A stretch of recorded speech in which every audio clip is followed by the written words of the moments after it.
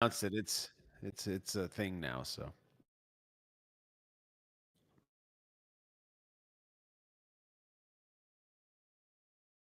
Oh yeah, yeah. Martin's kicking ass over there. So yeah.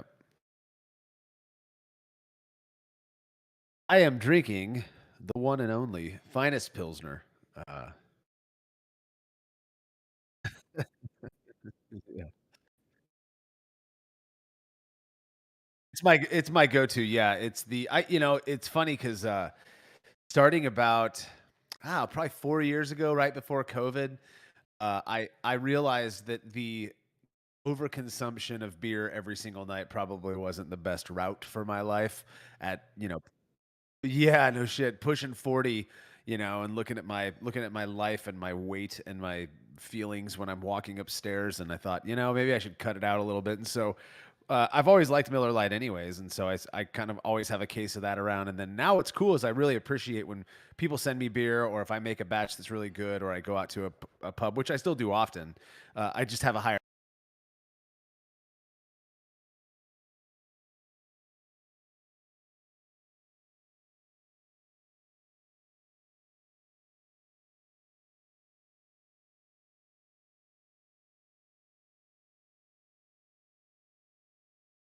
Yep, yep, you're good.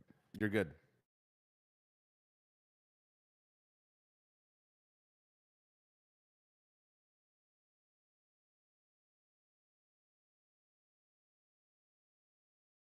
Okay.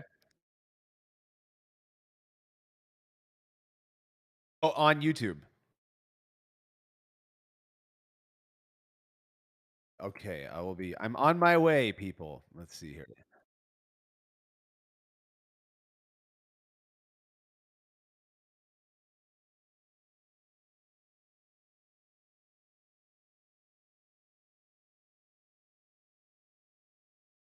Oh, I gotta mute this though. Okay, there we go. All right, shorten. I just saw someone's comment. Shortened soundless IPA. Can you not hear either of us? Is that what the deal is? Oh,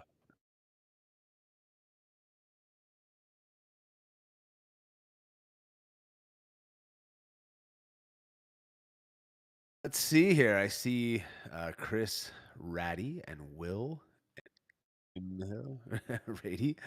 Uh,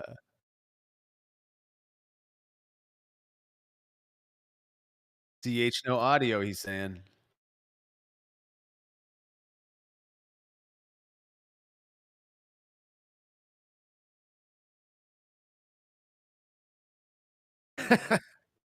Bringing the heat. Yeah.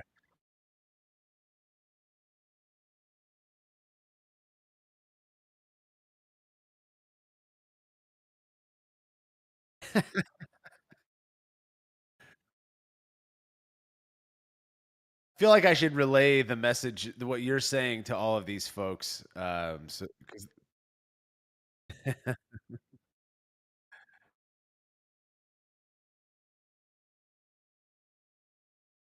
that'd be your mic. Yeah.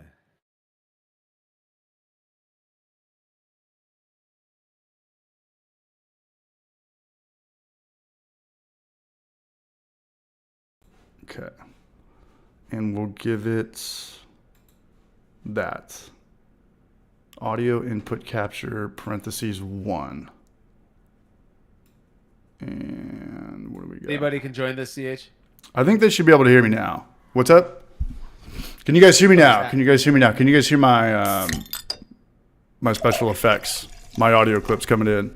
There's probably a way to count down how many CH no audio messages we get tonight. Wow. Boom, fixed. We're here. We're here with Brulosophy out there in Fresno. What's everybody drinking tonight? What's everybody brewing? And I had a bad brew day yesterday, man. I bought yeast that was 6 months too old, and I tried to still brew with it, and it didn't work. And I heated it up, and I temperature controlled it, and it just died. So I got to go to the store and pick up some more yeast tomorrow that's not expired. Liquid yeast is alive, and things that are alive can die. And it's my bad that I didn't look at the expiration date. There's a lot of homebrew stores out there that are selling expired yeast. And this one it said August 2022 on it. And I didn't even catch that till I bought it. And, Yeah, you ever had that experience, bro? You ever pitched yeast and it didn't work, and then you just got to go back to some safe ale or whatever you got in the fridge, some dry yeast? I've never actually pitched yeast and not had it start fermenting at all, but I had the grand idea a few years ago to pitch. I started harvesting yeast from starters. This was like 10 years ago, and had about 2 hours one day. I made a brew in a bag. It was like my first time ever trying brew in a bag. 10 years ago. A long ass time ago, and I had this Kolsch yeast that I had harvested. It was the classic PJ Frost strain. I think I'd harvested it like 4 or 5 months prior, and I didn't prop it up in a starter, and I pitched it, and it was the beer 2 days later just smelled like somebody had been burning rubber in my garage. And Whoa.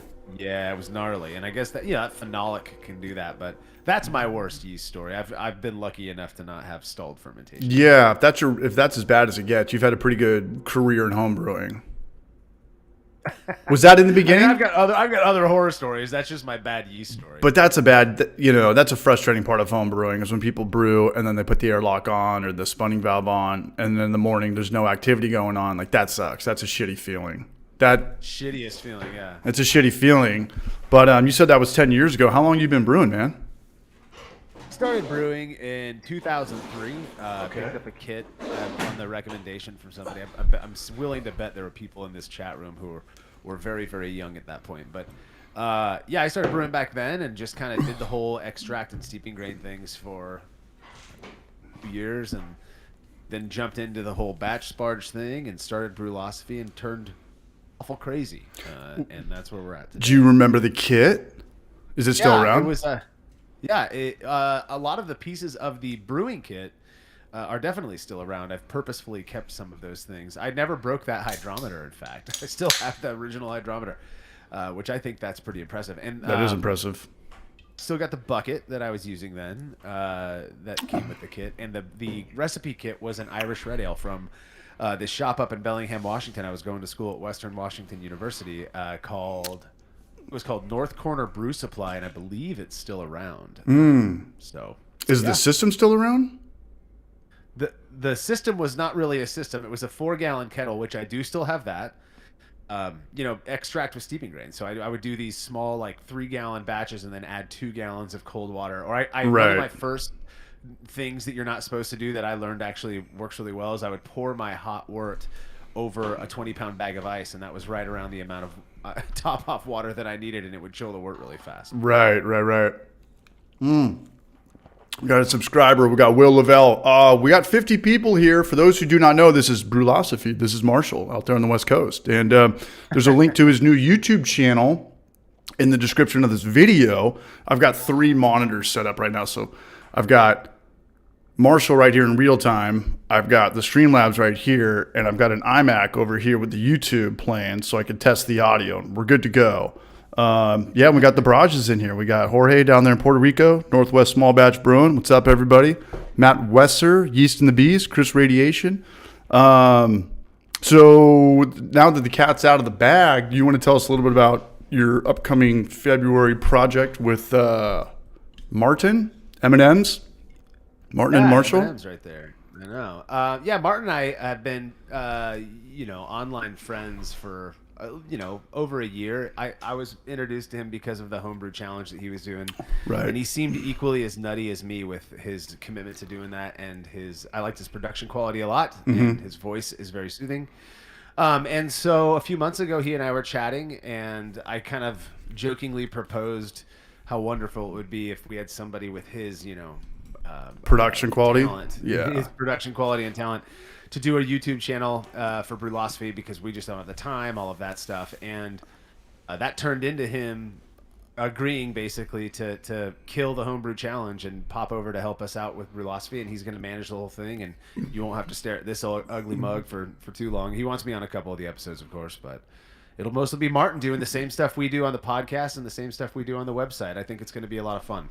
I'm looking forward to it. The link in the bio, click on that. You're saying February, first week of February. What's the first video you guys are going to kick off with? To be honest with you, I'm not entirely sure. Martin just got back from a cruise with his family, so we'll be talking about that. He's already got a whole bunch of episodes in the can, and I'm not entirely sure what the first episode will be. So a surprise for all of us. But we are introducing I'll give you a little bit of a scoop here. We're introducing a new project that we have not done on the website or the podcast yet. A new series that we're going to call Will It Brew. If you guys remember the old Will It blend stuff. Do you remember those videos, CH, the Will It blend? I remember Genus Brewing's channel when they were doing Will It Brew with lobsters and stuff, but I don't know about. Yeah, I think they got a little bit too expensive and that puckered up pretty fast. But no, fill us in. Well, our Will It Brew will be unique in that we're gonna stick with the umlaut U brew, but yeah, we're gonna come up with oddball recipes that go far outside the bounds of what you would typically see in a normal beer recipe, and that'll be one of the projects that Martin kind of takes on himself. One of the ideas I had, for example, will be to kid school's calling me. Would be to make a caramel apple ale with 100% crystal malt, and you mash that with apple juice instead of water. Right? Okay. And ferment. We know that it's going to ferment probably okay, but how will it taste? And so he'll serve it to his panel of tasters out there in North Carolina, and I think it's going to be cool. Looking forward to that already. We're getting some love in the comment section. Sarah VC has already subscribed. And I don't remember doing that. Maybe he's a little bit more buzzed than we are. But if you're not subscribed, check out the channel. It's going to be cool. I'm looking forward to it. I'm more interested on how you guys are going to do it. Just the collab of the East Coast, West Coast, and not being with each other, because production takes a lot. Anything takes a long time to put together. I've never written an article, but I've read a lot of your articles. When you talk about Brulosophy and you say we, because I say Homebrew for Life, we to sound like a real company, but it's just me. I just do that because I'm a poser. How many people are behind Brulosophy or help out with the website? Oh, that's a good question. When I say we, I genuinely mean we. This thing could not exist if it weren't for the group of guys that keep it going, and that has evolved since we started back in 2014. So right now, behind the curtain. I'm sorry. The guys behind the curtain. That's right, exactly. Well, they're not necessarily behind the curtain. You hear my voice on the podcast. It's their name that's on most their names that are on most of the articles nowadays on the website. They do the brunt of the brewing, the brunt of the data collection, and they deserve far more credit than they get. And right now we're at about 11 guys, including myself. Damn. And that's a relatively new development. For years we stuck with the small group model. You know, let's just have 4 or 5 of us. Really hyper focus, and what I learned is that the people who wanted that the most were the ones who were the first to call it quits for good reason. They, families are there. You're traveling for work, and then you go home and you got to go collect data for this. So what we've done is we've kind of diversified a little bit. We've got enough people now that not everybody has to brew multiple times every single month. At least the same thing over and over again. There's a little bit more variety. And honestly, it's just a really rad group of dudes. There's no crap talk. People kind of keep their personal shit to themselves. The religion, the politics, keep it to beer. No vegan, no CrossFit. We talked about this before we came on. No vegan, no CrossFit. No vegan, no CrossFit. Put whatever you want in your mouth that keeps you alive. No one gives a shit. Mm-hmm. No, I like that. And it's funny that, because I think there's a lot of beer channels or Instagram accounts that kind of have that same story where, hey, let's start something and let's do a YouTube channel, or let's start Brulosophy, and 5 guys, 1 in, and then you realize, like, this is beer. There's not really, you're not going to be a rock star. You're not going to be, you're probably not going to be around in 6 months, and short-circuited. Brian had that same story. Genus Brewing, him and Peter started it. Me and my guys back in San Diego, we were all working on videos and filming, but after I edited like the first 10th video, I was like, you know what, this is my channel. Like, Homebrew for Life's it barely scratches the surface on paying rent for one person. It's not going to feed a band of 5, a garage band group of dudes. So, yeah, it's just not there. The viewerships. I wish homebrewing was bigger. I wish people stuck with it, like the way they stuck with golf, or they stuck with I don't know, volleyball or surfing or going to the gym. But I feel like people just kind of come and go way too fast to ever really make this hobby like a household hobby name. And it probably never will be.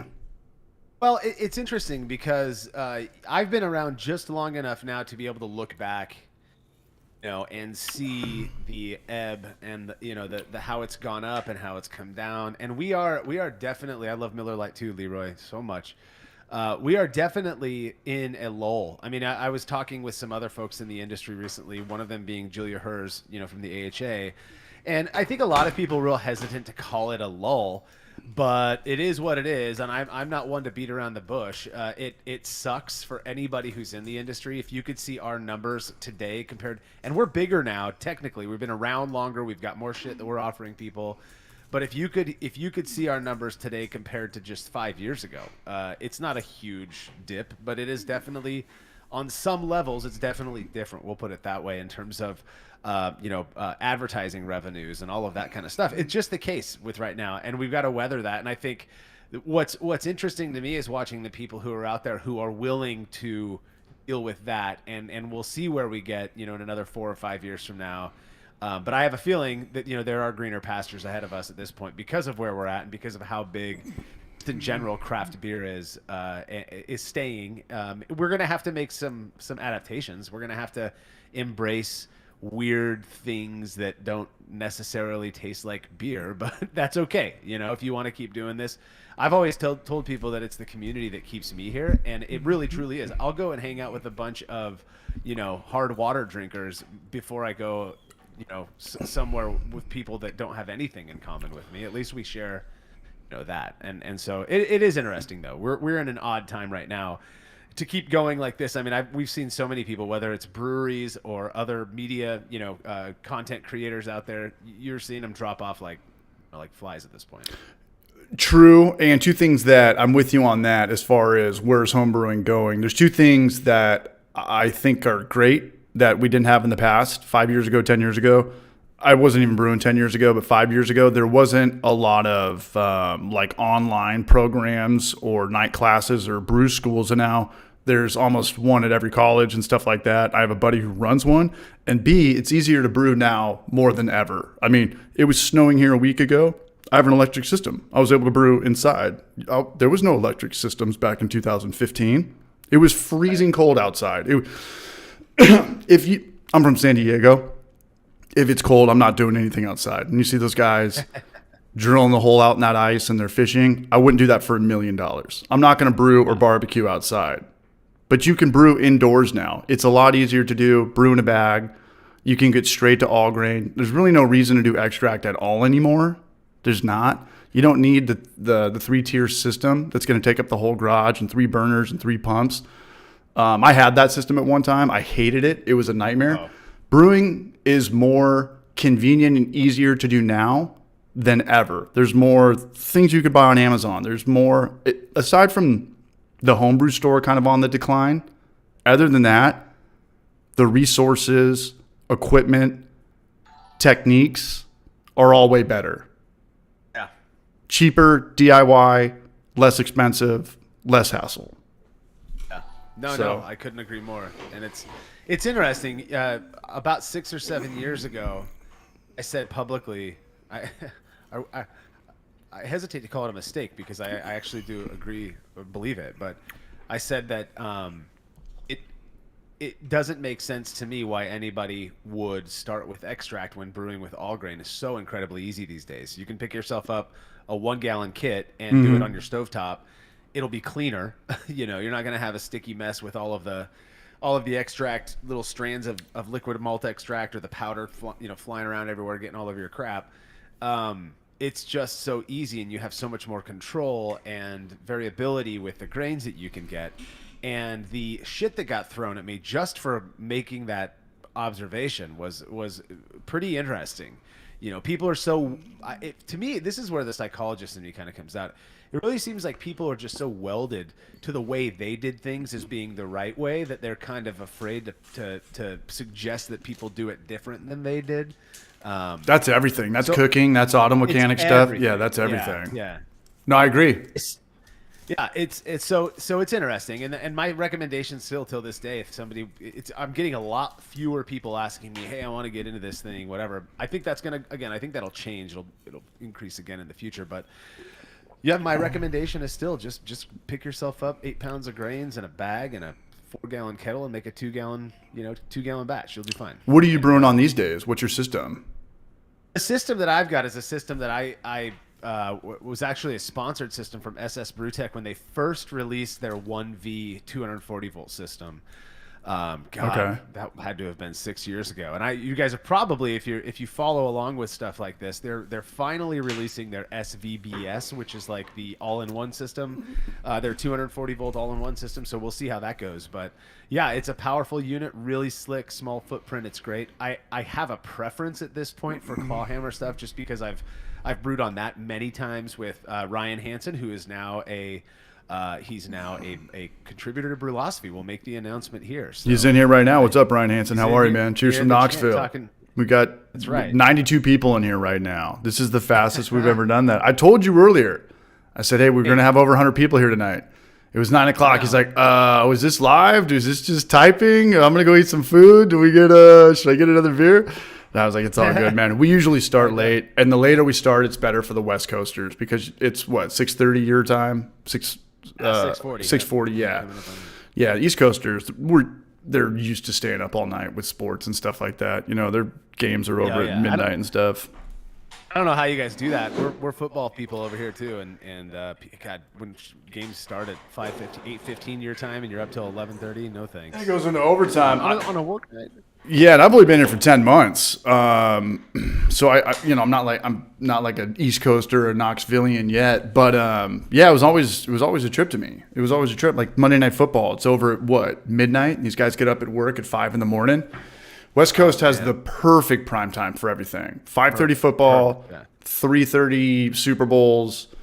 Yeah, very fortunate, but this is cool. This is really cool. There's a lot of new names in here I haven't seen before. What's up, Victor? What's up, Yeast? What's up, Brewing Bad? Jonathan Elliott. Let us know in the chat what you're drinking tonight, or what you're brewing next.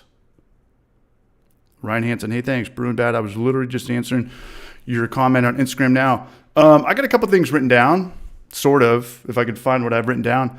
But you've been doing Brulosophy for about 10 years. Did you ever think about opening up? 9 years.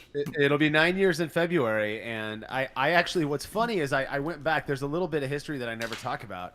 I had this name idea. I love brewing. I love philosophy. Those are kind of two things that I was obsessed with, 10, 11 years ago. And so I like secured this. I don't remember doing it, but I just saw in my like history on WordPress, I like secured that WordPress.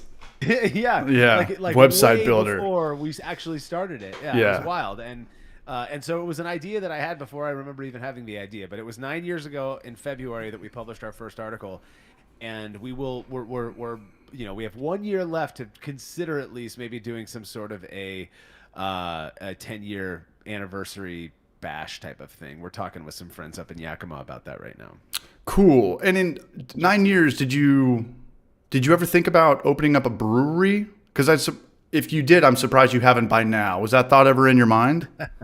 I mean, it's in all of our minds, but I've never wanted to be a commercial brewer. I've never had the drive to want to do that. I've always enjoyed that community, and I'm so grateful that a wide swath of that community has embraced us as Brulosophy.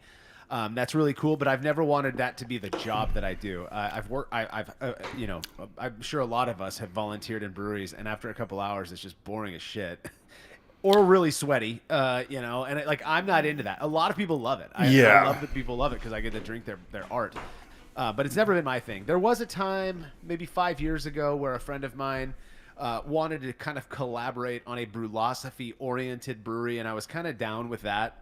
It never really got off the ground, and in fact, the person we had in mind for being the head brewer ended up going to another brewery that is incredibly successful now. So I'm happy for that, and we're all good friends. So I like that. Yeah, it's a weird thing, and I'm sure you probably have we're friends on Instagram. You've got a family, you've got a day job, health insurance, to give all that up and start this craft beer dream when there's a billion breweries in California doesn't make a lot of sense. I mean, it's quite the gamble, especially now.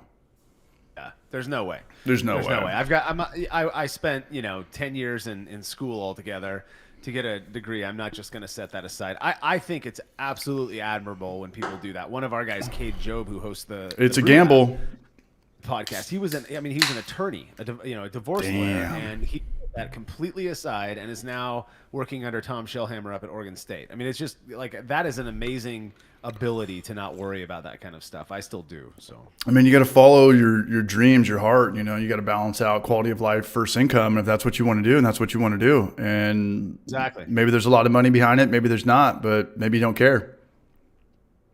So I don't know, but yeah, that's interesting because I would have thought for sure you would be involved with a commercial brewery at some level, like consulting or, I don't know, exposure or advertising or being an investor, but you're not involved in any regard like that? It's interesting. I've never not on any professional level. Do I consult with breweries? I do it and I don't talk about it. I feel it's weird because for those who don't know, I am a psychologist in my day job. I spend 40 hours a week being a clinical psychologist, talking to people about their issues and working through perceptual problems and all of that. Sounds like a good job. Good paying job. It's not bad. It's not bad, and it doesn't pay as much as you'd think. But who knows? Maybe it'll get there.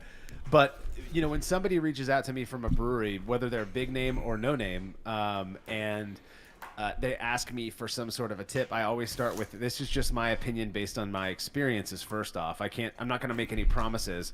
And then the second thing is I just don't share that conversation with anybody. Mm-hmm. I don't want, the problem is we have Brulosophy has a reputation. We're widely enjoyed. People like us. I get that. But there's a group of people out there who think that our intention is to shake up, to disrupt traditional brewing processes, which is absolutely not the case. Does that happen sometimes because of the stuff that we share? Sure. Whether that's the intention or not, I'm not going to sweep it under the rug to save somebody's feelings. It's beer. I don't give a shit. Yeah, and if you can make it better for the community, like to save money or do it faster, then who cares if you offend?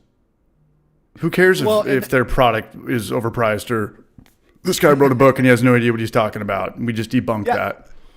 And I'm not, I think about it even differently. It's not me offending somebody. It's somebody choosing to feel offended. I mean, if you're going to be upset because I ferment lagers warm, I mean, who's got the problem here? I'm just doing something in my garage. So that's the kind of mentality that we have. And it's why we've kept going. I mean, there were so many times. If you were around in the beginning of Brulosophy and you read any of the social media that we would share our shit on, there were so many times where a certain group of people from certain swaths of brewing would come on and just rip us apart. And we just kind of rolled with it. It wasn't no big deal. But suffice to say, the commercial brewing thing, first off, if I did that, there wouldn't be Brulosophy anymore because that would take up all of my time. Right. And I love this. This is a lot of fun, being able to talk to other home brewers and go out to events and, it's taken me around the world. I've been to Ireland. I've been to New Zealand. I've been out to North Carolina a few years ago, and you just get to meet some pretty cool close people. to me, man. Next time, hit me up. Oh, you know it. Me and Martin will come crash your pad over in Knoxville. That would be incredible, and I'll build you guys air mattress bunk beds. We'll figure that out. But we'll just share a queen? That'll be fun. We'll do head to toe as long as I get to sleep in it with you guys. But is that kind of the pulse of Brulosophy? Is it to do kind of like a MythBusters approach? Like, let's debunk the old, because let's face it, homebrewing, we've talked about this last week. Wine has been around for hundreds of years, thousands of years. Food, whiskey, thousands of years. Homebrewing got legalized late 70s, early 80s. It's kind of new. People reshaped their own wheel, created their own wheel. Is it kind of a MythBusters approach to do things experimentally for Brulosophy? It was never. I got to cut off because I just saw Jersey gave you 1069. That is more money than he's ever given me. Is all I'm going to say. That's Chris Radiation. Friend. Is that Jersey? No, that's Chris Radiation. Jersey. I love this stream. 69 Jersey. Maybe that is your friend. We're getting a lot of love in the chat Jersey tonight. Bird. Yeah, that's Jersey Bird. Yeah. You know that guy. All right, I'll share it with you. We ever meet up, we'll buy some coffees with that $10. There we go. Yeah, that was never our intention, and it's really there have been multiple like lily pads that Brulosophy has kind of jumped onto that have spurred our growth, and one of them was, oh my God, 2 years into this thing, I think it was 2016, some dude reached out for me from Popular Mechanics or something like that, and was like, hey, we love what you're doing. Can we write an article on you? It was on their online site, so it wasn't as big, but it brought a ton of exposure to us. That's a good story, man. It was awesome, yeah. But they titled the article "The MythBusters of Beer." That was not our thing. Right. When I started, I say this, I feel like I've said this a million times. When I started Brulosophy, my whole impetus was to learn exactly why we follow these rules the way that we do. I was expecting to screw up beer and then serve it to my friends and have a good convo about it, and obviously that just didn't happen to be the case. But yeah, it was that we've never intended to be these people myth busting, Well, that myth busting has helped me out a lot because there's 4 or 5 articles I could think off the top of my head where you were maybe the primary and only source, and I did it. Like vividly right now, I remember doing fermenting in a corny keg, in a stainless steel corny keg, and you wrote the whole article on the jumper cable. Like you can ferment in this, and then beer line to beer line with another vinyl and 2 black posts, and put it to another one if you want to. You have like a fermenting tank and then a serving tank. I did it. The beer was phenomenal. What did I do? I went to YouTube immediately, made a video off your content, edited it like I had been doing it for 10 years, and it got some shine. So thank you for that. I'll give you that old $10.69, man. We'll call it even. just let me sleep on an air mattress in your living room. Done. Deal. Yeah, we love when people do that too. I mean, that's the thing about the content that we produce is it's free. If you're going to call it yours, I might ask you, hey, dude, where'd you get the idea? The funny thing is, though, speaking of content that is ours, when I published that article, I had this idea in my head. I'd never read about it. People can choose what they want to believe. I'm not a liar. People see what they want to see. That's how it is. Exactly. You're going to see what you want to see. I published that article about the natural CO2 collection and purging your keg and all of that. That same crew of people who are very much into German lagers, which I love as well, and a good chunk of those folks are really great. They came to me in droves saying that I was copying what they'd already talked about. Never shared any documentation with me that they had done it or anything like that. But that's what I'm talking about. Is there's this tiny. It seems to be getting smaller and smaller, but this subsect of homebrewers that love to try to cause drama, and that is everything that Brulosophy has always been against. We're about having a good time, being entertaining and being entertained, and drinking beer and making beer and learning new stuff about it. I mean, that's all we want to do. People can take with it, make of it what they will. And I'm with you 100% on that. And the one thing I love about homebrewing is that, I mean, there's a million things I love about homebrewing, and there's things I hate about homebrewing, like when your yeast doesn't ferment like mine was supposed to yesterday. But if you talk to 10 different brewers, you're going to get 10 different answers, and that's fine. And however you get there is however you get there. And if you can make the best beer of all time with growing your own extract, or doing fermenting in $2 Pepsi bottles or whatever the hell you're doing, live your life, like do your thing, And there's people that are like, well, you made that yeast starter wrong. You're supposed to ferment at this and that. And your mash was at 155 and 152. It was like, beer tasted great, man. The beer was fine. Yeah. And at the end of the day, it's the internet. It's a creature. It's a faceless name. It's a faceless face with a million different troll username comments. And it's actually a compliment. Like when you get people actually chiming in and talking shit, or you're wrong and you're this and that, you watched it, you read it, you were here, like you showed up, thank you. Our comment when people, we went through a whole phase where all of us, all the contributors at the time, when anybody would shit on something that we did, our comment would be "thanks for reading" with like a heart or a smiley face. Oh, hey, thanks for reading the article, because that's if your big complaint, which I will be Michael James. I don't know who that is. Yeah, you're going to know real soon when you start putting out content in February. Oh, yeah. When you want to see a whole book, when you see read more on a YouTube comment and you click on it and it's like this scroll, that's Michael James. Wonderful. 1 month. Figure it out. Sorry to interrupt. Keep going, bro. I'll give him a month of free therapy. How about that? Oh, I blocked him. I blocked him on the Hoppy Hour. I blocked him so fast. I mean, it's just anytime, I don't care if it's Yelp or Google reviews or YouTube, anytime you have to click on something that says read more, you're probably a piece of shit. You know, like you probably shouldn't have written that much, you know, so you kind of just negated yourself by default. But it's coming, man. Michael James. Well, I would imagine he'll get you. He's already dealt with Michael James. So he's the one he's infamous. It's funny. It's funny. I'm actually logged in when I gave up. It's like a glitch. The Brulosophy channel. Oh, I cannot wait to read this guy's stuff. But when I gave up the reins to the Brulosophy thing to Martin, well, I still wanted a YouTube channel for like my normal self, so I created a second one that's now linked. So I'm not commenting here because I don't want people to see my secret name, because I comment on food videos and stuff, and I'd be embarrassed about that. But I'm seeing questions in the chat that I'll answer out loud. How about that? Yeah, go for it. There was one here. Oh, I just scrolled. Adam Bulk said, Marshall, do you ever think about compounding multiple insignificant resulted experiments and seeing if you can still get insignificant firm temp and rate as an example?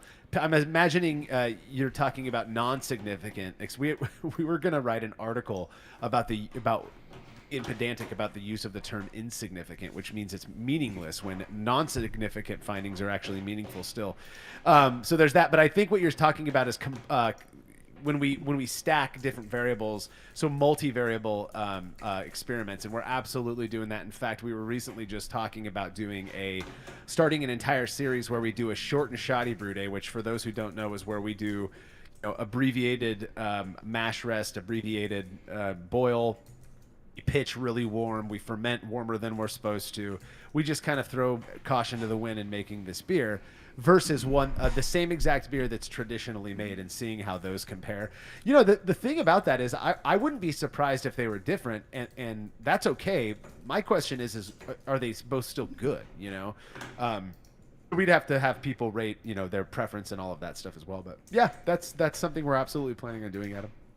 Hey, and make no mistake, this whole stream is kind of like a ADHD pillar. I mean, feel free to go to the chat. I'm coming back to you if you're talking to somebody or need to go grab a beer. It's always good. The chat is kind of like the pulse of this. I've always said, like, you're 25%, I'm 25%, but the heart of all of this is the chat going right now. And really quick, I'm going to give a shout out to The Brew Show, putting out the pastry stout video. Good content. Who else put out content this week? Party Time had a really good hack on how to deal with temperature control with plastic fermenters. Shout out to Party Time. Hops and Gnarly, he had a mill video. Never buy the $500 mill with the motor, with the electric thing. Just figure out, you know, use your own $30 DeWalt drill and yada, yada, yada. I'm going to crash your party. Yeah, really quick, there's a beer fest in Tampa Bay, March 2nd, and we're going to go down there. Me, my buddy Trevor, my buddy Noman here. So if anybody wants to team up with us down there, let us know. Tampa Bay, March 2nd, or the Saturday, the first weekend of March. So Marshall, I don't know what your weekend's like, what your vacation money, your disposable income is set up, but we're going to be down there hanging out. We're probably just going to get hotels and stuff, but anyone's welcome. It's a beer fest. I would love that. I would love it. We've got one of the craziest years ahead of us for travel. We're taking the kids to Europe for a couple of years. Nice, dude. For a couple of years? Couple of weeks. Can you adopt me? No, yeah, you can come with. I want to go to Europe. We're gonna take them. My wife is Latvian, and so we're taking the kids. Oh, nice. Yeah, they're gonna check out Prague. So I'm gonna drink a lot of beer there, dude. And we're going to Rome. We got a Seattle trip for a week. I'm trying to make it up to Harvest for the first time since COVID. So I won't be able to make it to Tampa Bay, unfortunately. Maybe next year, but that's rad. Have you been to Prague yet? I have not been. That's why we're going this time. Dude, when are you gonna be there? To make it there. I might be there when you're there. When are you gonna be there? I can look it up. Give me a second. I'm going to be there exactly when you tell me the date of you being there, because I'm going to bomb in. Nope, I'm kind of kidding, but I'm kind of serious. I went to Prague last June or July, and the guy who I went with moved there permanently a week ago. And I'm trying to get out there, but I shit the bed, and I let my passport expire, so I got to deal with that right now. But It didn't take us as long to get ours renewed as we thought it would. Now that's Fresno, of course. But mine expired. It takes longer if it actually expires. Was yours still within that 10 years? It was very tail end, so yeah, I think so. Yeah. Okay, I'm paying $60 to have it expedited, but we could be out there at the same time. Let me know. Obviously, I'm not going to be weird and bombing on your family's thing. Hey, June 20 to 23, man. June 2023. Oh, I'm totally going to bomb in now. That's perfect. I'm just kidding. Bomb it, bro. Let's do it. That would be cool, though. No, I got a buddy out there, and he's trying to learn. He's trying to teach English. I guess you don't need to learn a lick of Czech, but you can teach English, and that can keep you there longer. Oh yeah. Yeah. It's a lot. My sister did that in good in loophole. Spain. It's where she met her husband, actually. I'm gonna show up there too. What's her address? No, I'm just kidding, man. Hey, we got They're Steven. not in Spain. They're in Berkeley now, but yeah. You guys are all California, man. San Diego. I went to college at Sonoma State, so I know Berkeley well. Fresno, Tehachapi. Elementary's out there. You guys are about 45 miles away from each other. You guys got a collab. You and Brian. His name's Brian. He's got great content, great channel. Elementary Brew Co. I don't know if he's still in here, but his content is like every video. It's getting more and more like cinematic and just better and awesome to watch, And it's like everyone's shit. You look back at your stuff. I don't know. Maybe it's different from you because your website. Do you ever look back at your stuff like a year ago and you're like, "Oh, our stuff's way better now," or like that was cringe? So maybe like my shit now. 5 years. Yeah. We got kind of on the track that we're on now, probably 6 or 7 years ago. So it's all very. It's what the people wanted, but prior to that, some of the stuff that I wrote is hard to go back and reread. Absolutely. I'm probably the pinnacle of that. I look back at stuff like a year ago, and I'm just like, damn, like I can't believe this shit. And then you go back a couple years ago, you're like, I just want to delete this whole channel. Like I just need to go to the gym right now and just yeah, pump some iron and not think about this shit anymore. I do have a question. Here's another. Oh, go ahead. Sorry, Go ahead. no, you go for it. You go first because mine's probably going to take a little bit longer because this is the one thing I was thinking about. Yeah, no problem. I don't want to leave people hanging here. Ron. No, go for it. Ron Barnes. Guys. Ron Barnes, what up? Did you get a lot of guys that thought you were making bad beer and that's why you couldn't tell a difference? Good question. That is a funny question. When I started Brulosophy, I was confident enough in my brewing, which was based largely on what brewers, my friends who I consider to be really good brewers, were saying about my beer. But then I was also doing pretty well in competition and such. So that I don't think I was ever making bad beer. But I had one friend in town. His name is Aaron. He's still a good buddy of mine, but he just has this tendency to. He's one of those guys who likes to rip a beer apart regardless, unless it's like Russian River or something he knows is good. And so there was one guy who would constantly say, well, maybe if the beer was improved or what. We make boring beer. I mean, that's part of the process of doing our version of science. Is that you're making a lot of blonde ale or pale lager or standard pale ale because you want the variable to shine. You want to be able to set it up so that people can taste the difference. But bad beer, there were a few where I dumped the batch just because I was bored with it. But I mean, me at least, I wouldn't say that we don't serve bad beer. If we make a beer that's really bad, we'll just scrap it and start over. Start the variable over. So how many batches have you scrapped in your 9 years? Of Brulosophy or in my almost 20 years of brewing? 20 years of brewing. How many batches have you thrown away? Let's see. Like I'm talking like there was at least 2 or 3 gallons left and you were like, I just fucking can't do it. Like at least 2 or 3. Like 15 or 20 like that, just where I needed space. I ran out of space and I had new experiment beers I had to swap out, something like that. Yeah. But there have been 2 beers that I can think of that were just so awful. I told you about one, that Kolsch, that smelled like burnt rubber. I tossed that one before I even kegged it. And then there was one where I tried to make Port Brewing, their Mondo IPA. It's actually a really good beer. Shout out to Pizza Port in the house, Swamis. I love that you know that. Well, Swami's is Pizza Port, but Mondo is Port Brewing, and apparently there's some association there, but I don't know what it is. It's the same brew house. You can't slap your beer. Yeah, you can't slap Pizza Port on brewing. So they started Port Brewing, but it's the same exact brew house. It's all done in Bressy Ranch. Yeah, it's you can't go to the store and never see something before and be like, hey, this is a good IPA. What's it called? pizza port. Like, what? Okay, let's just get rid of pizza. Let's just call it Port Brewing. Yeah, it's the same. It's the same brand. Well, But nonetheless, I'm stoked that you brought them up. Yeah, they're such good beer. I mean, Pizza Port's one of my favorites. I think a lot of people agree with that. But it had been rumored that their yeast was the famed, WLP 090 San Diego Super Yeast. And so, I'm thinking, well, they have a slug of yeast at the bottom of their Mondo bottles. I'm going to prop that up. I did it the most technical way I possibly could. So it took me like a week to prop this up. I got a nice good slug of yeast, pitched it into an IPA, and it was god awful. It was so bad. Damn. So I actually called like their customer service line, and the lady got back to me, emailed me back, and was like, "Well, I just talked to the brewer. They're not willing to say what their house yeast is, but they bottle ferment with wine yeast that does not work well in beer." Well, I guess that's what I learned in real life there.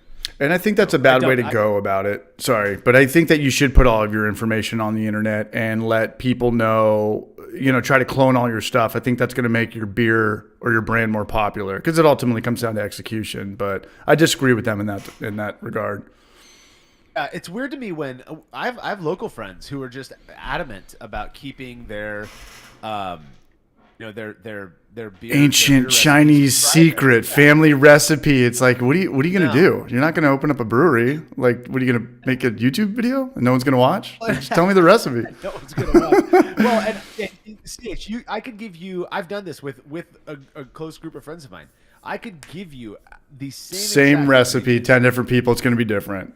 Yeah, it's going to be different. It's going to be different. And I did not believe. We called it the Brewers thumbprint. We have an article on the website. Right. And it was one of the more fun things that we did. I think there were 6 of us who brewed. I gave everybody the same ingredients from the same sack of grain. Way off. Yeah. Curveballs, knuckleballs. Yeah. It fucking looked different. I mean, everything about these beers was different. It was so weird. When it looks different, that's really not good. That's really, yeah. It should look the same. Well, I think it's water. The one thing that was different between all of us was our water, and we used different brewing techniques and methods.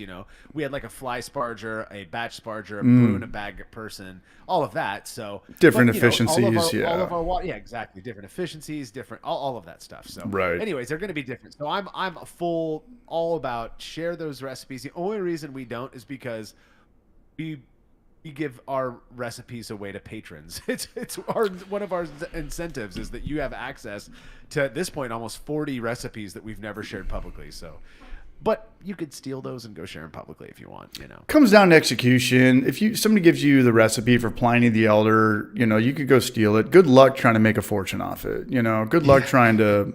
And the thing about the beers that we talk about, the Halo beers, like on the West Coast, we have, Pliny the Elder and Blind Pig and Pliny the Younger. Before it was the Elder, the Younger was the hype beer, and then Society's Pupil, and these beers that were really sought after. And then on the East Coast, you've got, I don't know. Have you ever had Treehouse? Treehouse beer? I've had a lot of their beers, actually. Yeah. So Treehouse is the one that surprisingly has only been around for about 10 years. Shout out to Noam, who taught me that. But the beers that have been around, like the Ballast Points and the popular beers, they've been around for 30 years. So good luck with that recipe that's that get rich quick scheme. It's literally not going to happen anymore. It's not going to happen. It might take 30 years. But Russian River, I mean, that even before they were in NorCal, they were in Temecula way back in the early 90s. And that, no one even knew about that until 10 years ago. For 2 decades, nobody's dads were drinking that. Nobody knew what the hell that was. So my understanding is that I'm not sure Russian River was down there, but that Vinny's parents own a vineyard down in Temecula. I learned this from Andy Carter. He's another Brulosophy guy. He's the president of the California Homebrewers Association, and he is the one who runs the SoCal Homebrew Fest, which is a phenomenal. I don't know why it's not just the California Homebrew Fest because it's so fun. But yeah, apparently Vinny's parents, the Chilurzos, lived down there, and Vinny wanted to be a brewer and got his start at Blind Pig Brewing Company or something like that, and that's where Blind Pig came from, and then spun off in Russian River and did that whole really thing. And, it started as I love that name. I love that name, Blind Pig, and I love their logo, and I think it's a better beer than Pliny itself. But Blind Pig was the precursor Was the I did not know that. Blind Pig came before Pliny, it came before STS, came before Younger, all that stuff. And it's if you've had it, it's like more of a classic, the original West Coast IPA. It's got a little bit more malt to it. Like a Racer 5? You're talking about like that darker? Yeah. It's not dark. I mean, it's not. Racer 5 is good. I think Blind Pig is superior. That's a personal opinion, but beer's subjective. Beer's art. You said that earlier. There's no right. Exactly, there's no wrong. Yeah, beer's art. Yeah. But yeah, there's the stories of some of these brewers. If you talk to Jeremy Marshall and how he got involved with Lagunitas and all of that stuff, those stories are just really interesting. And then when you just focus on homebrewing, if you're more into that. Stories of some of the people whose names we all know in homebrewing, Palmer, the whole Brewing Network crew, all of the stories, they're not terribly far off from what you and I have been talking about, how you kind of had this idea and then it just kind of worked its way into this part of your life, and it's kind of cool for us. I think, I'm not gonna shy away from saying that it's kind of cool to be a part of that I guess culture now, to know that there's something out there that we're contributing and that people seem to enjoy. I think that's what keeps me coming back to this. 100%. And the origin stories are rad. When I first started Homebrew for Life, I was going around to local breweries and I'd film, a brand new brewery. Maybe they're around or maybe they're not around anymore. And I would film them like, hey, how'd you do this? What were your day jobs? When are you going to do this? And nobody was watching that. Nobody would really care.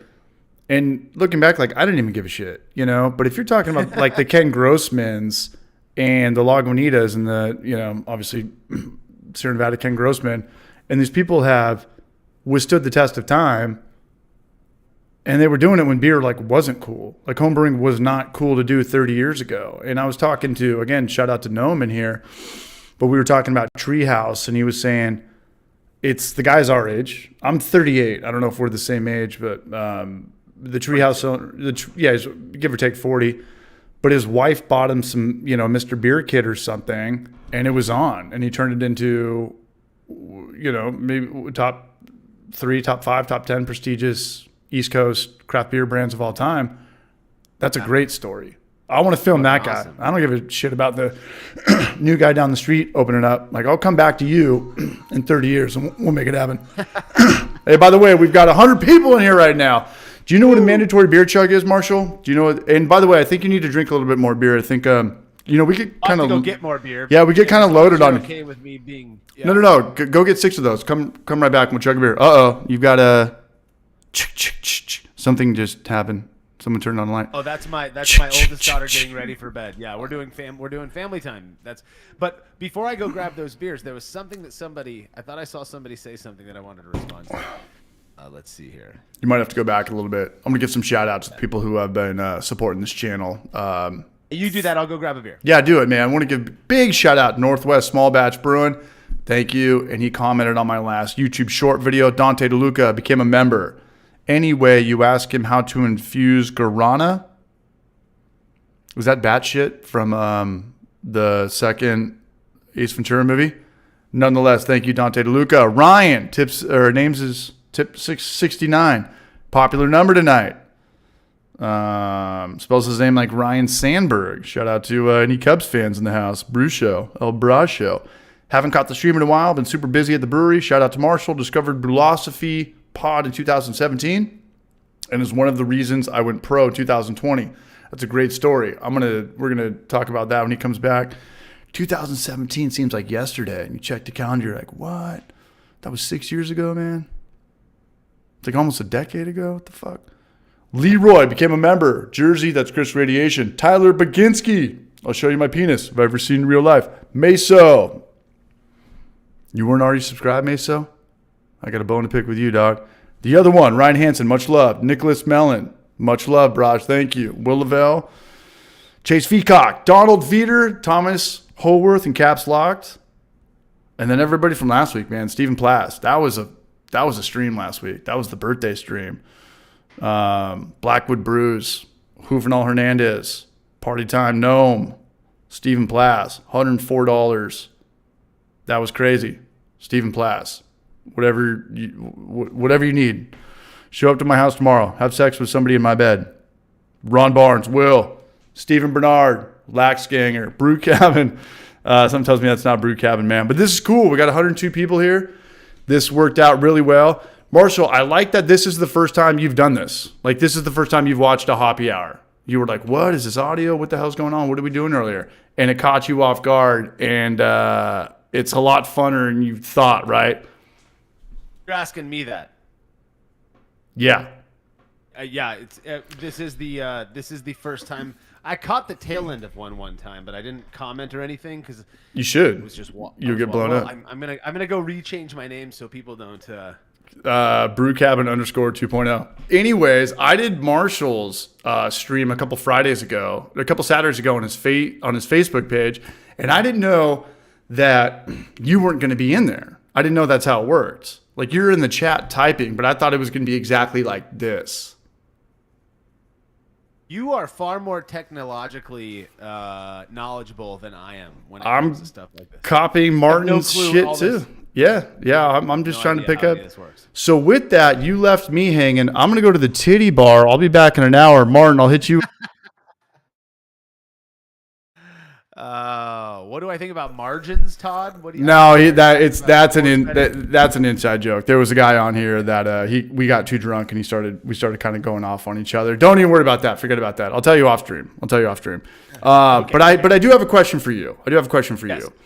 So you've been doing this for 9 years, putting out content, and you never wanted to open up your own brewery. And you said if you did open up your own brewery, Brulosophy is just done. That's it. It's gone. You wouldn't have time for both. But you do have a day job. You're a psychologist. If Brulosophy could pay the bills the way that your day job was doing, would you be gladly happy to do Brulosophy full time? Is that at least in the back of your mind? So it's yes or no, bro. No, I'm just kidding. Yeah, is it in the back of my mind? No, but only because I've already fleshed it out. There's no way at Brulosophy.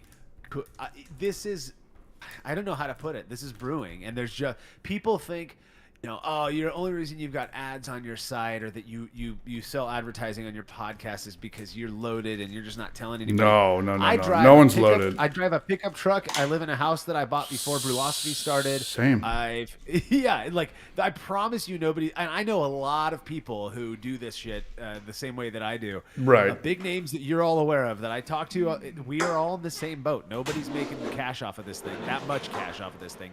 If we can pay for the batches of beer that we end up giving half of away anyways, couple bar tabs.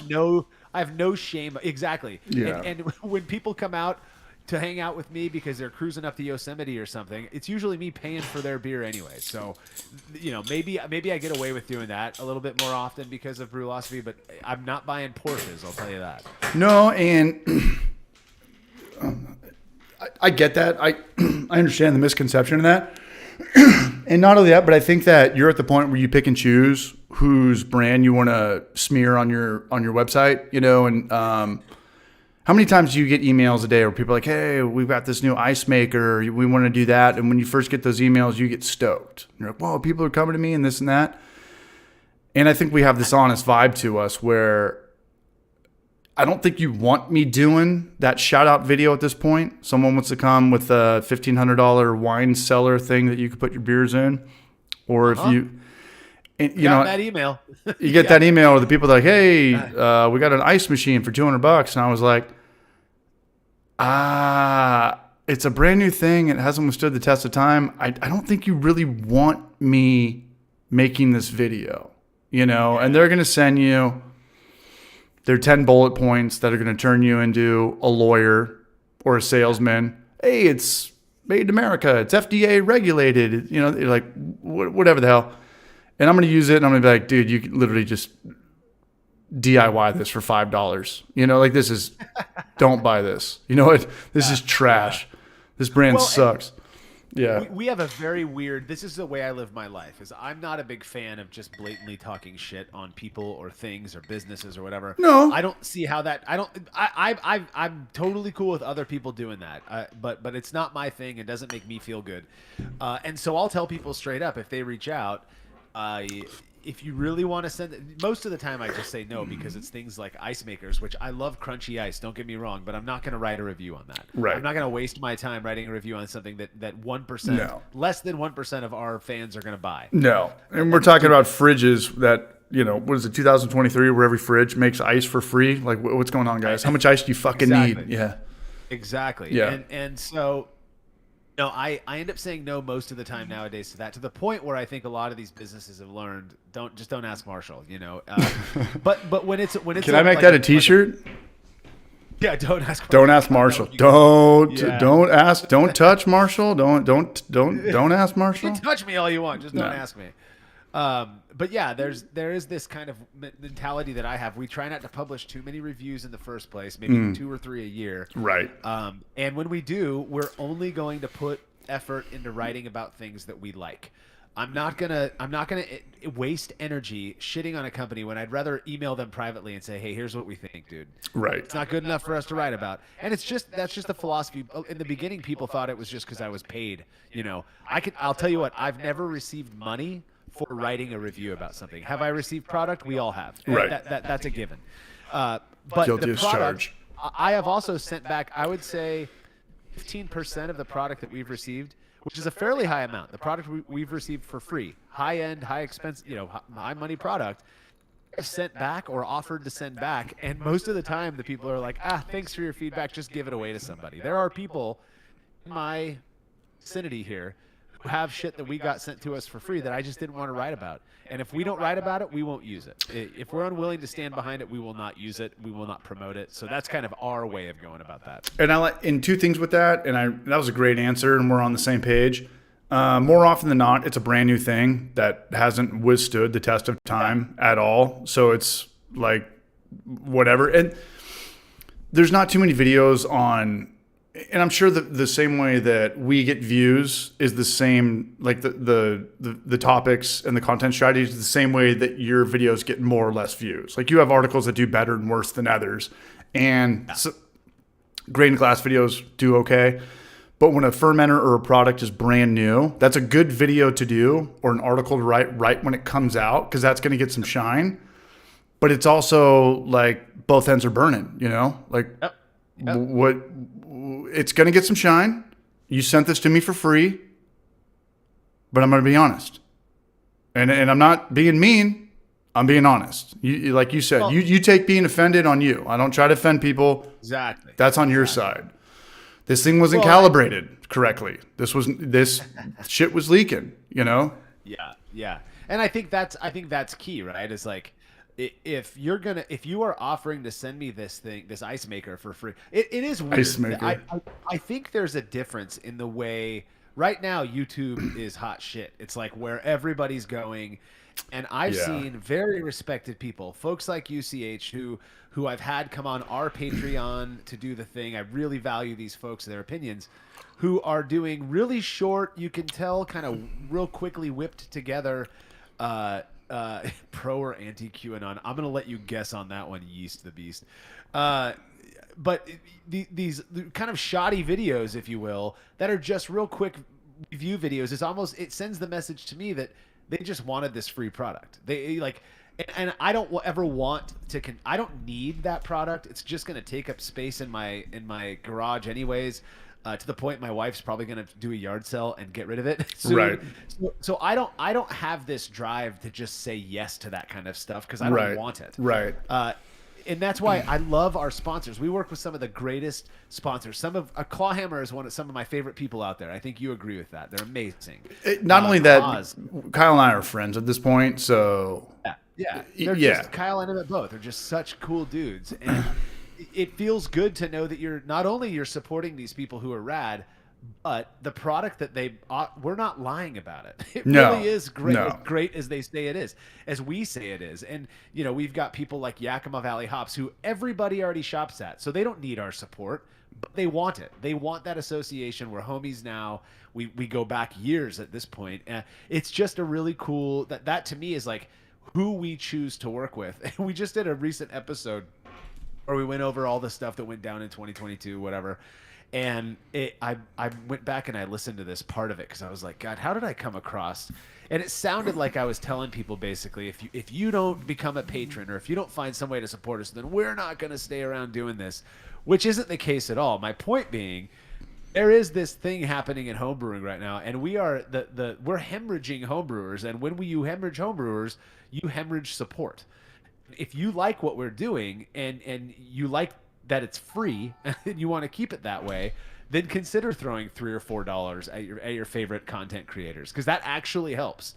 And I think people say, $3 or $4 for me isn't going to matter. When you get 500 people throwing $3 at you, keeps you around. It does matter. It keeps you around. It pays all of your server. Yeah. It pays for all. And when you've got a YouTube channel, which I know nothing about, you've got 2 podcasts. You're publishing 2 articles, a week with over 200,000 views a month or whatever it is these days. That starts to add up because you've got to build up your server space. You've got to get the support there. You've got to have people waiting on the outskirts to fix shit for you because you're stupid like me, and that all costs money. And so that's what I'm saying is, like, when we ask for support, it's not so that we can pocket that money and go buy Porsches and Lamborghinis. It's so that we can keep doing this thing because we enjoy doing it. And that's the selfish part, is I really do like doing this. I love it too, and I've actually brought you up in a video before. We don't sell a clawhammer system, we don't sell a fermenter. We're pretty much based off donations. And for you, let's face it, your articles, your website, any homebrew channel, on paper we shouldn't exist. We just shouldn't. Yeah. Like, to stick around for this long, like, you just shouldn't. There's no viewership. It's predominantly white males 30 to 55. We have no girls. We have no young guys. We have no we're doing tutorials. We have the most niche demographic. And, people in the chat are like, what happened to that channel? This guy dipped out. Like, where is he? I'm like, I get it. And when you talk about how we have to be kind of stupid to be around, you do. And the one thing that separates there's 2 times I tried to do YouTube full time. And it was when I had like a good donation month. You have Patreon. I'm getting people donating money right now. And I was like, oh, it's going to be like this forever. It's not. Donations are volatile, up and down. The ad revenue will never be there. The affiliate marketing, gas money, beer money, the merch. I fucking hate promoting the merch because I feel like I'm selling shit to my friends. Product placement, then you have to work with a brand, and it's a nightmare, back and forth, emails, having meetings to talk about $500. On paper, we shouldn't be here. Nobody should be here right now. I mean, we should be brewing, but the people that are here watching, and me and you, like, we should have quit 6 months in, but, it is kind of cringe. And when I ask for money and I do promote the merch store that I don't even have active, I try to like write a joke with that. Like, hey, if you buy a t-shirt, all proceeds will go to like the families that survived the Y2K crisis or like the Ebola outbreak, like something that's like, oh, okay.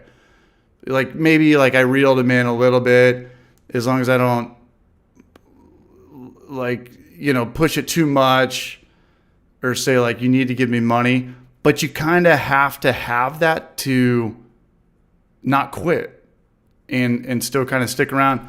So I get that 100%, because as homebrewers, we're never going to get that ad revenue.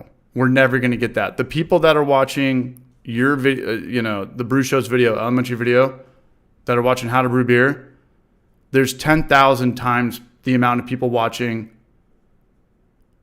how to do an oil change. How to use a skill saw for the first time, how to change a battery. There's 10, so we're never going to have that, and that's just the reality of it. So shout out to anybody who's making money off this shit, right? Because I wish I was us. Well, but like there, I love Kyle's brand because he sells the system, right? I love the brand, but you have a YouTube channel. I'm sure they don't spend any money in advertising, right? Like, we're not going to buy ad space and Craft Beer Magazine. We're just going to put it all into YouTube, have this super fun channel. We've got great production, great personality, phenomenal thing. They just have to push the system every time, though. Hey, Kyle, let's go to Czech Republic and let's just go do a vlog and get wasted and black out and just walk around. Like he's not going to benefit from that. Like he has to be pushing product and stuff like that. I can make that stupid video, which could be good or bad, but we're still here. And the reason we're here is because there's people in the chat right now. There's almost 120 people here. This is fucking crazy. This has never happened before, that are still watching and reading our content. And if they weren't here, we're not You're here. just trying to make me feel good, CH. I have a feeling that... no, man. I've never had this many people here. And if people aren't watching your shit, you're out real fast. How much time do you want to waste? I mean, you got a family, you got a real job. I'm a beer tender bartender 4 nights a week. How much time, how much do you really want to work for free? How much time do you want to break your back to see something that 4 people are going to look at? Yeah. So, it's so true. I mean, and that's the thing is that I feel Party like Time. Party Time's in here, by the way. I want to give a big shout out to Party Time. He put out some content today. It was a great video on temperature control for a plastic fermenter. I want to hear what you're going to say, Marshall, and then we're going to come back to our favorite fermenters after this. What were you saying, though, bro? No, I was just commenting about what you were talking about. This isn't making anybody rich. We could spend forever talking about it. Right. And Chris, I've seen Martin brew on Clawhammer more than I've seen Kyle or Emmett brew on it as well. Wait, who said that? Chris, is it Rattle? Chris Radiation up there in Pittsburgh. Big shout out to Chris, a.k.a. Brew Cabin, a.k.a. like 5 different troll accounts. But I love him for it. We're on the same vibe. Chris Vodka in the house. The real revenue is testicles, festivals.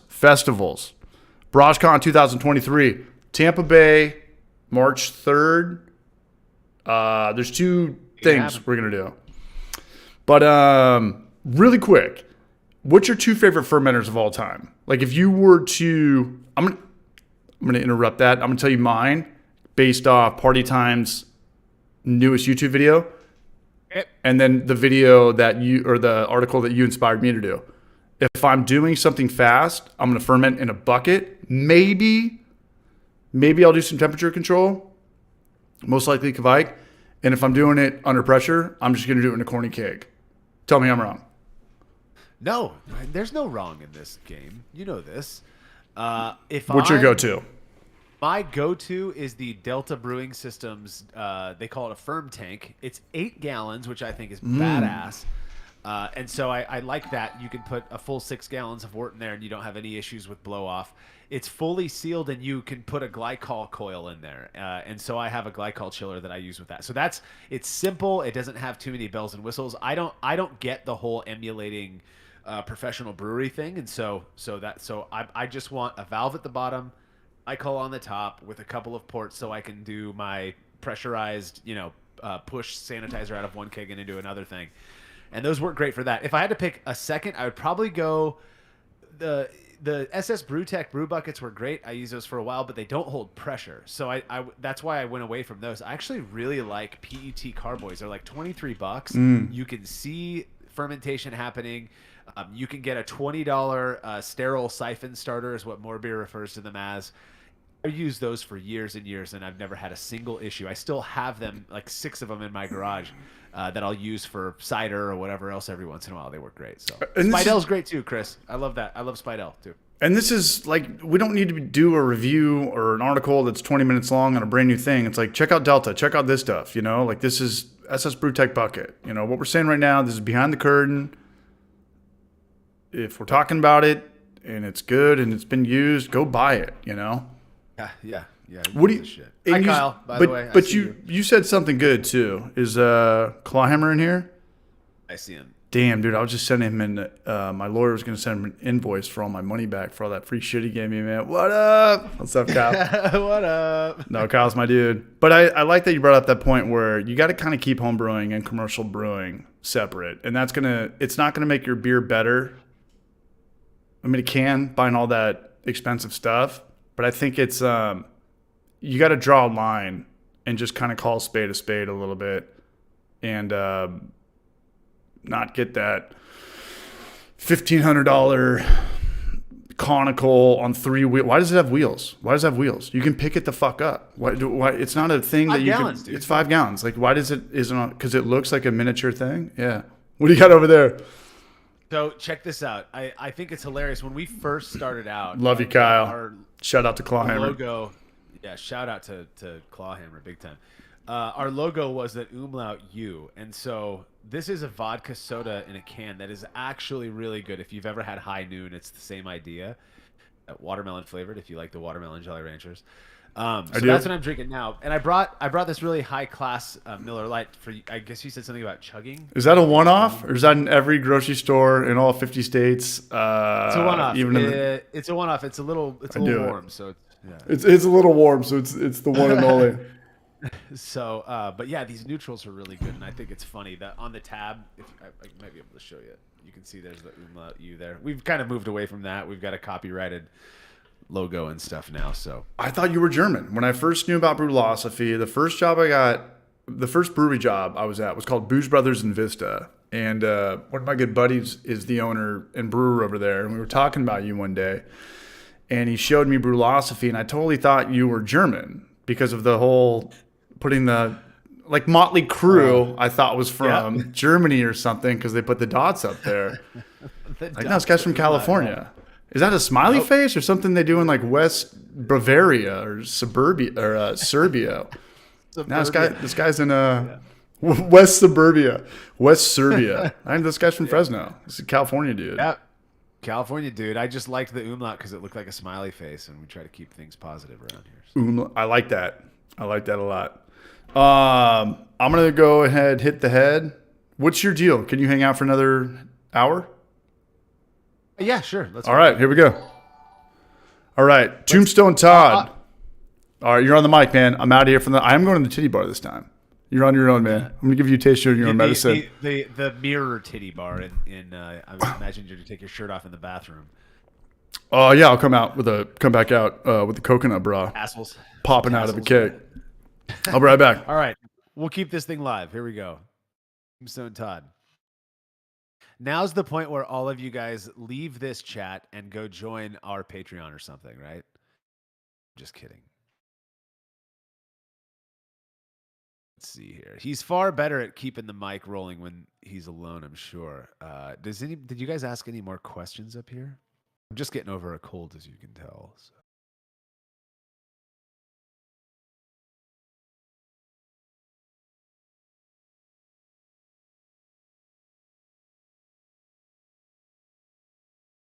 What's everybody up to? What are you guys drinking tonight? Stupid U IPA. I think you're just coming up with names, yeah?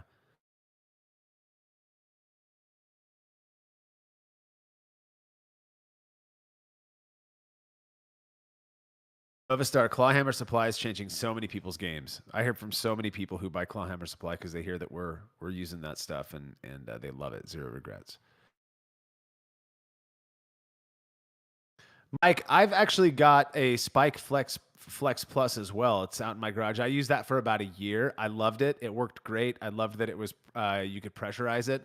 The only problem is there's so many parts and pieces to it that cleaning it after a batch was just a pain in the ass. And so that's why I moved away from it. And then I was introduced to the Delta Firm tanks. And for anybody who's into, especially if you're into glycol, if that's the route you're going, those Firm tanks are rad.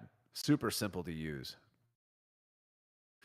Coors Light on the weeknights. You got to try Miller, Tombstone. You got to try Miller Light. I promise you'll appreciate it. Oh, my pleasure. Party time brewing. That's awesome.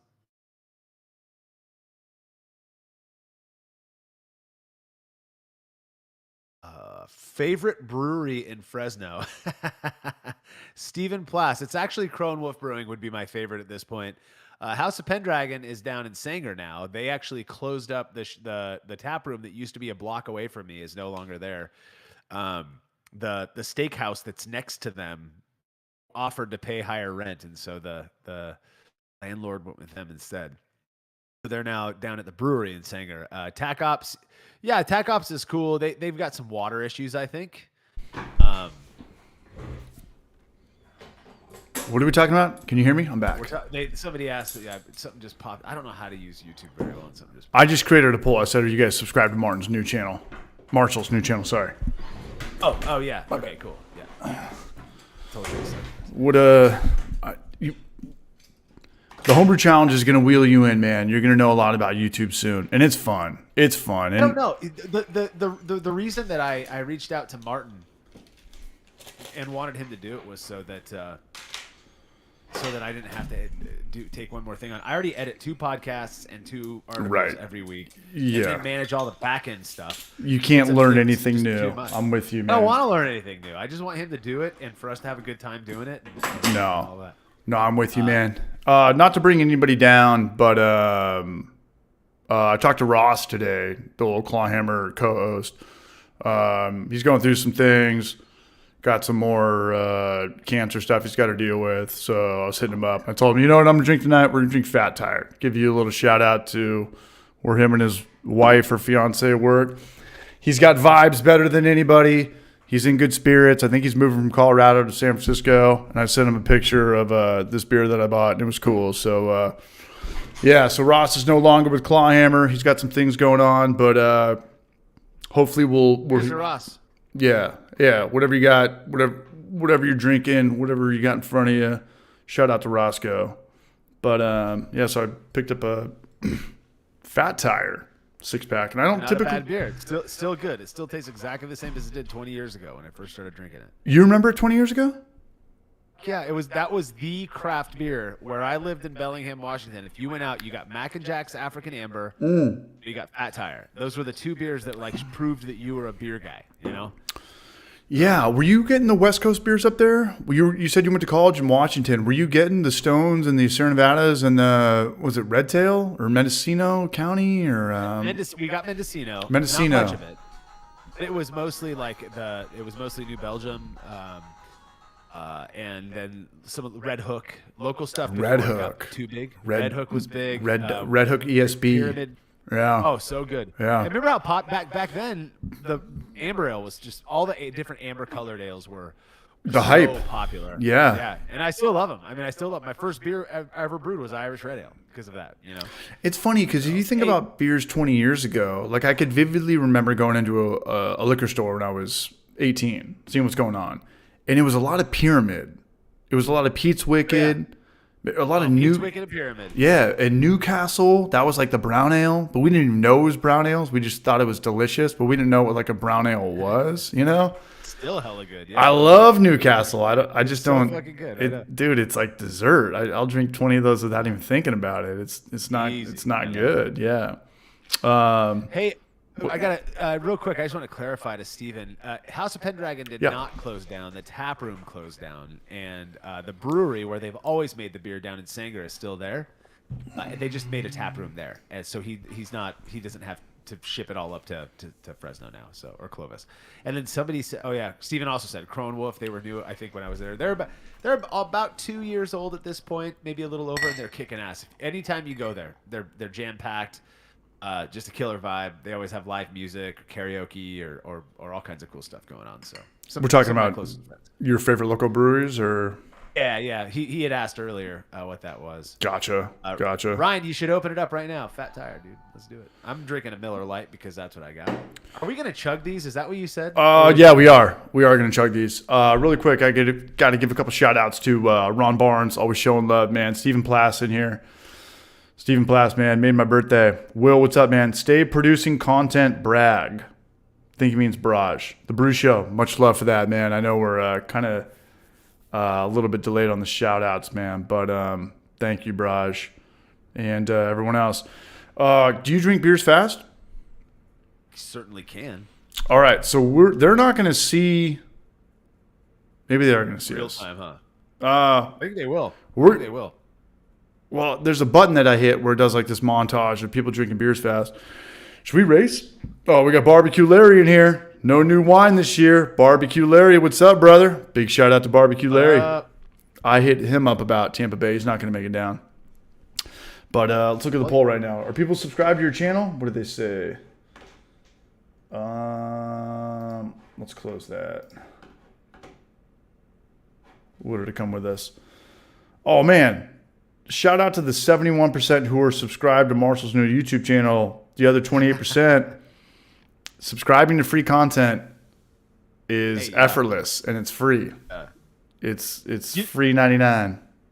Yeah, I'll tell you what. I watch so many. I mean, Beer and Barbecue Larry. Watch most of his videos. I watch a lot of your shit. I watch I watch the Brew Show, of course. You watch Homebrew for Life? No bullshit. No bullshit, dude. You crack me up. Why do you think I fucking reached out to you? Because people told you to? Because I'm a fuckhead? Because people told me to. That's what Stillett said. That's half No, that's what Stillett said. I met Stillett in Nashville with Kyle, and he gave me a shout out in a video. I was like, "Do you really watch Homebrew for Life?" He's like, "Yeah." Like 4 drinks later, I was like, "Do you really watch Homebrew for Life?" He's like, "Nah, I've never seen one episode." Someone just said like you should have CH on. I was like, "That." I was like, "That's what's up." Like, hey man, I get it. I don't watch your shit either, though. Still, what's up? You can't watch everyone's everything. You can't listen to every album or watch every movie or you know, like everyone's Instagram post or see. There's so much media nowadays. It's impossible to like even keep in touch with the stuff that you actually love. Like I love House of Dragons. I haven't watched the last 3 episodes in like 2 weeks because I'm playing a new video game. It's just like, I know. Yeah, it's just video games. God, you're pulling me away from my Call of Duty time, bro. You play Call of Duty still? That's all I play. Dude. My son got me into Fortnite, and I loved the battle royale thing. And then I somehow got into the Warzone or whatever. Back in Black Ops 4. Yeah. And now I just play multiplayer all fucking day, and I'm not that good. But it's really easy to find me on that. I don't accept new friend requests because I get super awkward talking on the thing. But I've had one person notice me in a game one time. They're like, "Holy shit, is it really you?" I'm like, "Yeah, let's fucking do this." I love playing multiplayer, man. But you It's also super fun. you gave me an idea for a sketch. Like when you're doing psychology and you've got your book down there and you're writing. You're like, "Hey, tell me about this and that." Yeah. Yada, yada, yada. And then you like pan the camera around and see what you're doing. And you have like a little Nintendo Switch controller down there. And you're like, "Hey, like, tell me about your childhood and all this stuff." And you're just like doing all these double kills. And yeah. All right, here we go. Okay. I got some good news though. Chris Radiation coming to Tampa, man. There's 2 festivals going on down there, and I got to do Sober February. We're all doing sober, not we're all, but I'm doing Sober February. All my coworkers are doing Sober January. Some of the guy at work right now taking beer shots, and they're just like, "Hey, you fucking alcoholic," and you know, virtual signaling. I don't do any of that stuff, So I'm going from Sober February, which I haven't done yet. I haven't completed that, to go to a beer festival in March. So, yeah, I really need to stick to the Miller Lights that weekend, and it's going to be difficult. But Chris Radiation just booked his flight to Tampa Bay. That's the BrashCon. I got a text from Trevor. We're going to rock out, man. We don't know what it is yet. There's 2 beer festivals that day. All we know is that they're both in Tampa or Clearwater or St. Pete's, or it's all kind of right around there. Wherever the hell they filmed the movie Bad Boys with Martin Lawrence and Will Smith, one of my favorite 90s movies. Really? But okay, are we chugging beers or what? I will if you want to. Oh yeah. Can you chug out of a can? That's what I'm doing. Oh, I was raised All in right, the 90s. let's do it. Here we go. 1, 2, 3. Just say it.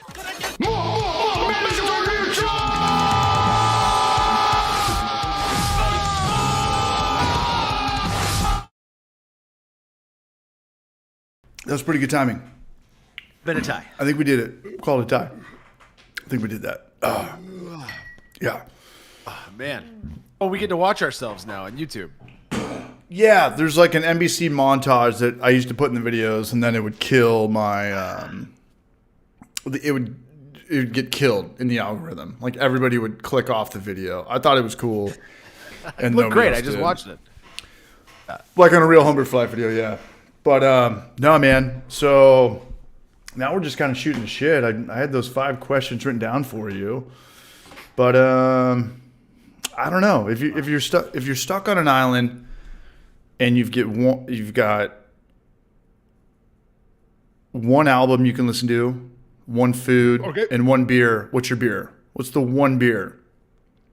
I was ready to tell you the album. The one beer. Do that too. Castaway, Tom Hanks. You're living that, but you get beer, food,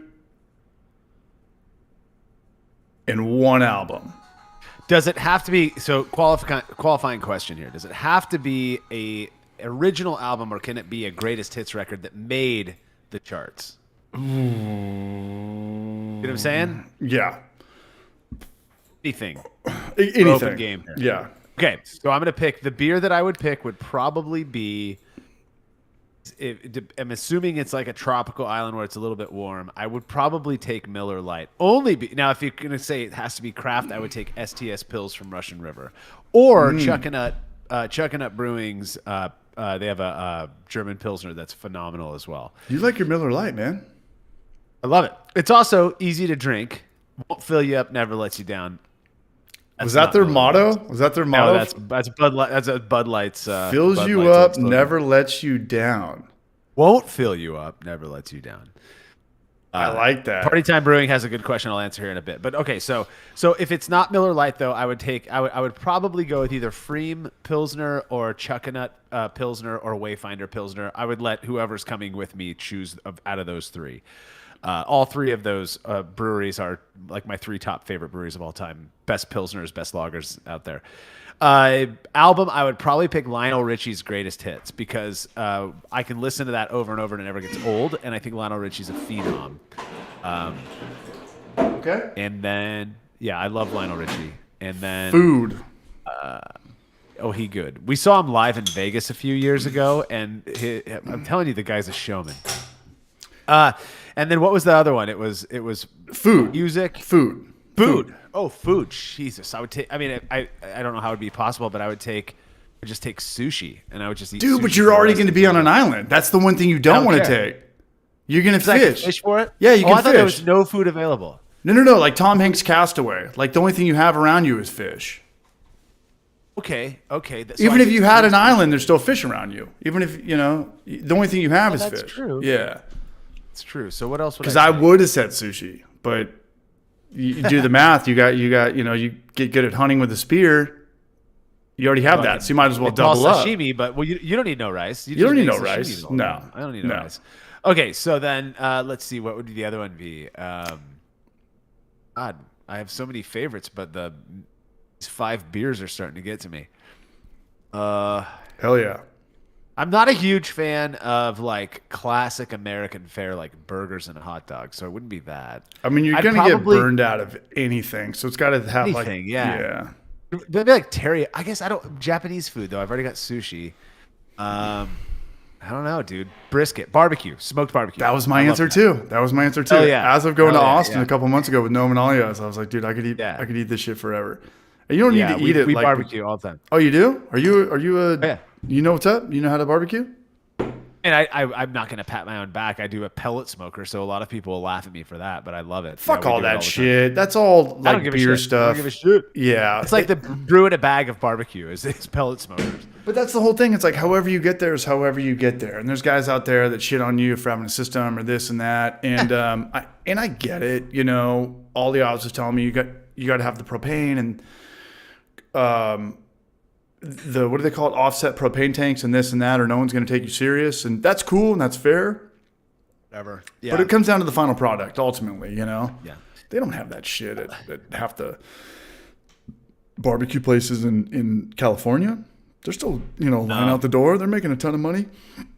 Yeah. Barbecue Excuse me. places where we live, we've got killer Mexican food here in Fresno, as you guys do. in San Diego, It's or California. did. Oh yeah. Phenomenal. Yeah. phenomenal. People don't understand how good it is here. And it's not that expensive. I mean, you could find expensive ones, but Party Time Brewing asked a good question. A beer recipe you would brew forever if you could only brew one, not a Miller clone. This is going to sound Yeah, it's really, got to be a really Pilsner. stupid. Yeah. It's a Czech Pilsner. I would do 100% Pilsner malt, 100% sauce hops, fermented with Yeah. L17 harvest from Imperial yeast all day long. High sulfate water. Yeah, that's what I would do. Right. If you said double IPAs, you would hate beer by day 3. You'd be like, Exactly. fuck, man. Your mouth would be dead. Yeah, you'd have canker sores everywhere. Yeah. You'd get organically sober on your own regard by, Friday. I'm so sick of drinking. Yeah. Tiny Bottom's so good, Chris. I thought somebody might be asking or pulling for that. Tiny Bottom Pale Ale is really a solid beer. It's by no means what I would want to drink for the rest of my life if that's the only beer I'm drinking, though. Hey, I'm calling Kyle out right now. I think he's in the chat. Can we get Kyle? We got Chris Radiation coming down to Tampa Bay. Can we get Kyle down there? Clawhammer Kyle, March 2nd. Start calling him out. Start trolling him. Send your systems back if he doesn't make it down there. File for returns. Vienna Lager Brew Show. That's awesome. I want to talk to the Brew Show. I remember the first time I heard about the Brew Show was quite a while ago. It feels like, at least, somebody emailed me and was like, "Oh, you started a Brulosophy YouTube channel." That wasn't us. There's a few of us who use the BRU thing, though, and I know it's your last name. Trent was the dude that, like, when he started making YouTube videos, I was like, whoa, like your content's way too good for our shit. You know, like you should be doing a cooking channel or a CrossFit channel. No, I'm kidding. Channel. Yeah, or a vegan channel. A vegan. He's vegan. He's vegan. But like, dude, you're gonna waste your talents on like our bullshit. Like, dude, you gotta get in Hollywood, bro. Yeah, I know you didn't steal our name, dude. I know for a fact you didn't. Actually, you did. You did. I've watched a lot of your episodes, and one of them you actually talked about. You mentioned something about how you came up with it. So he left the 2 Motley Crue dots off, so it's a completely different game changer, man. Exactly. If he had put those on there, there's no convincing me that he didn't do it. I'm not gonna say Trent's real name on here, but I know his real name, and it rhymes with that, so it's like a really easy thing to All right, here we go.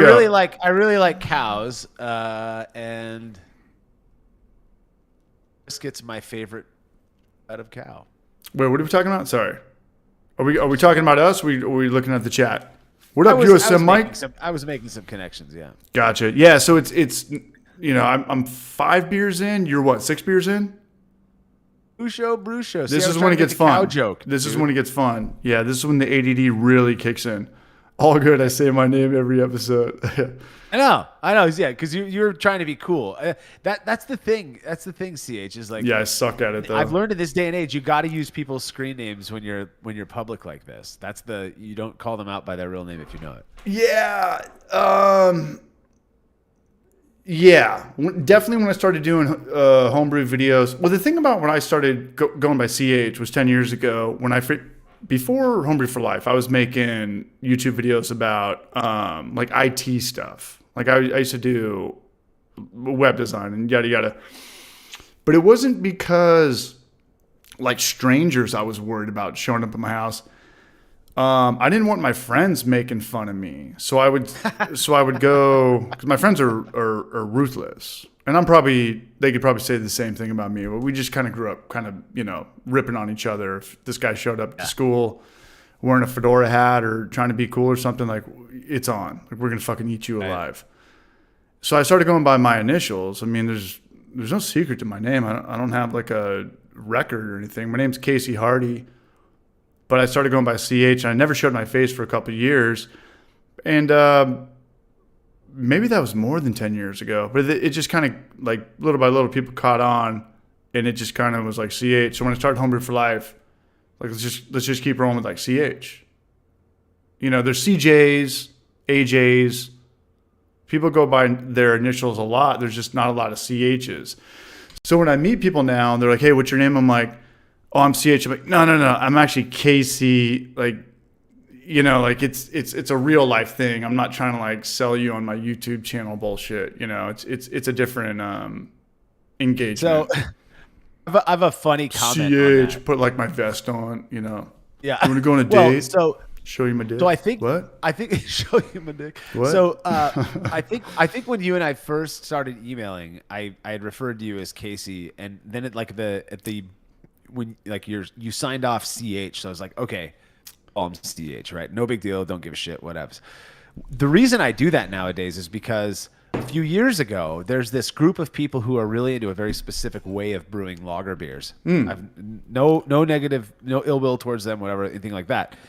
Sounds like a disclaimer. Sounds like I'm just kidding. Go for it. It sounds like a little disclaimer. I'm but kidding. One of them does the same thing. They do a kind of an initialism for what they refer to themselves as. I knew his first name. It's actually, I think it's CE.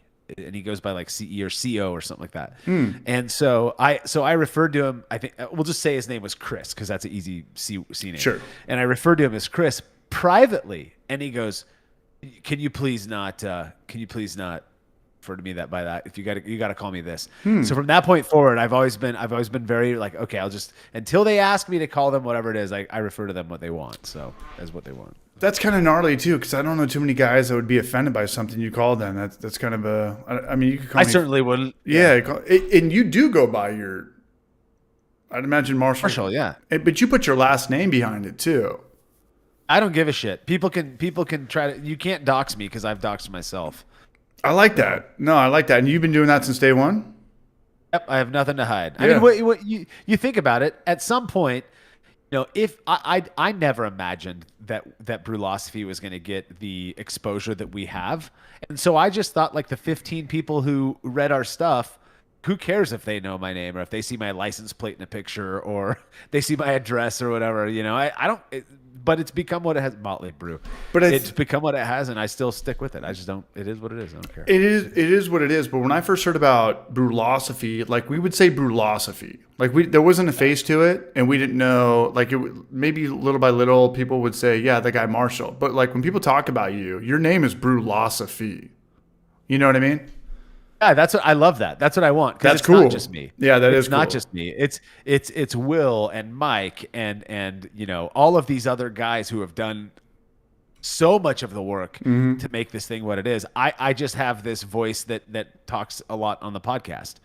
But the other guys are the ones doing just as much of the work. You have a great voice, by the way. You have a great voice. Yeah. You have a great microphone too. Is that a sticker on there? I blame it on the mic. Is that a custom Brulosophy? Is that the Joe Rogan mic, the $500 one? Yeah, this is the $500 Joe Rogan. I need that one. I got the shitty one over here. There's people you sound good though, man. But I'll tell you what, it took me 6 months to save up for this damn thing. It's like $400, right? It's $400, and then you have to get a gain booster to make it sound right. So you have to buy another $120 gain booster. That blue cloud thing, the cloud filter. Cloud something. Yeah, right. Yeah, exactly. I'm on it. I found a $40 one. They're actually made in SoCal, and it works really well. I have it attached to. I have a Rode mic up there. I have a Hale PR40 that I use for Jersey and Tim and all that stuff. Well, no longer Jersey, but I'm a sound guy. I used to record music, so that was the. Hi, Will, the Brulosopher. But you on your podcast, it's solely audio, so it has to be dialed in. When we're doing video and audio, people can kind of like when you're just doing audio, you need to have the best audio. You need to have that mic. You need to have soundproof this and that. When we're doing this, people can kind of see us and they're a little bit less distracted. But when you're on a car ride and you're going and someone sounds like shit, you're out. Like I can't listen to this anymore. This is hell. How many times have you started a show and you love the content? Maybe it's just people like us, like we're neurotic about sound or something, but it's either too tinny or they clearly didn't compress it enough, or there's just certain things about it where you're like, God, I can't do this. Or they've got mouth noises the whole time. Oh, there are ways you can fix that. I'm a nut about stuff like that. So I had a podcast with a dude, and we do need to do the broadcast. I had a real podcast. This is a stream in my book. We could do a podcast where it's just me and you, and we do it in the morning, and no one's got a drink, and we just go back to like the first brew day, and we just start talking. And I would do it with people that were brewery owners that were not at my house. This was a COVID thing. I think I started this during COVID. And there was one dude, he had a shitty microphone, but it was cool. Like it was good enough. But he would move around in his chair like this and he would keep making this click. And I didn't even see it. I could hear it. Like I could hear his chair moving around. And I was like, can you stop doing that? And he's like, stop doing what? I'm like, I know that you're like tapping your feet or doing something. He's like, oh yeah, I am. How'd you know that? I'm like, because I got the same chair. Like I got the same bullshit.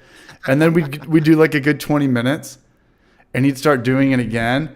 And I was like, dude, like, fuck, man. And that was one of the few audio podcasts that I ever had to edit. But you're right. When you do spend the money and you do listen to your own self talk, you get the eye and the ear for it. And I don't care about video. That's why I film everything with my iPhone. Audio is everything. Audio is everything. Yeah. Yeah. Audio. Well, I think it's welcoming. So there's ways of, God, you sound again, good, this is, Marshall. Jesus Christ. there are ways. I'm going to take my pants off. No, I'm just kidding. Yeah. Yeah. kind of Please kidding. do. Let's hear it. There are ways of presenting things though. And that's the thing people don't understand. And I've had this thought, like, I bet people who are good at sales are also pretty good at podcasting, because it's not necessarily the sound of your voice, but I think the tone matters, and you modulate your tone. You get to choose that stuff. So some of us are. I had a few people point out. I never realized people like the way that I sounded. It's that I was born this way. You know, I mean, I didn't sound like this when I was born, but the comments that we get, if you go to Apple Podcasts and you look up Brulosophy, the Brulosophy podcast, and you scroll through the comments, I guarantee like 1 in every 20 will mention how much somebody likes the sound of my voice, which is so weird to me. You know, and a big part of it is the equipment that you have, because it gives the real timbre of your voice. It sounds like you sound in real life. The closer you can get to that, the more welcoming it becomes, right? To people who want to listen to it. They want to feel like they're sitting with you. That's a good word, welcoming. It's welcoming. That psychology matters. And the podcast that I listen to, I struggle these days with how much I talk about beer and write about beer and all of that. There's a few podcasts I still listen to fairly regularly that are based on beer, Basic Brewing being one of them, because I think James Spencer's hilarious. But all the other podcasts I listen to are all supreme, audio quality, and that's a big part of it. As I like hearing the way they talk, and sometimes the shows are boring, but I keep listening anyway. So. I'm like that a lot. You know, sometimes I watch YouTube channels just to figure out production. Like you can tell that they got something better. Like I don't care what they're doing or the topic, but it looks better. The audio sounds better. Like is it a lab mic or this and that? Like your beer, this, that podcast. Like you're just trying to figure out like, what is that? I'm holding up for Zach. I'm listening to you though. I don't want to cut you off. Yeah. Like when you're looking at, subconsciously when you're watching a YouTube video, there's 3 things I think everybody looks at, right? You're looking at the production.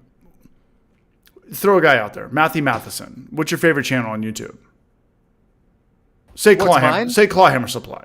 Clawhammer Supply. Kyle, you better be listening. It's great. Yeah.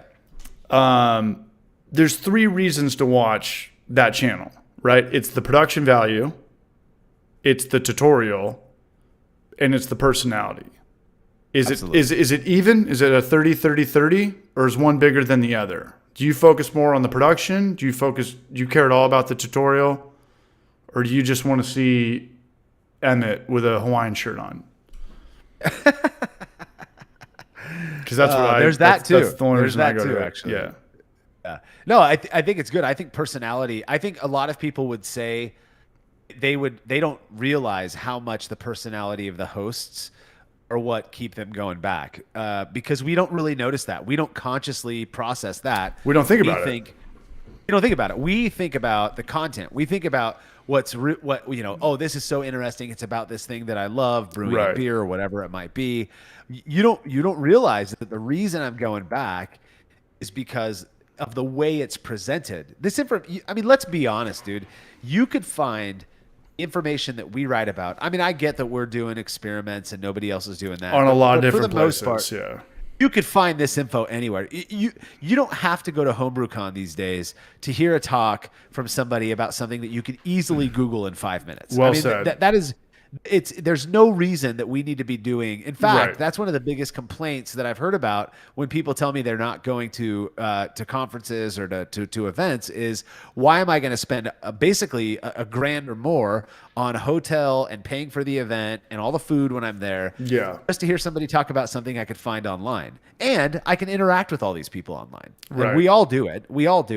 So I get that argument. But what keeps you going back to it and what makes you want to go is the experience. What am I going to get out of this that's different than just the info, you know? Mm-hmm. And I hope, I guess that's one way that I like to distinguish what Brulosophy is doing, is that there is something unique about it in the approach. We're not educational. We're not trying to teach anybody anything. We're doing something that I think a lot of people have wondered about, and that tickles an itch. It's why Discovery Channel is so popular, And you have no ego for one. There's no shit eating grin. Like our shit is better than yours, and that goes a long way. No. That's very welcoming. Like that's very that is a big comfortable to part. watch. Yeah. Yeah, and we're not trying to one up anybody, and it's interesting because I've noticed this trend. Yeah, so do I, and I say that because I've noticed this trend over the last 4 or 5 years, particularly on YouTube, with people like you and Beer and Barbecue Larry and Trent and Musho and Barbecue Larry's still in here, man. They're all still here. There's this humility aspect to it that is so welcoming because you don't feel like a dipshit watching their stuff, right? You feel like, hey, I've been doing it my way. They do it their way. There's no wrong way, and that's what matters. And I feel like if we want to attract more people to homebrewing, one, we've got to stop looking white and hairy like we do, and with penises. We need girls. We need girls. We need girls. Yeah.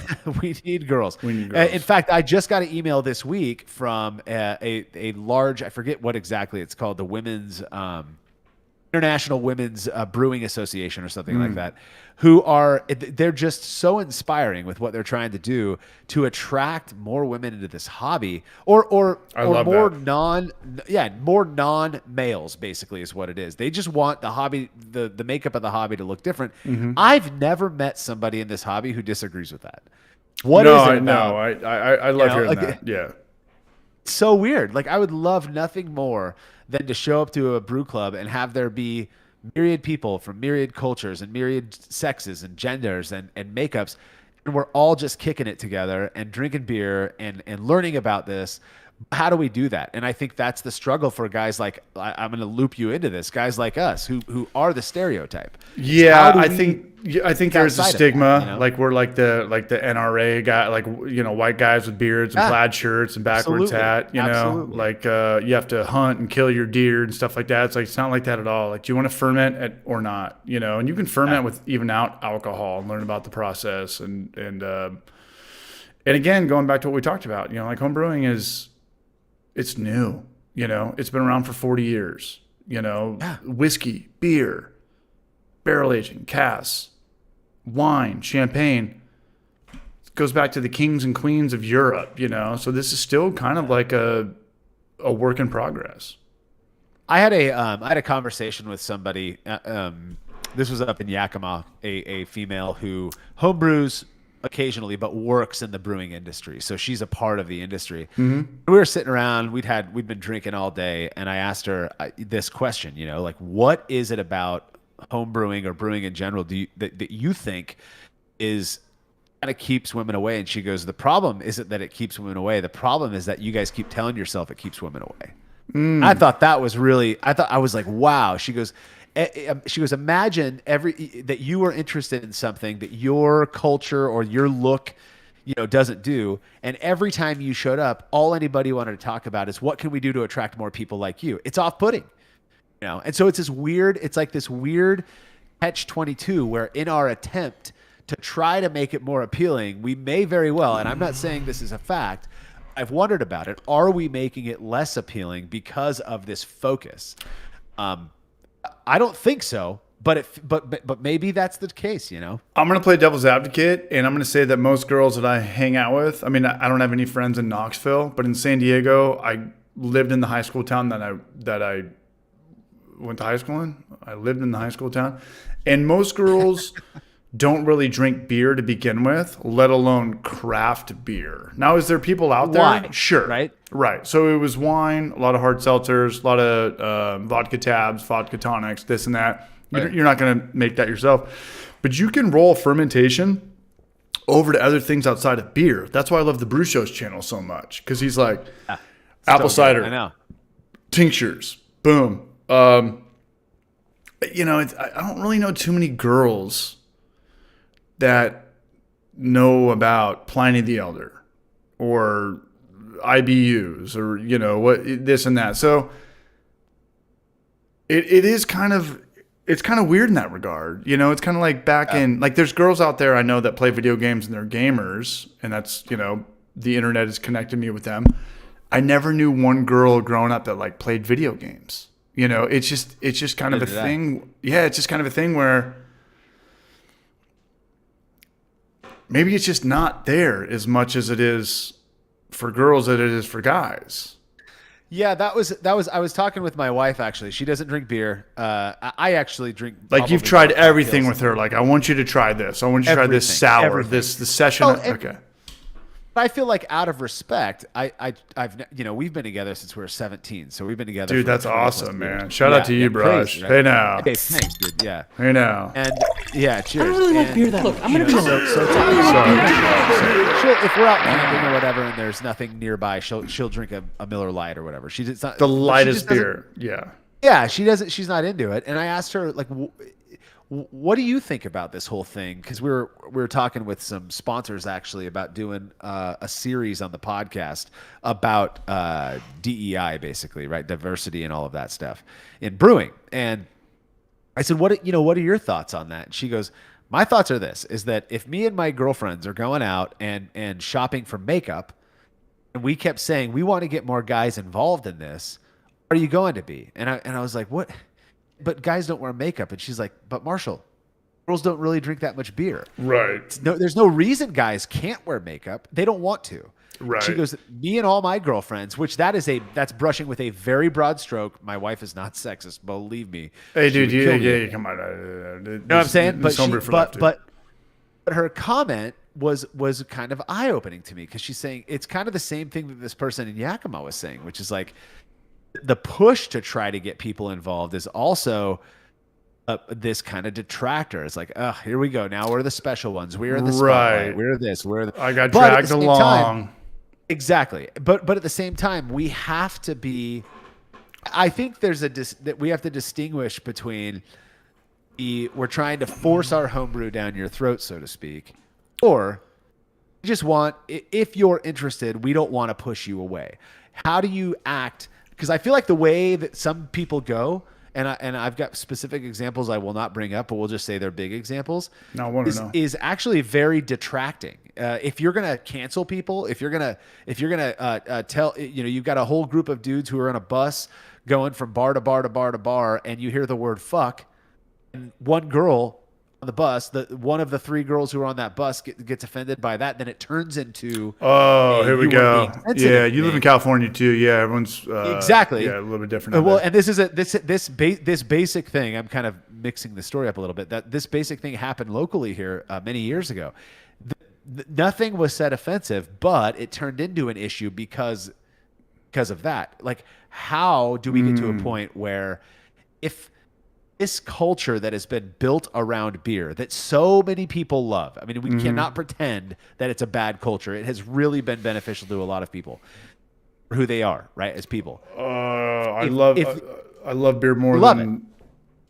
And I love the culture even more than the drink, in my opinion. I love that culture. Agreed. I want it to be welcoming to others, but at the same time, you can't come in here and expect everybody who's been in it for years and years, decades, just suddenly suddenly change. And I think that's the issue. But I'll take it one step further. So my dad, who used to drink probably Miller Lite growing up, so there was kind of a little bit of craft beer around. And maybe in the 90s there was Sierra Nevada, which was probably 50 IBUs. But when Ballast Point and all that stuff that came out, it took my dad like 10 years to get acclimated to hops and IBUs. Yeah. So you're taking somebody who never even was like a Miller Lite or maybe I don't know, what they drink in the 90s, MGD or something, to acclimate them. It just might take a little bit more time. But there's also the thing about beer too, is I think that women in general watch their weight more than guys, is that beer is like, 200 calories per 12 ounce for a craft beer. Yeah, or more. Jesus. Yeah, with the hazy IPAs. So, there's a lot there. Maybe we're living a lie. Maybe it'll never grow. But at the end of the day, like, you don't have to get a pitcher. You could just have maybe a half pint or a this or that. You don't have to drink 6 IPAs like the way that I do. Yeah, I was gonna say that's like having one Lay's potato chip. That just doesn't happen. My sister does that. Not only she does that, she will get the chips, lick like 5 of the seasoning off, put it back, and then sometimes I used to eat that, and I'd fucking want to like slap her. I never would because she used to do that to me all the time. She would laugh her ass off. She would just lick the seasoning off and then put the chip back. So she was that 1% that could just eat 5. She didn't eat the chips. She would just lick the seasoning off, the Cool Ranch or the nacho cheese, and then put it back. And I'd eat it, and it was like, this chip went bad. It's kind of soggy. And she'd be over there just like laughing. I was like, fuck you, dude. Fuck. Oh, no. But I do think so maybe there's some biological thing when it comes to flavor. But you look at people like Sarah Flora, it's like she's doing what she's doing for women in beer and homebrewing in particular, I think is phenomenal. And we absolutely, need more. man. And I got to how do reach we, out to her.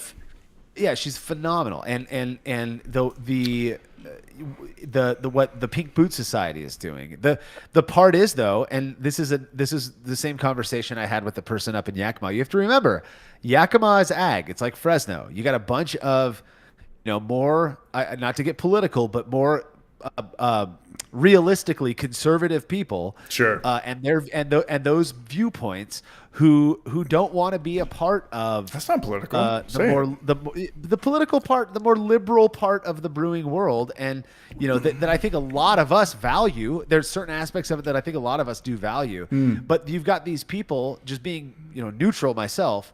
Who are looking at that and saying, well, I don't want to join Pink Boots. I don't want to dye my hair a different color. I don't want to do that.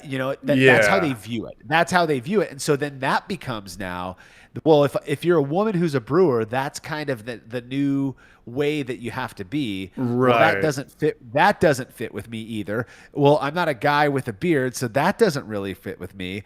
I don't want to start a YouTube channel, so that doesn't really fit with me. So then you still have, and we're using women right now as the no, you're fine, example, but that's very true. I think it goes for people of color. I think it goes for so many different subsects of our society that something about brewing has just somehow attracted white hairy dudes, and for whatever reason. You just brought up 2 good things, and one, I'm originally from San Diego, and the girls that I did know in the brew industry, like you're right, like they went like exactly what you just talked about, like it was like a group of friends that like they went that way, and that's fine, live your life, like that's totally fine, live your life. But I work at a craft beer bar, and I see the people that come in. And obviously, it's predominantly white people. I think the next my next most popular regulars are black people. I have almost zero Asians, and then a couple Hispanic people or Latino people. And I just look around, and the wives, more often than not, there's a couple like girls in there that want to drink beer and join the mug club and stuff like that, but they would rather drink our fucking Pinot Grigio on tap. Pinot Grigio on tap, like a 5-gallon corny keg of pre-made wine that comes from Mysteryville, than have like any one of our beers. So I'm like, damn, like, yeah, I mean. Yeah, what do you do? That's the thing. Is like, is it what we are? Are there changes that I think the stereotypical brewer? You're not going to want to start homebrewing unless you like this product, and there's not a lot of people that like this thing. It's literally, dude. It's like zero. It's zero Asian, and when Hispanic people come in, they're like, "What's the closest thing you have? Like, what's your lightest beer?" And I'm like, "Well, that's like not." I'll tell you. Yeah. That's your Miller Lite. That's unique. Yeah. They're not going to start homebrewing anytime soon. That's actually not the case here in Fresno. We have a fairly large Hispanic population, and I have plenty of friends, and they love craft beer, and these are the guys who I actually some of them are phenomenal brewers as well. But you're 5 years ahead. You're 5 years ahead. Like the California beer. I'm in the South, so everything got hot. And where did craft beer stem from? California. I mean, California, basically, yeah. Chico, or basically. Pretty much Sierra Nevada. Is that where it kind of came from? Like that's kind of what I trace it back to. Yeah. I think you're right. I think you're definitely right. I think it was Ken Grossman and the dude he bought out for $20 million to just to put it in way too many hops in a beer. Like beer that it's going to taste like soap. Like my dad, when he first tried a West Coast beer or a Stone beer, he was like, this tastes like soap. couple what years Tim later. says. You got to get acclimated to it, but and then Stone came out, and then I guess it was probably like, I mean, Sierra Nevada was clearly there before Mendocino beer and like Lost Coast and all that shit. Yeah. So it all Absolutely. okay. There was one before them. It was what's it called? It was dude piecemealed together. They actually released like an anniversary version of it. I think Sam Adams did it for him, but it was in California. It was the first, technically the very first craft brewery, and it was some guy like pieced together stuff with dairy farm equipment, and the beer was good. The remake of it at least was good, but I think Sierra Nevada is who gets credited with it the most. As they should. As they should. I think I agree. But it didn't. I mean, they made it what it is today. 100%. But it didn't used to be called craft brewing. It used to be called microbrewing. Craft was like Just a marketing smaller version. which is what, like under 50,000 barrels a year or something, and that became kind of like a Well, that all happened when the Brewers Association got involved. Microbrewing just used to be, you're not BMC, you're not a big brewer, you're a microbrew. And then the BA got involved, and they had to define what it means to be, because these original microbreweries like Sam Adams or Boston Beer Company or like Sierra Nevada, like Lagunitas, they got so big that what defines a real craft brewery from one of these bigger commercial breweries. So, in the end, I really hope people.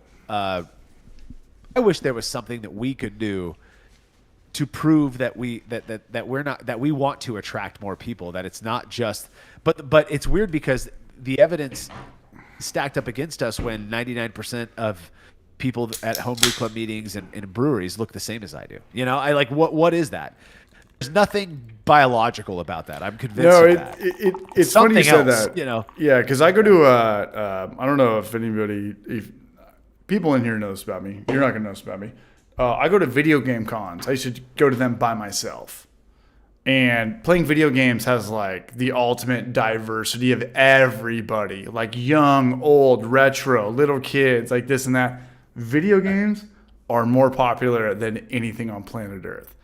To go to a Wizard Con or a Comic Con or something, everybody, I don't care if you're a guy, girl, old, young, this, that, there's something there that's like Star Wars or the new Halo 5 trailer, or like everything is there. You want to drag a date to a homebrew con, she's going to be fucking the most miserable person on planet Earth. Bad idea. Bad idea, man. But I go to these video game conventions, and I haven't been to one in a couple of years. But I used to drive up to LA. I used to go to them by myself. And it was kind of like my thing in San Diego, where I didn't want people to know about it. I mean, I didn't care. But I was like, hey, you want to go to like a video game, track down some Super Nintendo games? But I'd look around, and I was like, damn, dude, all these people are having like the best time ever. No one's really drinking. And I was like, could this work in beer? Could like we do this at a homebrew con? I don't know, maybe GABF. I mean, aside from like that diversity, like at that point I don't care. I just like, can we get enough people just to come and have a good time at a thing? And I've never been to GABF, so I don't know. But if anything was like some of the video game conventions I've been to, it looks like a trip you'd remember your whole life. Well, and that's funny you say that. I agree with you, Trent, that we have to embrace it. I mean, I went through this phase where I was like, I cannot believe people are making IPA that looks like that. And then all of the other crazy shit came out, If we embrace that, if we start, I mean, you'll start to notice on Brulosophy even, we've done a few hard water experiments. We're going to do even more of those. We're going to do more cider, which is a little bit more appealing to certain sects of the of the environment, and like that's what we want to do, is attract more people. What are we talking about?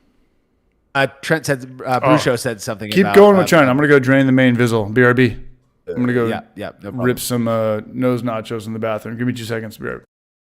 You got it. Yeah. So, but yeah, I agree with that. That in the same way that craft brewers had to embrace that in order to stay relevant, I think people in the media space have to do the same thing, and people in homebrewing have to do it as well. It's interesting because I don't know what your guys' homebrew clubs are like out there, but our local here in Fresno is, it was started back, I believe, in the 80s, and it's still made up of most of those same people, and they all are brewing really basic, English ales and Belgian ales and stuff like that. And then any newbie that comes in, will get a little bit of shit for brewing their hazy IPA or wanting to learn how to make a cider or a hard water, and it makes sense why they wouldn't stay very long. So in order for us, I think, to grow, we have to keep embracing that kind of stuff. A grape drink, purple drink, that'd be good, Larry. One of the things that I found when it comes to going to events is that the bigger the event gets, the less I enjoy myself there. In part because big crowds kind of freak me out a little bit. But what Brulosophy has tried to do is, when we go out to these things, we try to host kind of like side like one-off little side things that have always been really cool. We usually sell them out, and so if you pay attention, if you're into that kind of stuff, we're hoping to make it down to San Diego this year for HomebrewCon. So Zach says he's gathering data for a homebrew club out here in Louisiana or Los Angeles, one or the other. It's been a similar situation. Assuming you mean mostly white hairy guys.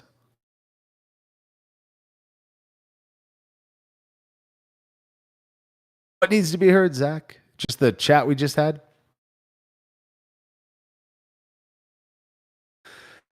Trent, yeah, I'm thinking about it. We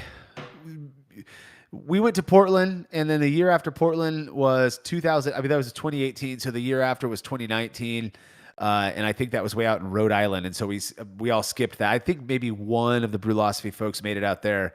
But what ultimately ended up happening was COVID, and then with COVID, there's still a ton of people here still. Sorry, how many people are there? There's 106. This is fucking crazy. Yeah. But we went out to.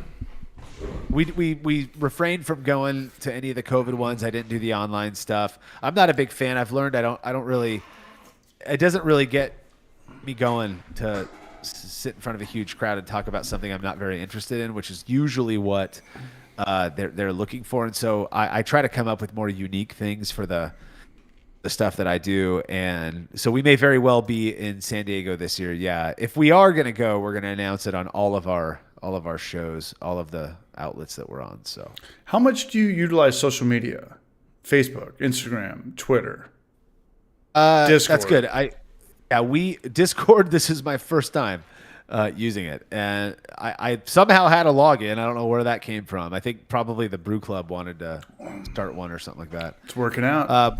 The only thing that I use social media for is Brulosophy. I'm a Zennial. I'm right on that cusp of like Gen X and millennials. I was born in 81. Yeah. And so like I understand the need for it, but I don't quite understand the value in it yet, except for running a business. And so we everything that we do gets pushed on all of our social stuff. We forget to use Twitter a little bit. Twitter got a little bit gross over the last few years. And so we didn't really see much action there anyways. But we do Facebook, Instagram. I don't know if we're doing anything else. Reddit every once in a while. Reddit's a little ugly as well. That anonymity breeds a lot of bullshit, so we try to stay away from that. But yeah, we use it primarily just to push our shit. I think that we're in the same boat, and the brew show's in the same boat. I think that Barbecue Larry's in the same boat. I think that I don't think I'd be on social media at all if I didn't have the YouTube channel. Like I was a guy that went back to flip phone for a year, and I loved it to death. But with that, I've definitely honed in Instagram, and I definitely know how to use it. Like when I first had it, I did follow for follow with everybody, and it got me nowhere, and it was the most obnoxious thing in the world. But when you keep it to like a Discord, like the people in here I talk with, communication, I want to see what this guy's brewing. You don't need to follow everybody back from high school. You don't need to see every dog wagging its fucking tail, or this guy that you haven't talked to in 10 years went to the gym. Like I got rid of all that stuff, and I love social media now. I really do. As long as you can put it down, right? Like, hey, you and your wife want to go watch a movie, and you're like, hey, I can put that in the other room and not think about it. You got a good handle on it. If you have to stare at it every second, like, maybe the joke's on you. Yeah, yeah. No, I agree. I just a warning. I gotta bounce here in like 1 minute. I gotta help with bedtime stuff for the Okay, kiddos. we're out of here. So But to answer your question, final response on the yeah, social media thing, I agree. I get more caught up in, this sounds really nerdy, but like in informational stuff. So I'll open up an article, like a research article on something that has nothing to do with anything I'm actually a part of, brewing or psychology, but I just like learning that stuff. And so rather than sitting down and reading the whole thing and processing it for like 10 minutes, I'll read it in like 1 minute snippets in between things that I'm doing. So social media, I don't really get anything out of seeing what other people are doing in their day. I never cared before social media, and I still don't. but Your dinner it doesn't could matter be to me. educational. I mean, you Oh, yeah, could. if it's educational, sure. But that's I'm like not the dissing it. 1%. That's like the one thing when you're scrolling, you're like, I did learn that. Other than that, it's like sunset. Here's my lunch. Here's Exactly. my yeah, Exactly. yeah, yeah. Exactly. And I don't care if people do that. It doesn't keep my interest though. In the same way that I cannot get into fantasy movies. I so badly wish I Bro. enjoyed Lord of the Rings. I'm Bro. telling you, I so badly, but every time I try to watch it, I fall asleep. Meanwhile, I could Bro. literally watch. That's all the time Discovery we Channel. have. That's all the time. No, I'm kidding. I know. It gets me in so much trouble. Star Wars does nothing for me, and I wish it did. But that's kind of where my interest lies in learning new things and not necessarily inventing, fantasy in my head. But I think it's beautiful, and I love that people do it. Again, I think thought is equally as much an art as brewing. The way that we think about things, because that conveys itself to the people that we're around. So. And I love that. I know you got to get out of here. And here's the thing. Yeah. We disagree about Game of Thrones and all that stuff. But hey, it'd be a drag if we were all the same. It would be a drag if we were all the same. It would be a drag. Hey, I'm going to plug your stuff for you. Or no, live your life. The link's in the bio. Check out what do we got? Yeah, Brulosophy.com. You got the Brulosophy podcast, the Brew Lab, which is the BRU Lab. You'll find that on Apple Podcast or wherever you listen to podcasts. And then you can go subscribe and whatever you do, smash buttons and all that stuff on YouTube. You can do the Brulosophy Show at the Brulosophy Show without the umlaut, and you'll find our channel. I guess I could link that here, huh? Do that. We got the YouTube We'd love for you channel to subscribe and watch us when we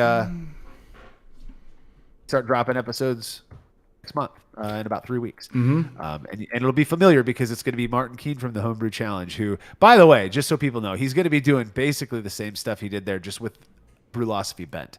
So he'll be doing blind data collection. He'll be doing more controlled experimentation, stuff like that. So should be a lot of fun. Hey, Marshall, thanks again, man. This was fun. I'm glad this worked out. I don't know if this is what you thought was going to happen, but I had a great time. I think a lot of people had a good time, and thanks, man. Hey, I appreciate you having me on, and I really do look forward to hanging out with you IRL at some point. Buddy. No, we're going to do it, and maybe in the next, couple months or whatever, we can get, me, you, Kyle on, or me, you, and Martin on, and we could do, a lot of times we do like a 4-way thing. Sometimes it looks like the intro to the Brady Bunch. It's just like celebrity squares up here, and we'll get it going, man. So I appreciate that, Marshall. Thanks, brother. All right, guys. Thanks. Cheers. All right, bro. Have a good night, man. Anybody else want to come on tonight, or is that it? You guys want to call tonight? Drag Show IPA. Big shout out to Marshall. Whoa, that just got big. What's up, y'all? Anybody in the house? Larry the Cable Guy? Barbecue Larry Bird? What are we doing?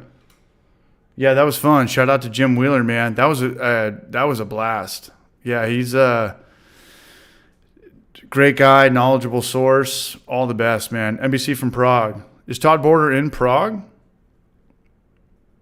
We're hanging out. Northwest Small Batch Brew. Later, Braj. We're out of here. What's up, Mildly Cool Dad?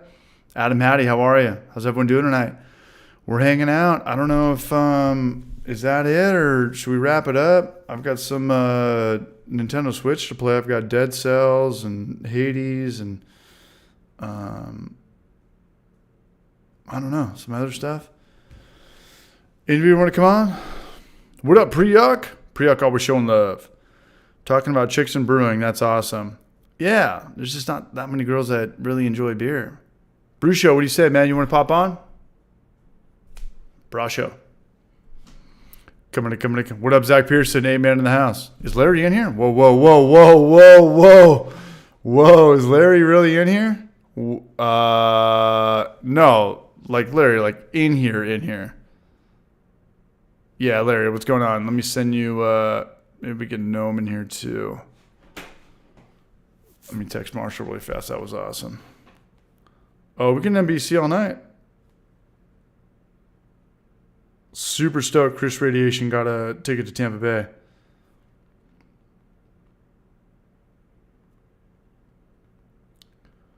Sorry, y'all.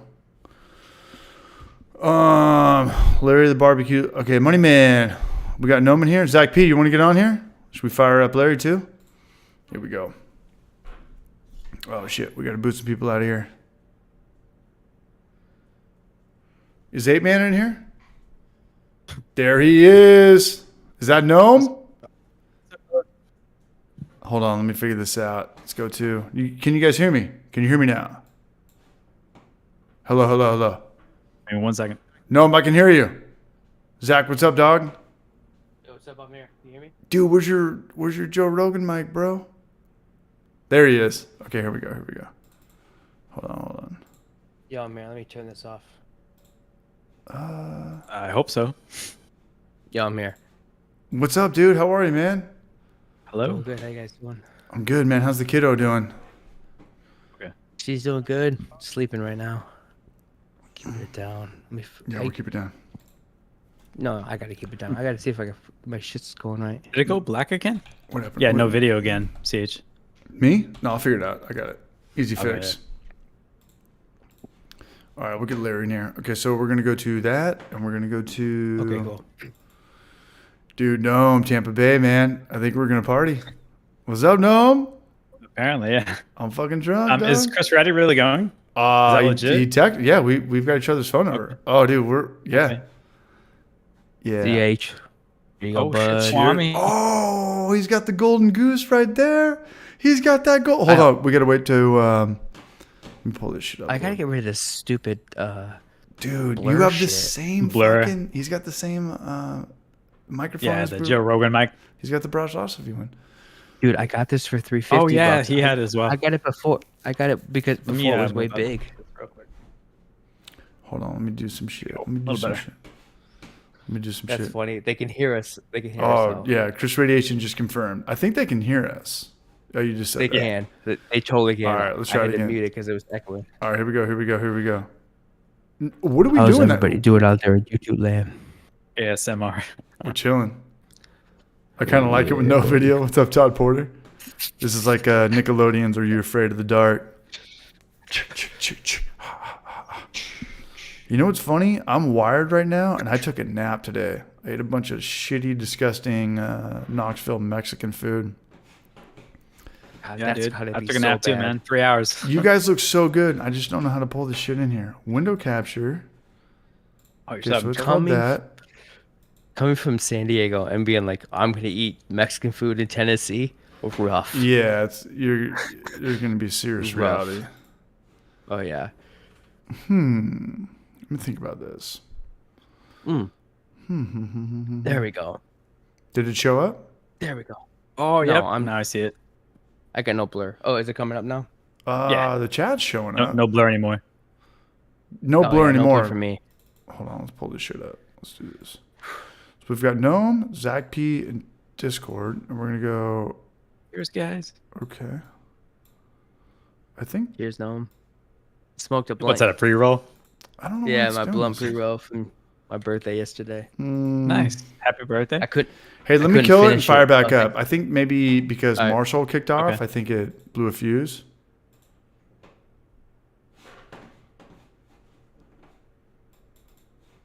Are we back? Okay, there we are. Are we back? Yeah. All right, so that wasn't it. Might take a couple seconds to see. Or we might have to like restart a call. I don't know. I just did have that. no Hold idea how on. that works. No, we'll figure it out. Okay. Window capture 1. Everyone is hearing everything. I can all the chat. I see it. Yeah. Oh, dude, talk all the shit, man. Tell your boss you want to throw It's a punch. great. I love it. Hey, whatever works. I don't know. Okay, so. Oh, got it. Okay. I'm a fucking idiot. He's got Here it. we go. He's What's got up, it. everybody? Now we're going to go to... Where is Larry though? Seriously, dude. Yeah, where's that cable guy? Let's go to... That- I love Pop beer out. and barbecue by Larry. Okay, it should be on this one now. Let's go to... You need like some elevator music. It's good. I think we're good. Come on. Can Come you on, guys see Zach, us in grab here? it. Yeah, what's up? What's up, everybody? There we go. Now I see it. Is it showing up now? Is it showing up I on- see your Discord at least. Yeah, is it... Yeah, it's coming Let me up. try it again. Let's go to... We got a lefty in the house. Window capture. Let's go to... Yes. No, that wasn't it. Oh, that's right too. You are lefty, huh?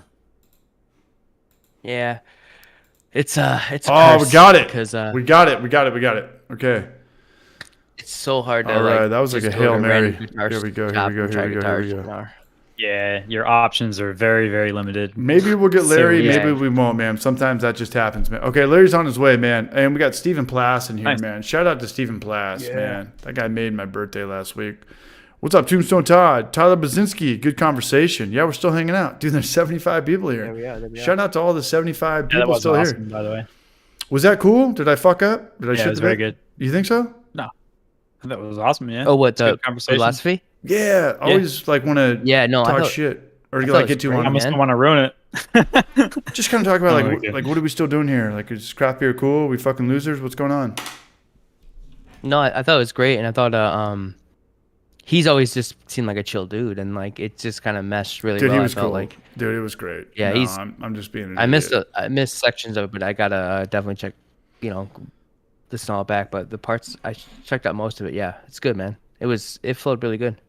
Yeah, it was great, and it's crazy that he's still around in that format of article writing. When's the last time anybody's in here read the newspaper or a blog? Everything now is just YouTube or video format. But if you think about it, he's got a little bit of a niche because like he posts every Monday morning. A lot of times when I wake up, the first thing I'll do is I'll go to Brulosophy and just like read that article, right? Just as I'm having my tea or coffee or whatever, just like as a kind of waking up for the day, I'll just go read that. Where sometimes I watch something, it's too much of a stimulant right away, or Okay. it's like, ooh, I'm like Too craving that YouTube-y? beer, right? Like, Yeah. so I do my YouTube at night, right? Just watch. I'll like set up a bunch of videos while I'm washing dishes, or I'm just chilling out drinking a beer, and I'll just have them queued up. Like I'm not gonna watch music or like guitar tutorials and music theory stuff like at night. I'm gonna do that more like in the middle of the day where I'm like, I got my mind's working, and it's going. I'm ready to learn. Yeah. It's kind of like that flow. Sometimes, nice, No, I like that, man. I like that. I like that thought process. This is Zach 8-Man, by the way, down below. This is he's in our basement. Me and Noam are in the attic right now. yep. You can see the attic and then my basement. Yeah. Yeah. No, I and do got a video coming out like this week for sure. I'm finishing up. Nice. 8-Man Brewing, check him And out. then Oh yeah. it'll only take another year for the next one, of course. Yeah. There's a lot of work that gets Once a year. involved, man. Right there Yeah. with you. Hold on. Larry says let me in. Hold on. Now it's Yeah, gonna let's take... let Larry in. I love Larry. Man, Jonathan. dude, we got to get Larry in here. Shit, man. I'm going to fuck this all up I got again. my Lord Okay, for there he Larry. is. There he I is. think I'm There he gonna is. have to go. Okay, hold on. Okay, Larry, we're coming in hot. Larry, here it is. Damn it, dude. God damn it. Can you guys still hear me? You say you have Malort? I can hear you. I I've got had- 2 types of Malort now. Dude, Oh, my yeah. Lord. I'm sure Larry does as well. I have Malort, and then I have Hold an anti-hero Malort, which is a All right, Larry would know the brewery. It's Hold called on, hold on. Revolution, but it's a big brewery out there. hold on. Larry, I'm Oh, coming, Yeast man. Vistas, I'm coming Strong back. AF. They have their What own the fuck is distillery going or on? something. They make their own. No, I think it was a collaboration. They're Revolution's is that kind of stuff? like Ah, my God. it's pretty strong. It's I'll go get it. We'll watch it. Larry, I'm trying my best, man. I'm trying my best. Can you guys still hear me? Yeah. Okay, so when you click X on this shit, okay, so let's add Larry in here. Let's go to, is it barbecue? What's Larry's Discord name? It's not their Instagram name sometimes. 70 proof for the original. Okay. It's fucking B And then and B. I got this guy. B and B. Okay, here we go. That's a sweet label. Right, the label's it's so cool. badass, Okay, right? we're going Holy shit, gnome, yeah, for sure. Yeah. and we're going. And this is We're going gotta get my glasses on. ape. There's Zach. Okay, guys, I think we got it all figured out.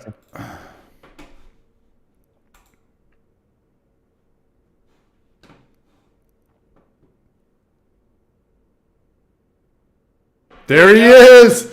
There he is. Here we go. Lawrence of Arabia. Here we go, dude. What is up, Larry? Yeah, Larry, not too this is much. for you, buddy. How are you, brother? We're fucking perfect right now. This is it. This is fucking it. Larry, what are you drinking over there? Some Blue Label? I had Yes. a home bourbon stout here a minute ago. I Yes, have you to get a got. refill. This is it, Yeah. man. All we're missing is Alice, the fucking maid from Brady Bunch, in the middle right now. Come on, knock on our door, or the other one, man. Right on, man. Okay, I think we're still missing a feed to the It's looking good. YouTube. Oh, there we are. There we are. No, I think we're good. Okay, yeah, I think yeah. we're It's good. doing great. Yeah, we're doing Oh. good, man. Larry, what's the word, man? I told you about Tampa Bay. You said you're going to be in Denver the week before, and it's just not possible. Yeah, I'll be in Denver like Monday through that Friday, and then so I won't be back till Friday night. Yeah, And we're then, going to of go course, down there. What's going on down there anyway? I don't even know what's going on. It's a festival.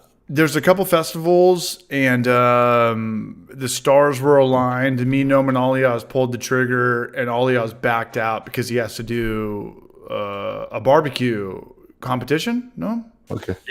Yeah. Oh, all right. Yeah, so he Small got his part. money back for his flight, but we're still going to go down there, and we're just kind of promoting it. Like, just let's get everybody down there. Everybody who likes beer and brews beer, and it's cool. Well, that sounds pretty cool. Yeah, it's not going to be happening for me though that weekend. No way. No fucking way. Yeah, I hate being gone for 5 days for work and then fly for fun right away. I'd rather come home and spend a day at home first. No, At I hear least. you, Larry. And a lot of times when you come back, you get kind of sick. You know, you kind of like Just tired of being on the road already. caught up with all the fucking people in the. Okay, hold on. Trevor's gonna come on too. Oh, nice. Oh, nice, Trevu. I was gonna say it's too bad Patrick Sandy's not here to talk about Tampa Week because it's new to me. He's the only person that seems to know like from previous years. Is that the Malort down there, bottom right, dude? That's like some shit from Lord of the Oh. Rings. Oh That's man, so gross. What There, I is got it? the anti-hero one too. What So is Revolution came out with an anti-hero one, huh? That's Oh, a the collaboration. brewery. Okay, yeah, I'm familiar with that brewery. Yeah, so Well, they made their well- own Yeah, Malort. Revolution. Well, that's because Malort's made in Chicago too. So, But what it is Yeah, it's Malort? a- Is it like Yeah. a cactus thing? Like where does Malort come from? It's just a nasty swill-like cheap rot gut whiskey that's made fast and dirty and cheap in the south There he side of goes. Chicago. All right. It really There he selling goes. it. Well, he put his daughter to sleep. He's probably, daddy daycare all day, worked a job. You deserve that, man. Live your life. Don't blame me for your hangover in the morning, though. Yeah, it's Tombstone it Todd, does man. taste What's rough, up, but you brother? get used to it. Yeah, I had a shot of Malort one time when I first got out to Tennessee, but I don't remember that. Somebody bought me that, and I was in a cigarette bar, like indoor. We went there one time. Remember? No, we went to Urban really fast, and then we ran out because like all the others couldn't do it, like the cigarette bars. So I didn't know like what planet I was on. I took a shot, and Oh, I think I don't know remember it at all. Like like what vodka, gin, and tequila tastes like. I don't remember what Malort tastes like at all, and I don't think that it was because I had too much to drink. Even if you have too much to drink, you're gonna remember whether something is good or bad or not. I just don't. I don't know.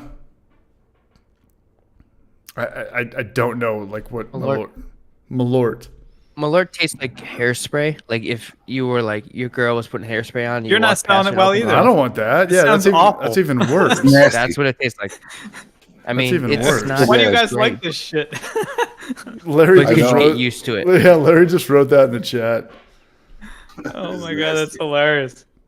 You And get man, used to it. I would try it. I've never tried it, but I would definitely taste some. But you guys to don't me, make it it sound just- good at all. Hold on, we got Trev coming me- in here right now. We got To me, it more. tastes bad, but it doesn't burn. Like whiskey burns. All hard alcohol burns going down, but this doesn't burn going down. It just tastes bad.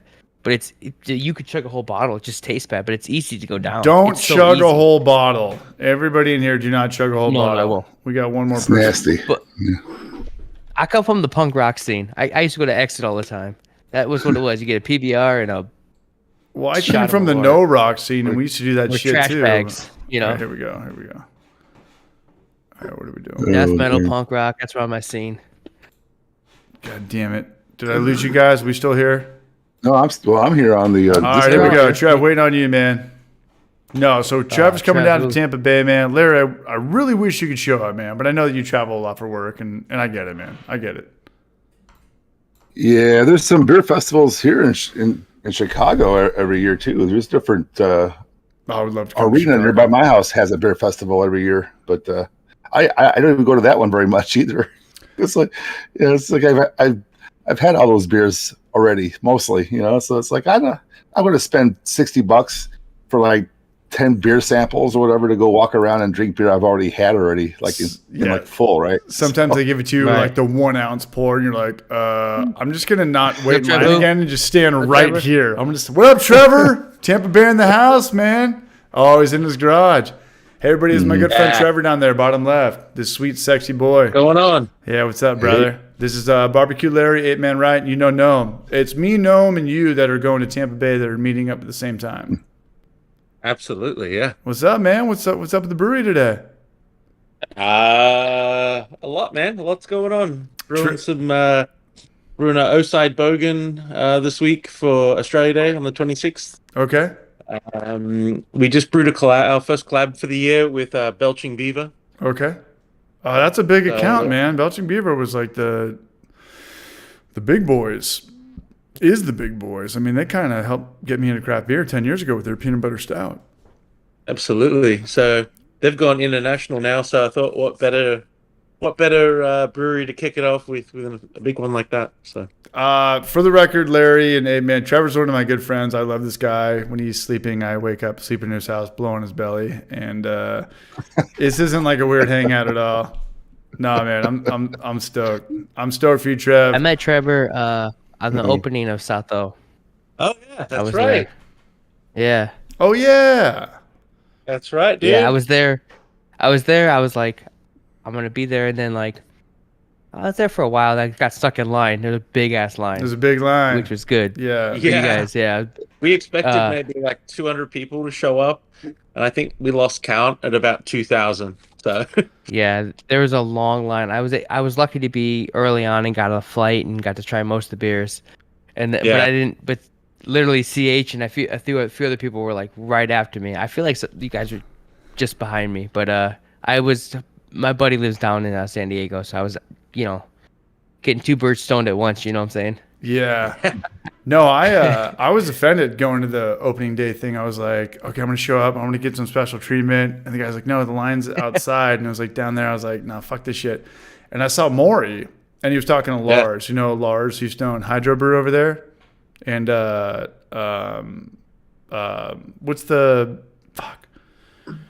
what's the pizza place? Breakwater Cafe, Breakwater Pizza, Breakwater. oh yeah, yeah. Yeah, so Maury grabbed me and pulled me inside. And I was like, "Damn, dude, I thought like I'd have maybe some VIP shine." And they didn't care at all. Like, and I don't have any sense of entitlement unless it kind of comes to shit like this.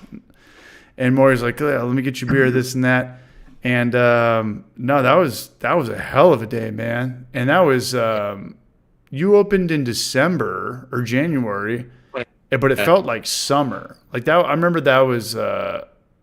Definitely a very Southern California day, weather-wise. It was such a weird kind of time because, we were still in the pandemic. Like, I wouldn't say the heart of it, kind of more the tail end of it. Yeah, you It's in opened the- at a very interesting time. Yeah, the end of it was in December, so it's Right. one of the for for San Diego. But not only that, like you had COVID going on, so no one had really done anything for a long time, especially in that area, in Oceanside area, even North County. And so when we opened up, it just happened to be at that time there was no mask mandates, nothing like that, and it just happened to be a nice day, like just it was the perfect day, and everyone thought, oh, I'll get out and go see this thing, So. No, that was a great grand opening, man. And congratulations on your 1 year. You just came up on what, 13 months? Oh yeah, congratulations. Yeah, believe it or not. No, and to say something about South O really quick. I mean, Trevor's one of my good friends. We talk pretty close to every day, whether it's talk or text or whatever. But you did a ballsy move, dude. Like you opened up a brewery in San Diego. Very impacted. Yeah. I remember even when I was still together with Britta and we were broken up and we showed up at your house in the garage that you're in now. And we were like, dude, like, don't do this. Like, don't do this. But I definitely underestimated you. And that's very safe to say. And then you opened up after COVID, which scared a lot of people into having any business in pretty much guest services or hospitality. And you did it. You wait forever. Yeah. And you're doing great, man. And I just want to say, like, I'm fucking really proud of you. And you had a really good job before that, and you took the gamble, and you followed your dream, and you're living your life, and that's something that I've never done. I don't know what it feels like to be done. So cheers to you, Brush. Man. And I'm gonna get you fucked up in Tampa Bay, dude. I'm gonna get you fucked up, man. I'm gonna take your shirt off. I'm gonna blow on your titties, send all these pictures to your wife. I'm gonna have like 12 pack of Sharpie markers. I'm gonna burn through all of them. No, I'm kidding, man. I love you, man. I love you, Trev. You know what? And Trevo, you guys came out swinging. Like you came out swinging. They came out swinging. All breweries, breweries. They come out. Sometimes they're not like. It's like, okay, that's why I always give new breweries a second chance every time. Doesn't matter because like there's always that hiccup. Sometimes like, it can be A, B, you see whatever, but opening day, it was great. It was good stuff. You know what I mean? It definitely there was no complaints on anything that was out there. You know what I mean? And there sometimes every opening brewery that there is. They had a complaint. I heard that. It was a 2-hour lineup to get beer. So. Well, yeah. Well, hey, that's not a bad thing for a business, right? Yeah. No, and before that, not to interrupt, which means I'm going to interrupt brutally. But I remember we shot the. You weren't there that day. It was me, Donnie, and Britta. But we shot a video at Craft Coast with Blake, the head brewer at Pizza Port.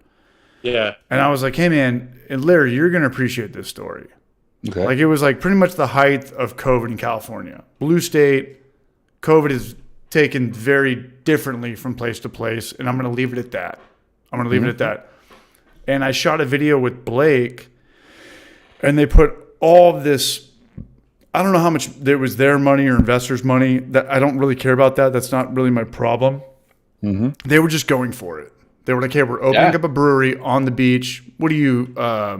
They're probably the closest brewery on the beach in all of San Diego, right? As far as like actually, so they had a thing going on, right? The more you're closer to the beach, Larry, the more expensive probably your square footage or your price per square footage gets.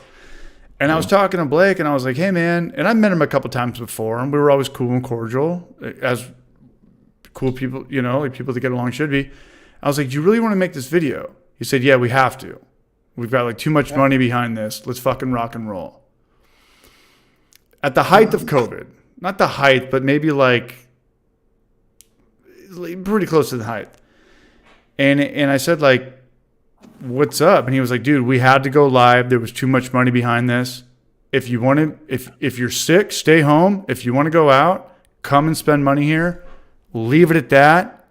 We're open. And it was something that like Californians needed to hear. It was like at that time that was like ballsy and like, whoa, like they're defying like the whole like COVID thing. He's like, we're fucking open. Like come here. And I think that really maybe it backfired like for the first week, but in like the big picture of life, they're killing it now. They're killing it. Not that Dad had anything to do with it, but that was just a cool thing to be like just going back to Trevor and Southfield, like we're gonna open up during COVID or after COVID. Let's fucking roll. Let's let's roll the dice. I think there's one of those things where you see like the stock market and you see all the big traders, and when the market is crashing, that's when people are starting to buy. Yeah, good time to buy. You buy at the bottom, you know. You Right. can only go up from there. Oh, dude, every time I go on YouTube and there's some security guard ripping a dude out of an airplane on like Delta and it goes viral and their stock goes down, that's when I buy. That's when I chime in. I'm kind of kidding. You can't be afraid. You can't be afraid, though. I mean, No. there's a lot of people who were opening up businesses around the same time, and you know, and we tried to do the best at that time, adhere to what the rules were, and we did, but we had no choice. Like we had sunk a lot of money into it, and we were like, if we don't open, like, do we just close, automatically fold, or do we go? If we're going to go down, we might as well go down swinging, and that was the same with Craft Coast as well, and quite a few other breweries around town who were just opening. You know, what other businesses that were opening at the same time? We want to go down swinging, right? So. Commendable. I like it. You know, I don't think there's too many people at this point that are going to disagree. But at that time, it was a different world, especially in California. Absolutely. You know, especially in California. Absolutely. Yeah. Well, good, man. But that's a compliment when I say you come in swinging. It means you come in humbling the competition, saying new brewery, we're the shit. Like, you know, like, you know, people always say come in swinging, like swing for the fences. It's 2 and 3 or what? Well, yeah, it's a 3 and 2, whatever, right? You know, just swing on everything. No, it's swinging when you come out because you're that confident that your shit is that legit, and it is. I think that at the time we tried to cover all our bases too. A lot of breweries were not doing so well at the time because they couldn't sell kegs of beer; they could only sell cans. Grocery stores were the only things open, so all the breweries that invested in their infrastructure to, you know, can beer or bottle beer or try and work crowler machines over time, you know, they did quite well. The ones that kind of stuck to their guns and said we'd never do that didn't do so well. But a lot of breweries surprisingly a lot of businesses made it through that time, but some that didn't innovate didn't. No, right. Trevor's saying all the right things right now, and Trevor's a very humble guy. I've never known him as brash. But Larry, no, Ape, like when he was like, hey, I'm going to open up a brewery, and me and my ex-girlfriend at the time were like, dude, like what are you talking about? We thought all breweries were kind of like doing the same, like, hey, we're going to come in with like 7 IPAs and just like, that's it. Life, what you say, this and that, it's not what you do, it's how you do it. It is not what you do, it's not what you say, it's how you say it. Like everybody could have the same exact thing, and I learned that from Marshall's conversation tonight. Like you could give 10 people the same recipe. Over time, you take that same 10 people, the same are going to get rich and broke and move on and stuff like that. You know, like it's a very good thing that the world isn't fair. It's a very good thing that we're not all the same. Like I'm going to leave it at that in my own kind of twisted, drunken mindset. But no, Trev, I'm proud of you, man. I'm fucking proud of you. And I fucking can't wait for Tampa Bay. I can't wait for Tampa Bay. Yeah. Man. All the odds. First hurdle was getting the wife to approve, and once it was that, then it was just. Dude, we're gonna fucking slay it, and not only that, we're going out there, and I'm gonna try my best now to put up as much YouTube content now to like, Larry's out, 8 man. If you want to come out there, Chris Radiation's in. All the odds is doing his beer competition. Anybody make it to Tampa Bay? I'm gonna shoot like the fucking wackest Homebrew for Life video vlog you'll ever imagine in your life. And if you want to be in that video, make it to Tampa Bay March 2nd to March 5th. So if I do happen to show up there, here we go. This is what I wanted. This is exactly what this is headed. So the 2nd through the 5th, that's a lot of days, man. I mean, how many days are you guys up? It's Thursday through Sunday. And is it? Is that? Yeah. Oh shoot. Okay. So And you can go okay. there for two of them if you want. Larry, do we need to set up a Listen. GoFundMe for you to get you down to fucking from Chicago to Tampa Bay? I should have changed my airfare to fly directly from Denver to Tampa Bay rather than back to Chicago, I guess. But You got a lot of time, man. It's not too late. You probably change it. My wife would kill me. She'd be like, "What? You're going on vacation alone? We haven't gone on vacation in months." What are you talking about? It's BrashCon. You're not going to bring her to BrashCon anyway. It's perfect. All right, I feel like I need another beer. Trev, you doing another beer? Who's doing another beer? I'm just finishing this off, and then I gotta go to bed. Some of us gotta. You're work going to on bed it. after this, Trevor? Oh yeah. Bullshit. Nine Get another o'clock. beer. I'm sick of that bullshit. Get another beer. Not No. finish this one. I've got. One more beer? No. Trev, got one one, more right? beer. All right, hold on. Yeah, I get one. I got Trevor, don't go one anywhere. more. Hold on. Nobody go anywhere. What am Nobody I go anywhere. drinking? Figueroa. I'm drinking this beer from Santa Barbara here in California called Figueroa. It's called Lizard's Mouth Imperial IPA. It is absolutely killer. Figaro is a good. They make good beer. Figaro They Brewing, yeah, do. they make. I went to yeah. Up a north, I beer think. festival last weekend. Yeah, and I don't know what happened with their kegs, but it wasn't great. But when I was up in Santa Barbara last, I grabbed this case of all the mixed IPAs that they have, and this one, I'm not a huge IPA guy, but this is killer. I can't tell how the ABV is on it. Man, I'll tell you something, Trev. Like out here, I'm getting so disgusted by every shelf being just IPA based. I go to a bottle Yeah. shop and it's like, I Yeah. want a multi beer. I want a brown ale, a red ale. I don't care what it is, just something new. Like Just a good or amber ale. Just something Right. neutral. Yeah. Something So mild. we at last year, to our first year, and kind of our strategy, we have a canning machine. Our first year strategy was like, let's can a whole bunch of different things. And if you look at our menu, we only have 2 IPAs on right now. We have a hazy and we have a West Coast. That was it. Our love year that. one Love beer that. was a West Coast, but it was an old school West Coast.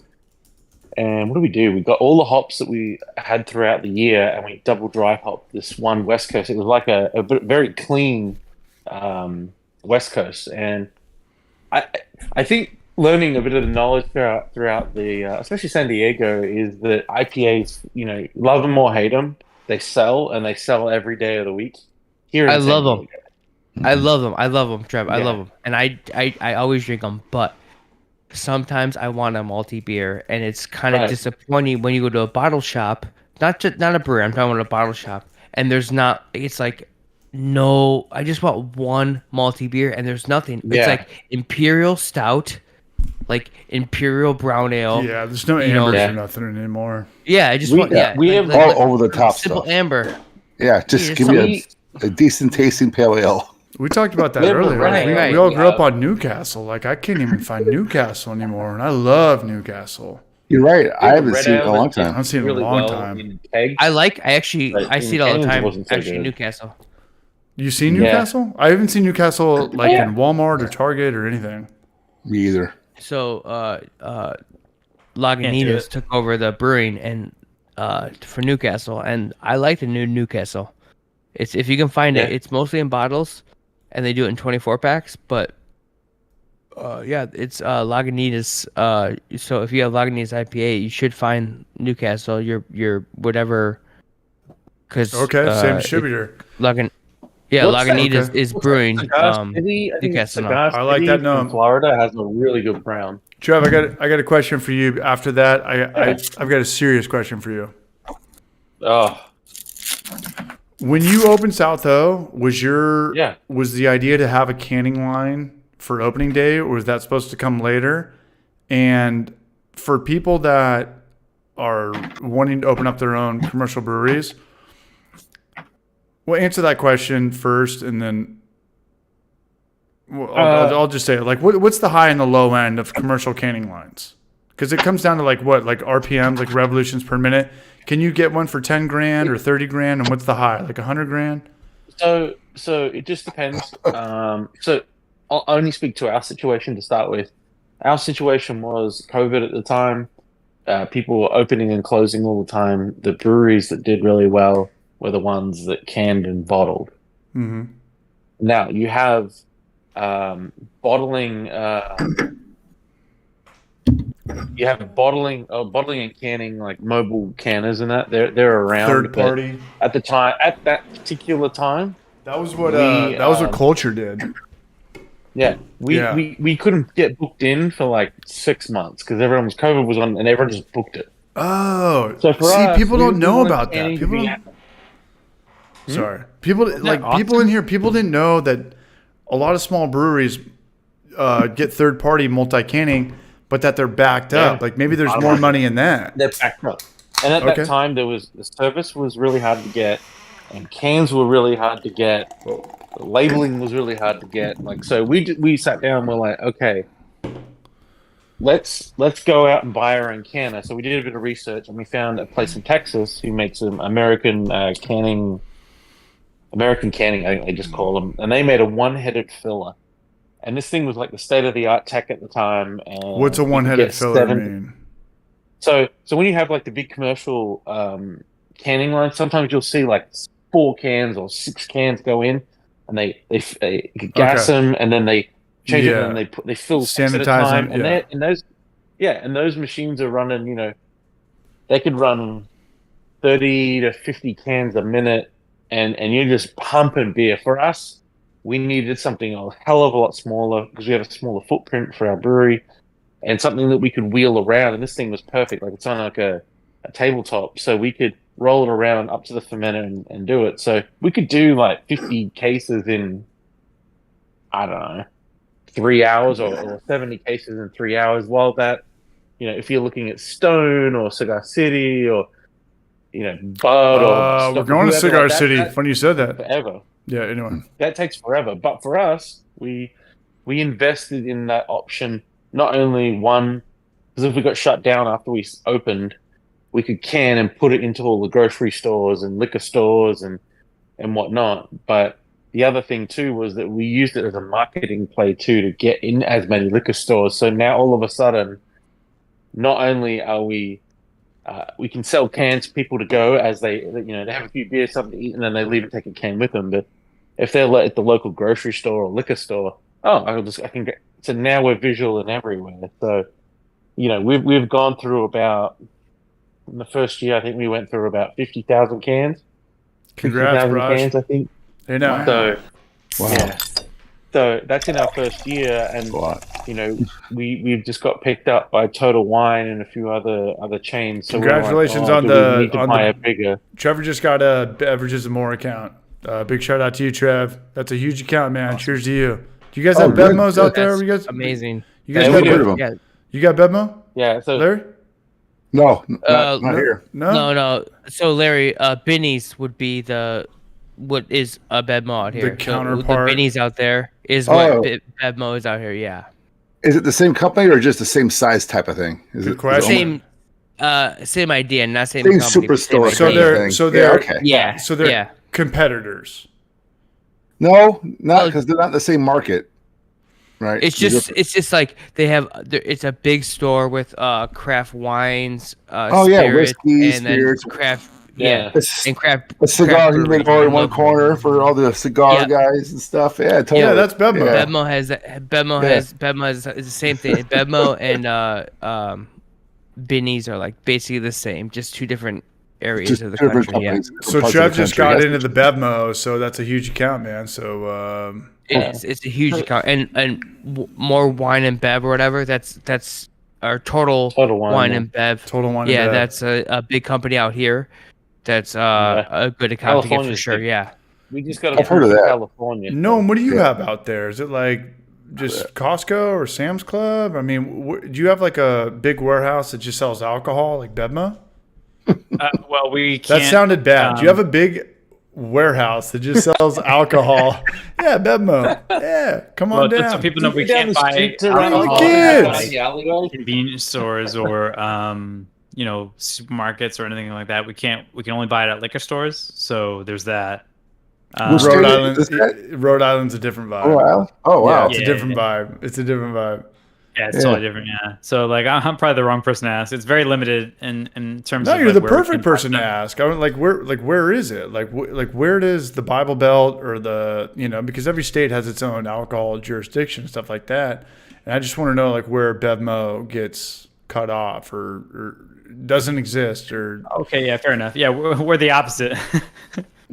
where you can't like buy liquor at like a Walmart. Yeah. Crazy. Go to a gas station here and buy liquor in the morning. Crazy. Right? Yeah. Just get gas. What And part, top of, what part of the state are you in? No. Oh, Which Rhode one? Island. Rhode Island. Which Yeah, part it's of a which part of small Rhode state, Island? so- Yeah. Does Rhode Island all have the same? Like, does every state have the exact same? Because I feel like Rhode Island is like the nipple of San Diego. I have like, no idea what that means. But no, like tiny. Trevor, It's tiny. I've been It's to Rhode tiny. Island before, yeah. Oh, Dude, you could buy unfortunately. liquor from any dude on the street with a cart. but I feel like You every could buy- like counties matter in the South. Like it's different from county to county. But when you get outside of the South, it's just like a state thing. Like Yeah, the statewide state, here. it's a statewide thing. So politics like do matter and don't matter, but they do matter. Like it's just different, really. Like I don't know. I'm gonna leave it at that before I say something I'm gonna regret. Like everything I fucking have said tonight. Maple syrup. Blake Austin, what's up, man? Total Wine is better than BevMo. I mean, does it come down to selection or cheaper price? I can't disagree. Total Wine sounds good. I've heard. I think Yeah, BevMo I has read- a nice selection. Total Wine is just a different format. I got a question. Yeah. I got a question for I agree. Trevor. Trev, And like yeah. all of us brew beer, and we're trying to get the best tasting beer. And Trevor knows that has very little to do with like the success of your business, as what it does with me as a consumer. This place could have the best Manhattan. This place could have this and that. I want to go where I'm going to have the most fun. I would say I disagree. I disagree. Well, disagree with me here, but answer Yeah. this question first. How do you get your beer into Costco or Sam's Club? Is it a volume thing that you have to do? Probably. What's her? How do you get one of those pallets? It's just distribution. It's distribution. It's Well, whoever yeah. just. Yeah. So, Because that I'll seems like a speak to good Costco account. Because and- I feel like they'd flip everything every day. Like Costco and Sam's Club, just like yeah. So I'll Yeah, I didn't like that. Inside Yeah. of that, I'll speak for the. I'll speak. So I used to work in another industry. Oh, you were And- all right. I'll shut up. Yeah. And one of the things was that we work with Costco, and when we first started, we had one particular item, and with Costco at the time, they said to us, "Great, we'll bring you on board." However, while essentially it's a trial. You do a trial with Costco. They'll say, "Okay, we want X amount of product." So let's just say it was beer or something else. They might ask you for, I don't know, let me say 200 cases of free beer, just say that, and then we're going to divide it up into 4 stores. We're going to put it in 4 locations randomly throughout the country. And this is on the federal level. This isn't on the state level or local, because on Costco you have local and you have national. State and national. Guys, for the record, Yeah, Trevor's low key kind of genius. I don't know if you've picked that up by now. Like he's. No, I'm not. Keep going. You fucking And, Paul Bunyan Jr. and- Keep going. So what you would do is you would give them the free product, and then they would say, "Okay, you have to pay us for a shelving fee." So they would say you would pay, I don't know, 20 grand, because for them at Costco, Walmart, any of these big chains, if they have the product on the shelf, they calculate that space is worth this much every year. And for them to put something that's never been there before, they might say, to cover their own revenue streams, they might say, "We want 20 grand or 5 grand per store, and we're going to put it there for 3 months or a month, and we're going to calculate how much is sold. And if it's above a certain threshold, then they'll say, okay, excellent. CH, we love your whatever the product may be. We're going to take it." And then they write the big checks, and they order a lot of inventory. Now, there's other things like, let's just say, many years ago they had the port, LA port, which is a major port for the United States on the West Coast. they had something happen where Yeah. all the ships, all the dock workers decided they wanted to strike. So all these containers were sitting out in LA, off LA for months. Trevor, you're too smart one for of the this. things that You're too smart for this hangout. I'm just saying is there's so many different things involved in working with these guys that at the end of the day, they're like a casino. They always win. I've heard the problem with Costco, and this goes back to a brewery back in the day that would sell pallets to Costco, and they would sell remember the bomber days? Larry, remember bombers, 22-ounce bombers? Oh, I still buy them. You still buy them? Find them. I missed If you can find them. I missed them. Yeah. Right. Yeah, exactly. They're not around here anymore. They're not I wish around. they were. What was a bomber? Or what was a case of bombers? 22 ounce. Well, I bought them one at a time, so I don't know. I always buy them all apart. But you would go. For me, it was like special releases. It was like big barrel aged stouts, like the Clown Shoes era, which I talked to you like multiple times. CH. Like, yeah, 100%. It's just gone now. Yeah, like the high gravity stuff, the Blackwood ales, those brews, kind of things. Blackwood, Fresh County You ales. share in the with house. somebody else. No one likes those beers anymore. No, but here's Especially the thing. in a bomber. No one No. drinks them all. But here's what I was gonna say. Here was the problem with my buddy's brewery that sold to Costco. They were like, "Oh, this is the best account. Like, this is gonna bring us so much exposure." Yada yada yada. They sold their bombers, their 22-ounce bombers, for like $8 a pop. They went into Costco and they're like, "Dude, they're selling our beer for like $4." And you're like, "Whoa!" Like everyone thinks we have like cheap, shitty beer. You know? Have you guys heard that story? Trev, you know that story? Not only will they, a lot of Costco, Walmart, They're not going to sign anything that says we have to pay or sell it for this price. They're going to do their own fucking thing. There's no what do they call it? MAP pricing, which is like when Nintendo advertised price. When Nintendo sells their systems to everybody in all 50 states, they sign on a dotted line. You cannot sell this system for under $300. Costco is like type of Nintendo. Costco is the exact opposite. Like we're the mother brain of this whole. We're like you're in our world. Do you know Kirkland? Kirkland Signature. Their beer gets made out of Costco's. That's Costco's own brand. And I what know they'll that. do is if they find a product that's just killing it, they'll try and reverse engineer it and then make their own version of it, and then eventually fade that brand down. Dude. Put their own brand in as the same thing. But they They're so yeah. smart. Okay, but I got trivia for you, and this is last time that I at least made a video on this. Kirkland Signature, yada yada yada. You know who makes their vodka? It's Grey Goose. You know who makes their beer? Gordon Biersch. It's Gordon Biersch. That's pretty much up there with. What would you consider the biggest brewery in San Diego? Carl Strauss? What, individual or distributor? All of it. Distribution, tasting rooms. I would probably still say Stone. I would say Stone. But Stone isn't really Stone anymore. That's like they're the largest market. They're huge. I don't know. They're pretty big. Well, in San Diego, yeah. I mean, when you live in a bubble in North County or Oceanside or Carlsbad, I mean, you would think that our beer was. If you were just in Oceanside all the time, you'd think our beer was like one of the big ones. It's not. I'm gonna go. Well, hey, we're gonna go in a counterclockwise thing because it becomes how big you are versus like integrity of credibility. In credibility, integrity are kind of the same thing.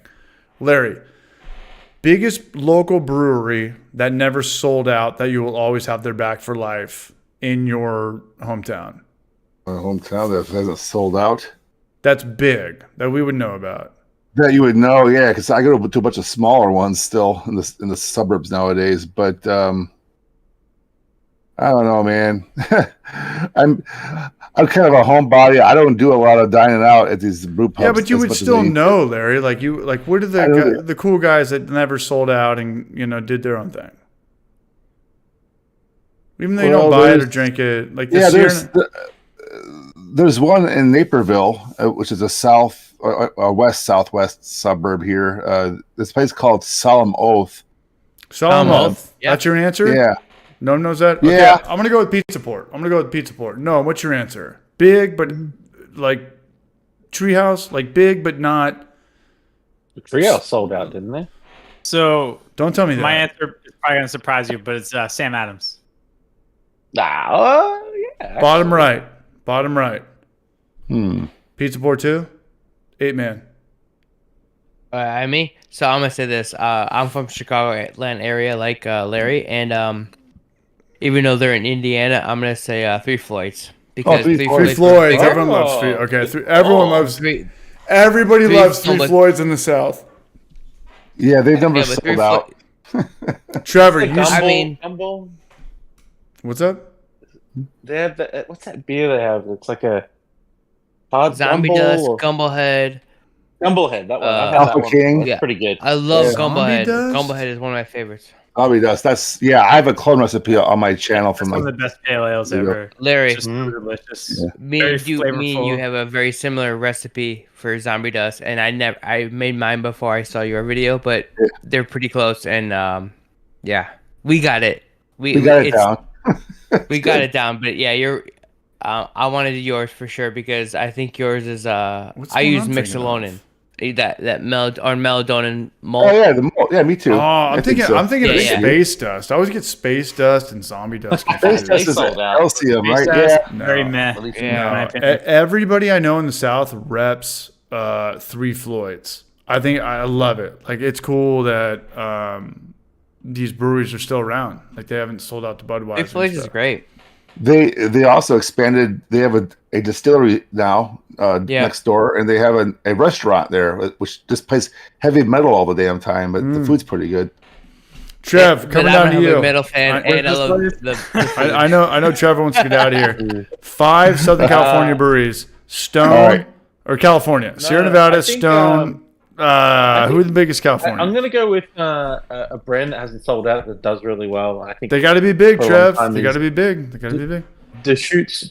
Oh, good answer. Deschutes is amazing. Good fucking answer. Deschutes scores. Deschutes They're amazing. scores. The shoot Yeah. is amazing. The shoot Yeah. is amazing. Always quality beer. And I Yeah. went to the bar I went to the grocery store the other day. I was picking up I don't know, some Starbucks bullshit little coffee thing. They're putting Juicy on their pale ales now. They're putting Juicy on their orange and yellow label stuff. And we talked about that, Gnome. I mean, I'm sure they were doing it before we talked about it. People went from saying New England IPA to Northeast IPA to hazy IPA. Now everything's just juicy. And I thought that was a hazy Yeah, thing. Now they're using it for just pale ales. It's It's a marketing gimmick thing now. Yeah. no. And Trev, I Because even talked. people that don't know about hazies will buy that based off of the name Juicy. Like, No. oh, that sounds good. Yeah. And they'll buy it. Trev, I was Juicy's texting. been around here for a while. It's been around, but I was talking to Mike the other day from Culver, our buddy that he's been in a couple Homebrew for Life videos, and Kind he's of a like, dude, local legend. he's like, dude, I fucking hate it. He's like, I fucking hate the word juicy. Like beer isn't supposed to be beautiful or marketed. It's fucking beer. And I'm like, well, yeah, but when there's 50 million of them, you got to figure out ways to stand Doing it, out. Larry. I'm doing it. Yeah, for sure. You're doing them all, Yeah. and I think marketing no, and we were name just is a cracking big up. deal. Pour a little here, will you? I know. Let me get a shot of that There you go, Marlowe. buddy.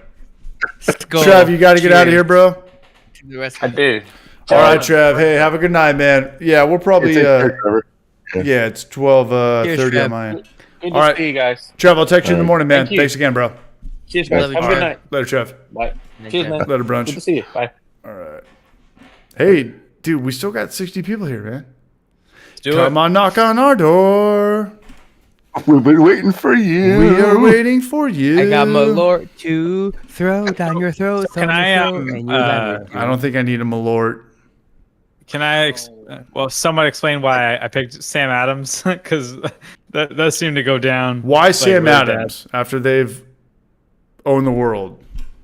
Well, the thing is that I that like Sam Adams. motherfucker. What's All right, wrong first with off, him? he found his recipe in an attic that was like from like his grandfather, or whatever, and he decided to brew the recipe and expand on it, make it better, Yeah. and it became something that was actually really good. And he would literally put cases of beer that he brewed on like a dolly and wheel it into liquor stores and hand sell it basically to people. I love it, Larry. That's why because the reason why I said that also was you were kind of biggish brewing companies. in terms of like craft beer, like, I mean, it depends on what you mean in terms of like how I should have probably said how many like barrels sold or whatever, but like Sam Adams, like they're still independent and they're huge. Like they're sold all over the world. A brewery like Treehouse doesn't fit that bill. You know what I mean? Like they're very regional. There's people that know who they are, of course, and there's people that seek out their beers. But someone like Sam Adams is like very very highly regarded. They do different things and they're Cheers, also Larry. huge. Anyways, I'll shut up. No, I was just cheersing Larry, man. I was just cheersing Larry. Like, Oh no, I'm listening. I'm just. Hey, I no, was no. just. No, we're chilling. No, yeah, it's just I actually agree. I agree with 100%. Like, I think that sometimes it's like there's this more appreciation. We have to understand like this small company. Like, it's just like when companies grow to be as big as they are and popular as they are, and they do it on themselves and not without a backing, But like even like you said, Sam Adams, it's like it's a good company. Like they have a big backing, but like they were not nothing. They came great from company. nothing, and that's why they're so good. Great company. I also another caveat was you said regionally, like in where I'm from. Like that's why I said Sam Adams. Like Oh, that makes more sense. Yeah, I didn't even consider that. That was one of the biggest parts of why I said that. Like because like Treehouse could be an option or Trillium and stuff, but like Sam Adams is like bigger than them. Even which is crazy to think of. Like, but But they they're are still independent. They're, exactly. in my mind, they're still like Right. independent and do what they do what they do. But Very good for them. Yeah. they do what they do to make money. But without they also support bending, and local. but they know they get that call from Budweiser all day, like, hey, let me buy your shit. My guys with money are like, hey, let me like buy in, like. That's fine. That's fine. As The long whole as they, family tree is like, nah, the- man. We want to grow kind of a little bit more organically, and that's why we're talking about it right now. I mean, if a big company says, Who's hey, stoked off Goose Island? Who's stoked off Goose Island? Actually, Not anymore. Who's stoked? they used to be great back in the yeah, they 90s. did. That's what I'm The saying. Honkers, They did, and everything was awesome. Who's stoked off Goose Yeah, Island now? I'm- Who's like, hey, Budweiser just sold them out. You can buy it anywhere, and they cut all these Well, corners. Like, let's go there now. I still buy their shit, but I'm not. Why? Because it's affordable. Oh, Larry! Just because. Here we go. Because That's we do it. here comes the Larry's berries. That's the Larry that I know. All right. Larry, I was gonna wrap it because up they do after this. Now we have to do another one. Not only that, but I have to put I might put a dipper in and drink a beer with that in. And Tipple Cat don't do that. Damn, he's got that blue Oh, label. the blue label. Oh damn.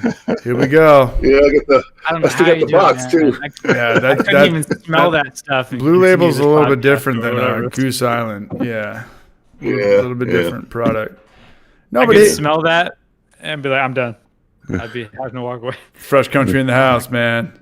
All right, here we go. I'm gonna try to do that for once. I haven't done that in a long time. I'm gonna put a dipper in and we're gonna drink beer. Solely because Larry is drinking Blue Label right now. BRB. Well, officially, this is still the Four Roses. I was just kind of Northwest Small Batch Brewing was asking me if I was drinking Scotch. So this is the Blue Label from Johnny Walker. I don't have any other Scotches in my inventory. Oh yeah, I do.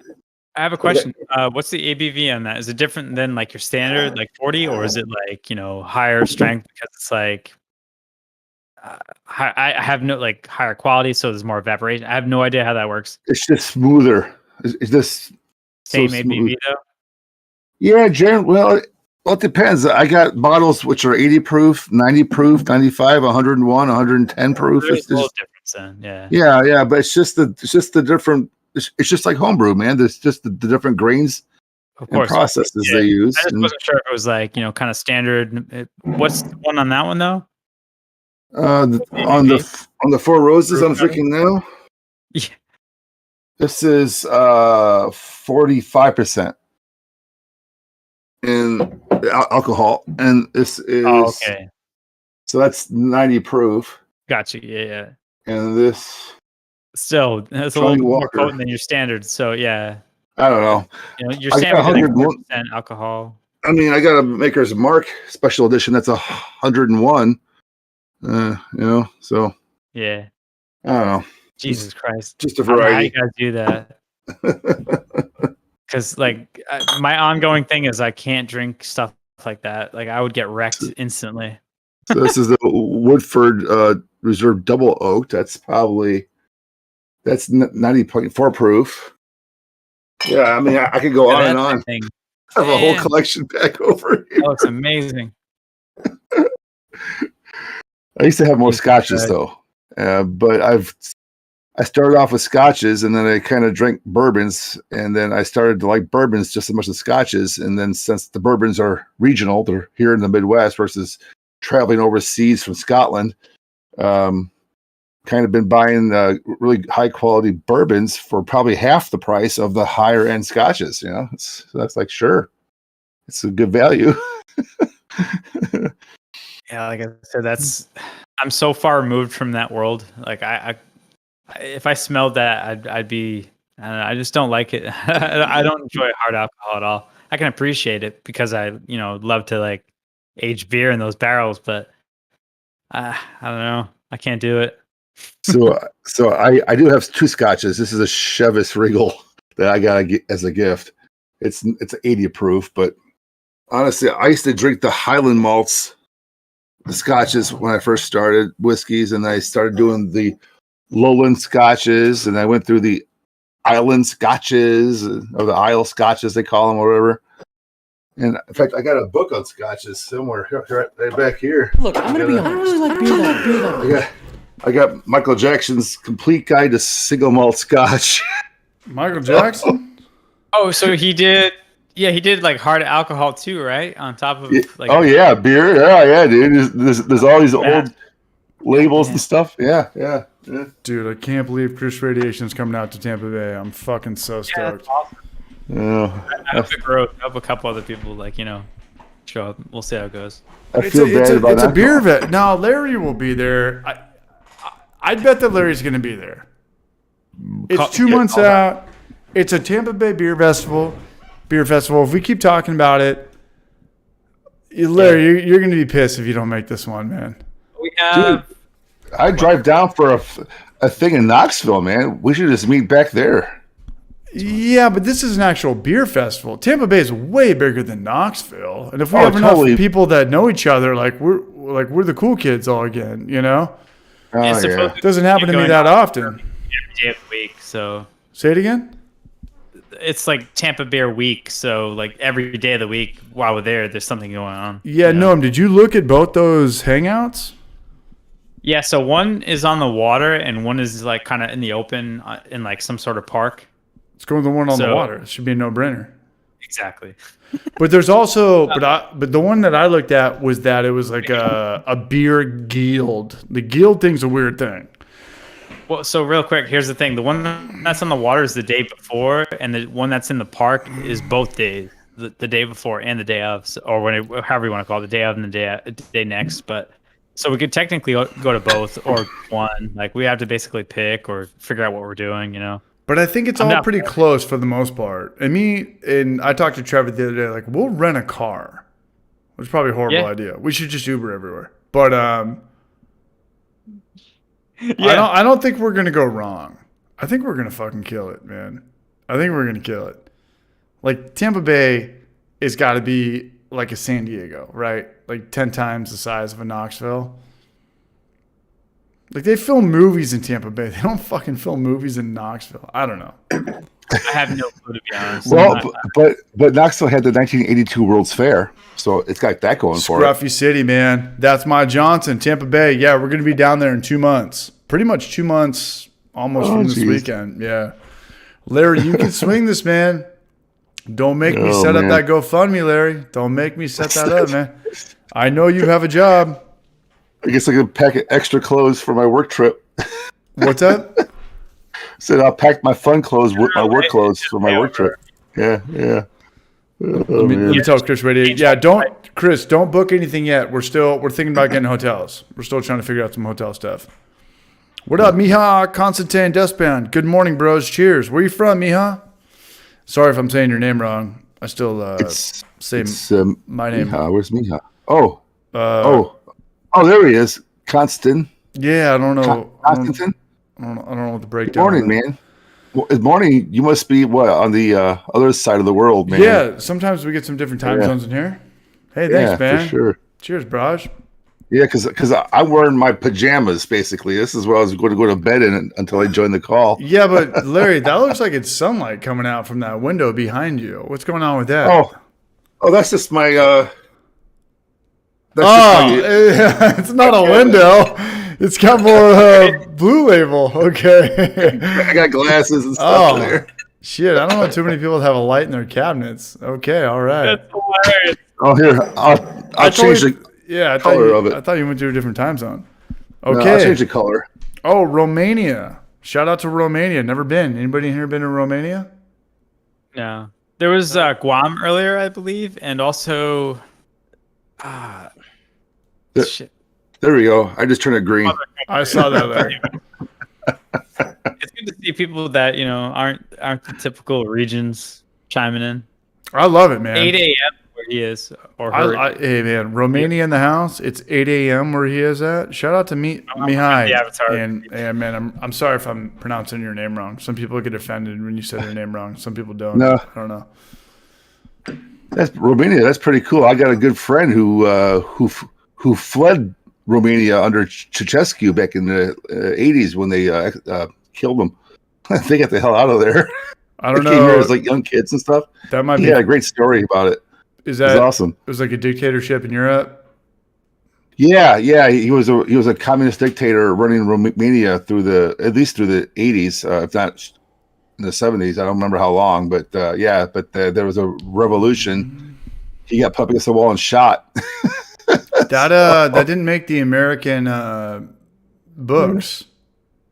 Oh, it's out there, but I know a bit about it because of my buddy. I told you, he's from there. He came here when he was like 5 years old, so he still remembers a little bit from the 80s there. So, anyway, Yeah. No. Yeah. And with that, like, especially with this whole like Russia, Ukraine stuff, like, I just want everyone to know that, like, let's just have the world. Like, do we really need any more like dominating or like taking over at this point? Like, we've been around a long, like we're kind of established, right? Do you really need to like fuck with the country or bomb with anything at this point? Like, no, like we're just established. Like, just travel, drink beer, go to that country, and like leave it at that. Like, I hope we're at a pretty good time.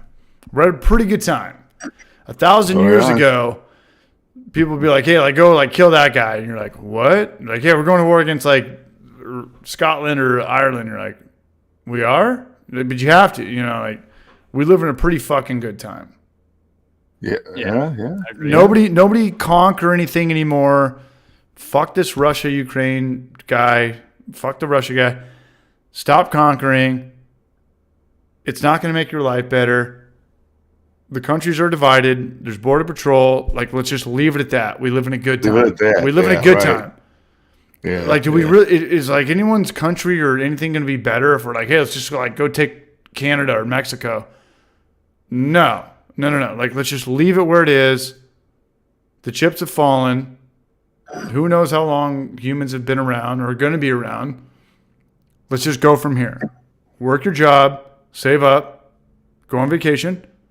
Drink beer, see cool shit, and don't fuck with people, and live your life. Those are rules to live by. Yeah. And your life's going to be good. You're going to die. Yeah, for real, dude. People are afraid of dying. I'm not. I'm afraid of living forever. People are like, oh, I'm going to die one day. Imagine living for 200 years. That's hell. You're born, you live, you die. Changing your diaper every day. No. Be peaceful. Do chill shit. Travel the world. It's the best education you will ever fucking have, by so far. Like, the best education you could ever have. Come back, just put the world in perspective. Just put the world in perspective. You think this place is so bad? Oh, really? Go to that place. You think that place is so good? Really? Go to that place. You're like, whoa, man. Like, give it a try and see, right? sometimes you look at like human species and you look at them and you're like, are you even like a human? You guys are like, you guys work harder than ants, but we're the same, like fucking, like kingdom, phylum, genus, whatever. And you see like this little guy like breaking his back to work all day, like he's pretty much hopped up on like Adderall or whatever. And he's like going to do this whole thing. And you're like, I'm never going to complain ever again. I'm never going to. And then you come back to America and you get stuck in traffic and you're like honking your horn and flicking everyone off. First world problems, right? Yeah. Yeah, man. Like, dude. Where's my cheeseburger? I've been waiting 5 minutes. I know this. I know this much. The people that hate America are the people who have never left America. I know that. I at least know that. So. Yeah.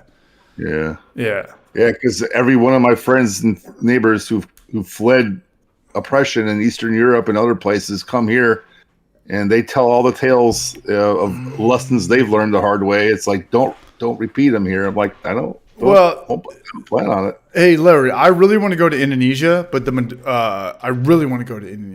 majority of Indonesia is still like Muslim country, and a lot of Muslim countries, marijuana is punishable by death. Yeah. And the thing about... Don't go there. What's up? Just kidding. I said, just kidding. I said, well, don't go there, man. You're going to risk too much. I'm just kidding. No, Indonesia is like one of the most beautiful places on earth. Like the beaches, the waves. Beaches, the volcanoes, everything, yeah. Yeah, but it's Muslim, you know, Muslim. It's kind of like Christian or Catholic. Like they got a lot of power. Mm-hmm. Sure. Different power. Anyway. Far away, though. But he was saying, he's like, if you ever go to Indonesia, never rent a car or never drive a car, because here's the thing: like 99% of people in Indonesia ride motorcycles around, and they'll have like their kid on the front, and they'll have their kid on the back. Like 5 people will be on like a Honda 250cc, and if the car hits them by default, the car loses. So if you're a drunk motorcycle on your family and you run into a car, the guy in the car, I guess, has to like go to jail for life, which doesn't make sense. But it's also, and I trust this guy, and I was like, dude, that doesn't make sense. He's like, no, that's how it is. I was like, yeah, but like that doesn't add up. He's like, no, if you're on a car and you hit somebody on a motorcycle, you're at fault. So always Uber and get a taxi driver everywhere. And I was like, dude, I'm never leaving America ever again. I don't know if I want to go there now. Yeah, no. Yeah, man. Hey, as far as the people that hate America, talk to people who have been to at least 5 countries or 10 countries, and then see what they hate or love the most, and then see if they really hate America. But the people that have never left America, that think that America is the worst state of all time, you're the last reliable source. You've been in a bubble your whole life. Like you haven't seen anything else but what you grew up around. Yeah, right. You have no concept of anything. You have no concept of perception or anything. And no study of history either. Go to Hawaii. I would love to go to Hawaii. Hawaii is just super expensive. Yeah, I've been there one time 20 years ago, but it's 20 years ago. Pretty expensive. Same for me, Larry. I was there for my 21st birthday. Oh, yeah. I was there back around 2001. 2001 or 2, somewhere around that time. Same with me. I was in Waikiki. Where were you at? We went to 3 islands, Oahu, the Big Island, and Maui. No clue what that means, but... Well, Waikiki is on Oahu. That's like Honolulu. So I've been on that beach too. Yeah. Waikiki was like the surfing touristy place, the golf, like very Americanized or Australianized. Yeah, the Waikiki beach is just like a small little, like shallow, almost like wading pool because of the reefs and stuff. Yeah. It's right downtown Honolulu, right on the beach. Yeah, they knew how to catch it. But the best surfing the best surfing is on the north side of the island, from what I'm told, right? Because that's where all the waves and the currents are coming in, making those giant waves. So you got to go around to the north side of the island, whereas I think Waikiki's on the south end of the island. One of them's by Snake Eyes. But yeah, to answer Adam Hattie's question, does CH have a dip on? Yeah, I do. What's up, Adam Hattie? Much love, you brunch. Did we lose 8-Man? Is it getting late? Should we get out of here? He left. And Zach did a smoke bomb. Oh, he's back. Oh, shit. Shit, Back dog. at He it. smoked Well, I bomb was back right, in, but it was in dude. the opposite. That was like He did a smoke bomb and then appeared. I told y'all this is going to be my last beer of the night, but I'll do it with a dipper in. I got one more beer left in here. I have a half a keg probably left. I'm not going to finish that tonight, though. That's Larry, for sure. Larry doesn't drink beer anymore. He just goes straight to the, what's it called? Malart? Not Malart, but. No, I was just drinking the bourbon. No, Larry's got the good stuff. Yeah. Hey, so Short Circuited put a video out. Yes, about the AI thing recently. Yeah. Yeah. That's pretty interesting. It was. I hadn't even heard of that open AI. I mean, and I work in software, so it's like, what's this? No, but Larry, I haven't. I don't write my beersmith stuff down. I just go for it now. Like I don't save any recipes. Do you save recipes?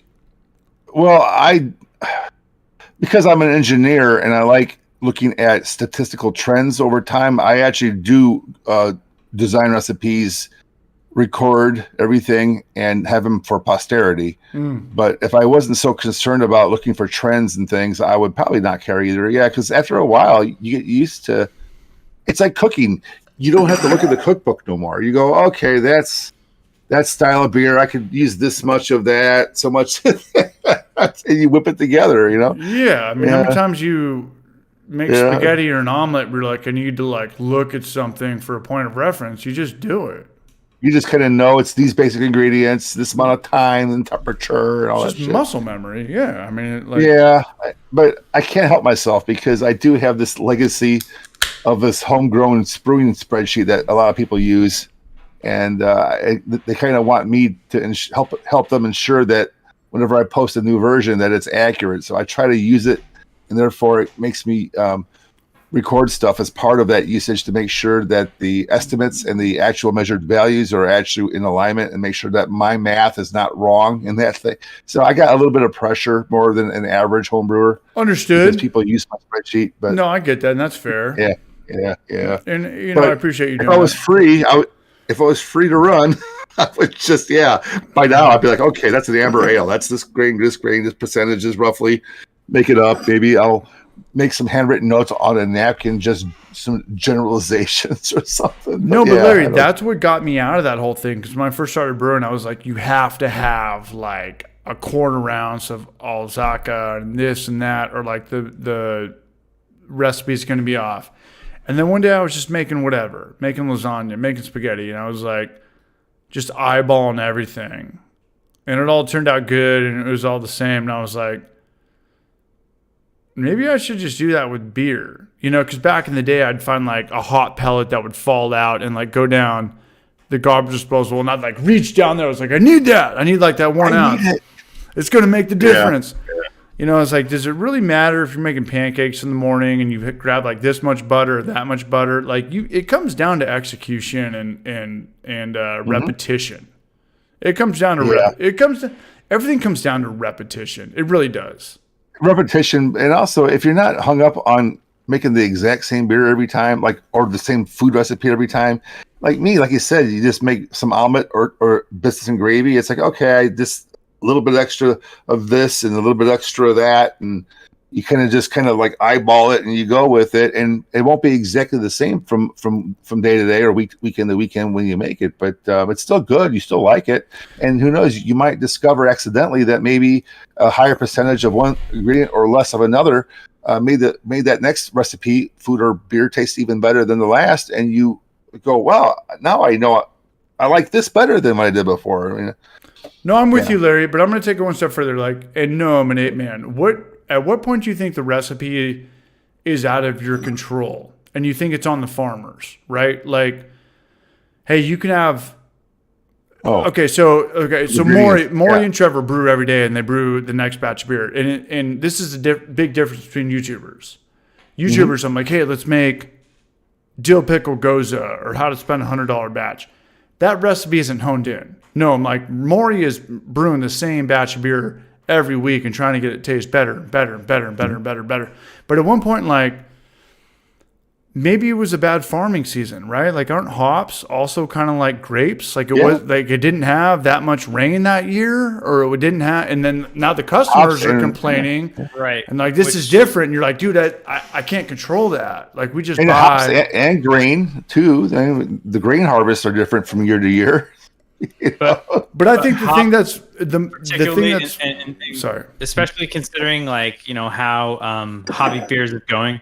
Like to use 7 different hops is not a good decision because like you can never brew that beer again. It will never ever taste the same. Not in 100 years.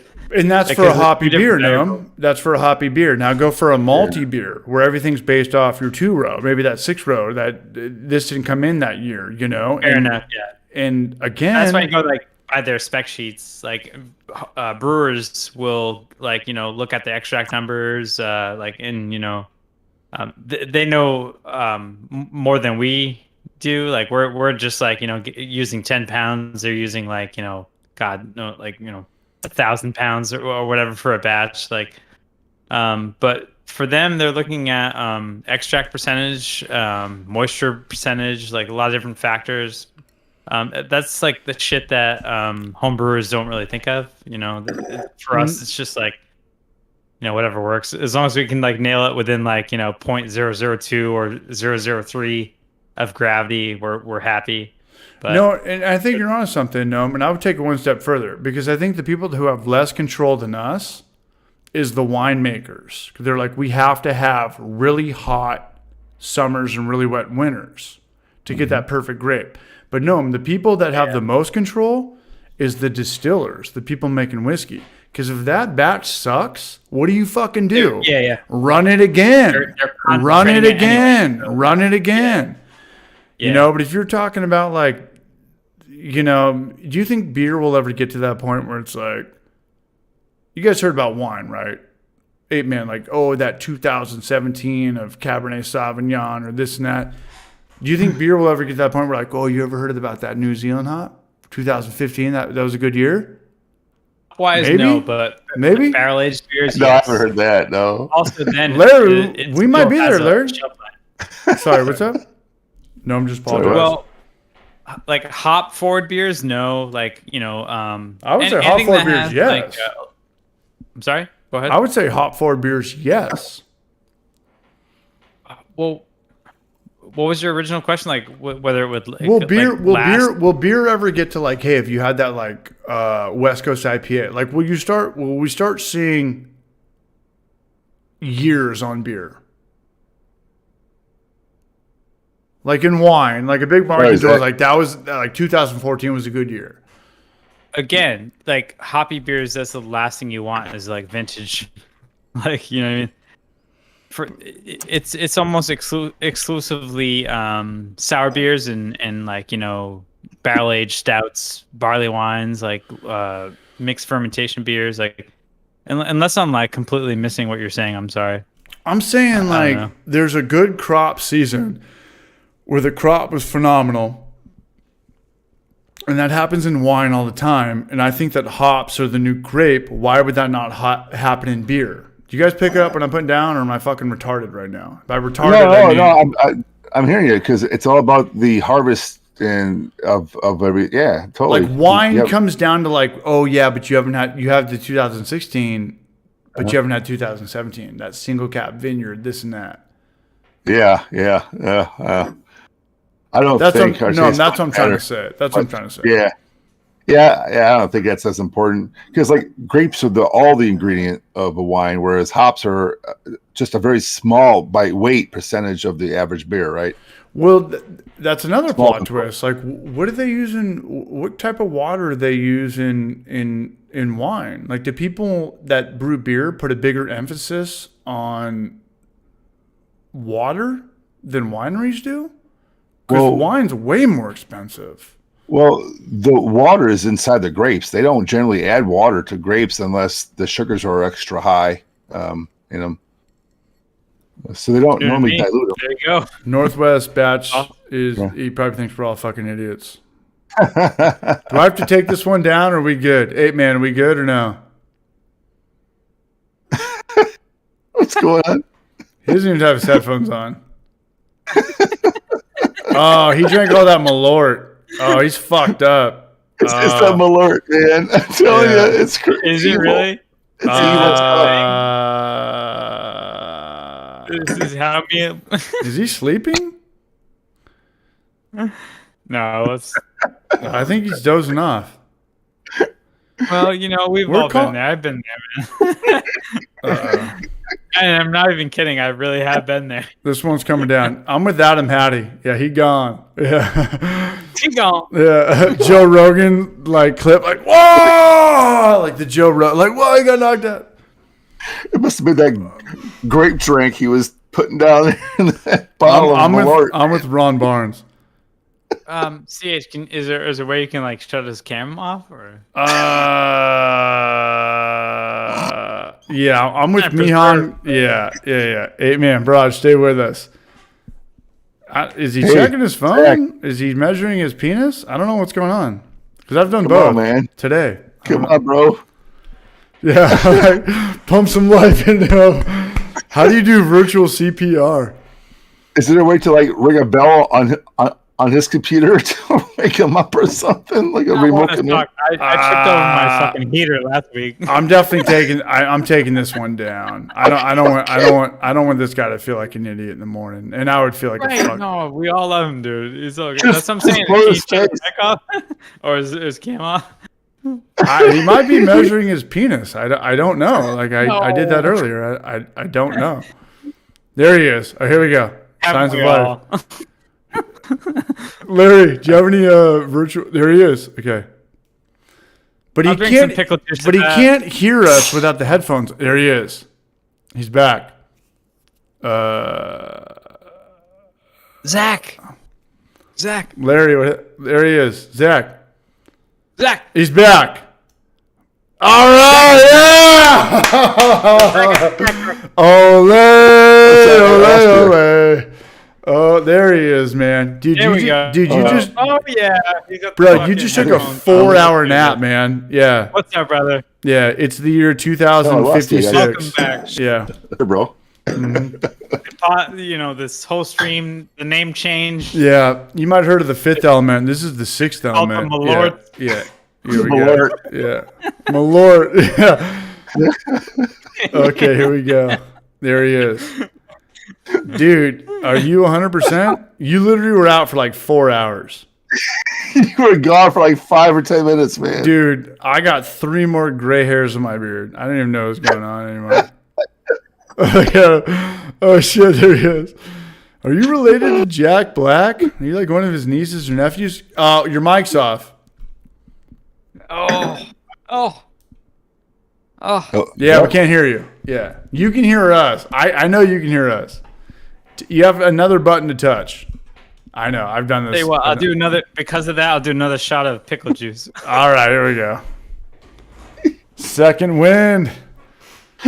Sharpie IPA.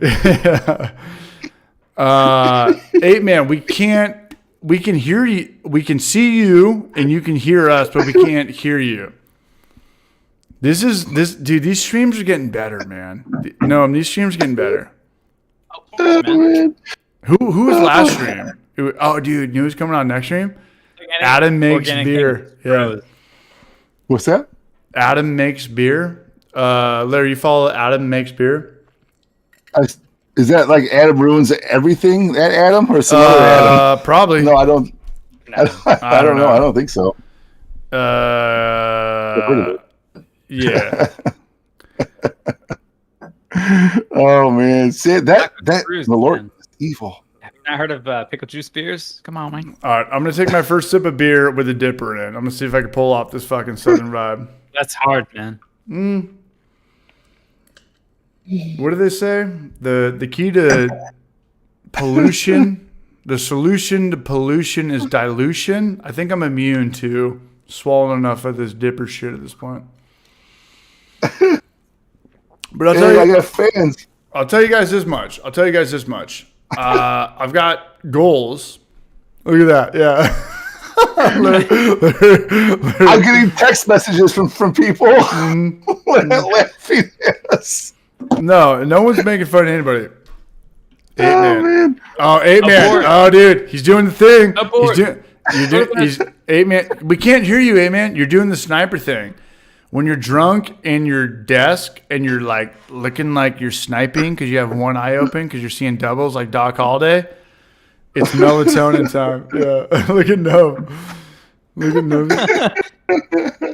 He can hear us though. Like I want to hear you. I want to hear 8-Man. He is pulling some serious Jack Black vibes. He's got some orange. Yeah. He doesn't know. He can hear us. I don't think I don't know. Maybe he took some. What's that? What was that one drug 10 years ago that shut your motor skills off? What was that one drug you used to put in your buddy's bong and then he would like start crying? Oh yeah, that was that fake weed stuff, wasn't it? Yeah. What was that shit called? Salvia. Salvia. He's on salvia right now. Yeah. Don't jump through any windows. Yeah. Salvia. Yeah. Nobody do salvia. My best hack of all time. Hey, Priyak, I haven't muted him to begin with. He muted himself. He malorded himself. He's on the malord vibe. he's on the Malort train. He became one with the malord. Oh, here we go. Oh, shit. Well, I saw him do that earlier. Holy shit. He may have muted himself. He just hit his mic and it made no noise. So Is there a way to unmute him? Dude, I never muted anybody to begin with. I can't mute individual people.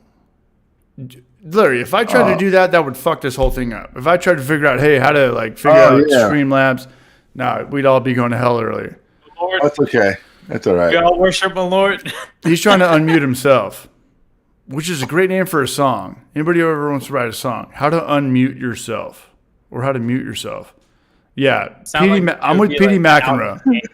Oh, dude, one of my good friends, we had to cut off after one night after him doing salvia. He ran outside, tried to fight neighbors, broke into somebody's house. The cops showed up, tried to fight two cops, and they broke his humerus. And thank God it wasn't my fault that night. I didn't give him the salvia. Somebody else did. And yeah, that drug should not be legal in America. It's just a matter of time. Salvia is a fucked up drug. It's a fucked up drug. The weird thing about it is it like hits you instantly, and it's also very short lived. It's not like a prolonged trip. And Dude. For me, I never actually experienced it. Like I've seen some videos because I fought it off. Like as soon as it started coming on, I was like, all right, literally, man. Like no. And like I never really had like a trip, to be honest, because like man, that shit's frightening, to be honest. Like ugh. It's a better drug knowing going into it like what it is than it is to prank somebody on it. If you prank somebody on it, they're like gonna wig out. But if you're like, hey, I'm gonna go into this, I think my brain is smarter than the drug, and you have to always kind of think about that. Like when you're doing drugs, I fucking love drugs. I fucking love drugs. I fucking love drugs. I love drugs. I love sleeping pill, ambient, like drugs, like Ambien, melatonin, Adderall. So here's the cocaine. thing. I agree with you, but I would call it expanding the mind. But if somebody like put that in me, like pranked me, like at a bar or something, I don't know how I'd react. Hey man, gave up the good fight. But I played football growing up, and some of these guys that I like had D1 scholarships and were like the toughest guys I ever knew that I looked up to so much growing up. They're like, hey, like CH Coos, give me a bong rip or whatever. We'd be packing balls. I'm like, hey, yeah, whatever. I put bong rip or a salvia underneath that, and I'd stack that with weed on top, and they'd rip it because back in the day it was like who could rip the biggest bong rip, and they'd start like crying and drop the bong, and I'd be like, hey, got you, and they'd be like shivering and sweating, and you're right, like 3 minutes later they'd get up and be like, 100% back to normal. Like you just came up from like drowning underwater and now you finally got air. And you're like, so, and I was like, yeah. And they're like, dude, yeah. But it was always like guys that I kind of knew to an extent, or my buddies' older brothers. I don't know. You're like that guy that was pointing the finger at the guy who's like having a heart attack. Oh yeah, yeah. Well, I got to a point where I got bullied so much growing up by like my buddies' older brothers. When I was finally old enough, like we were finally like, we're fucking with you now. You know, like you guys got all fat and shit from college. Like we're fucking with you, and that was some of the like best memories I could ever have. Oh, it's so funny. This the guy's choking on something. You're like, I mean, if he's like swallowing his tongue and like, you know, eating his fucking mouth out, like I'm going to help him out. But if he's just like having a bad anxiety trip, I was like, that's what you put me through in junior high, motherfucker. Oh, I see. This just came full circle. Yeah. Yeah. You can still probably beat me up in a one-on-one, you know, fist fight thing. But like, I'm gonna get you now. I'm gonna go ahead and get you. I'll get you right now. Yeah. And if you're and if you wake up and you're cool and you snap out of it, and you're like, hey man, that like CH, like that was a good prank. I'm gonna respect you even more. If you wake up and you're like, oh, like who did that to me? Someone's got to die. Fuck you, then. You know, like you're out. I don't think I've ever tried that salvia. I just knew about it at the time. Well, it comes down to pretty much like a doctor's order thing. It's like a 5 milligram thing or a 10 milligram thing or a 25, and they used to sell that at bong stores, like way before internet was. That. I mean, yeah. And I would buy it too, and everyone would come over to my house. And I used to sell weed in college. People were like, yo, CH, like, can I get a bong rip? I'm like, yeah, I got you. And they just be thrown up in the kitchen. Yeah, I kind of used to suck, but I kind of was fair. All right, Northwest Small Batch Brewing, best pizza spot in Chicago. My favorite Chicago pizza, Pequod's. Which actually, it's not a Chicago deep dish. Which oddly enough is not Chicago style pizza. It's typically Detroit style. What are the styles? I respect your. I want to try that pizza.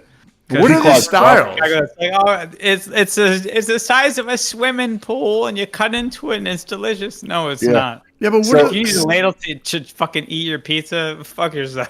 Yeah.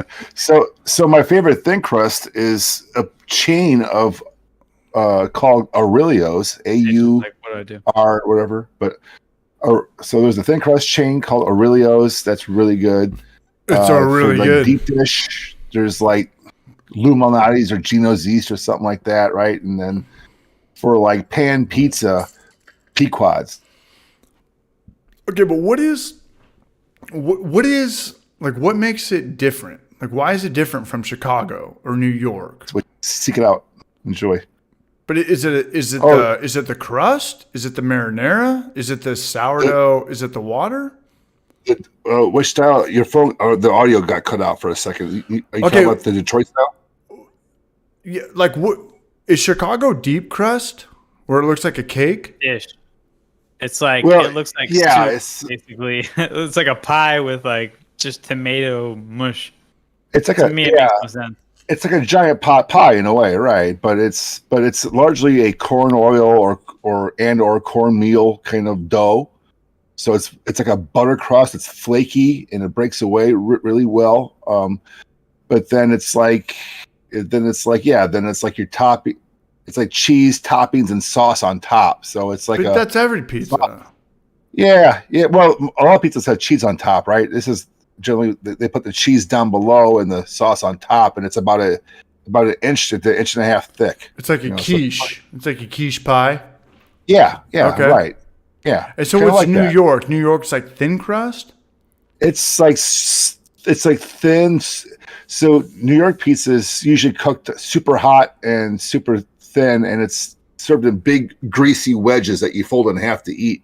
Yeah, I like that. That's my favorite. They're big on like just cheese and sauce. Yeah. Like they're not like, pepperoni or like tons of like toppings and stuff. It's just cheese and sauce that you like fold in half. And like one topping maybe. I mean, it's not anything stacked. 3 a.m. Yeah.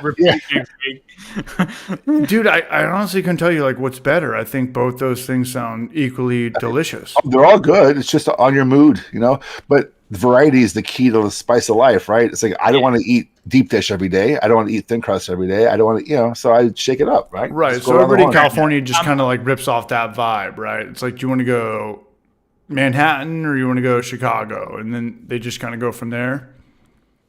Yeah, I suppose. But I'm Yeah. the worst person ever to talk to about pizza because I think it's all delicious. It's bread, melted cheese, and marinara. Like I could go to Little Caesars, fucking And get Little Caesars, yeah. jerk off Do while that. I'm eating that food. Like it's just hack food. Like it's so.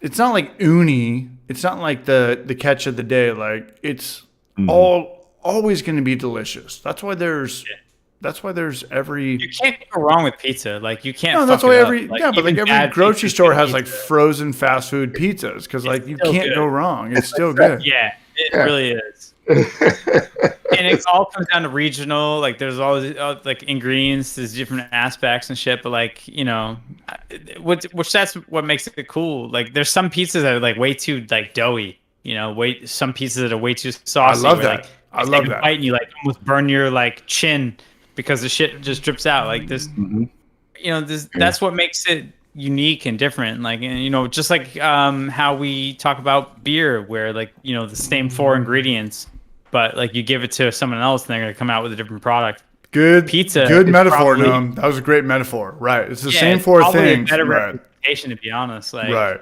But not only that, but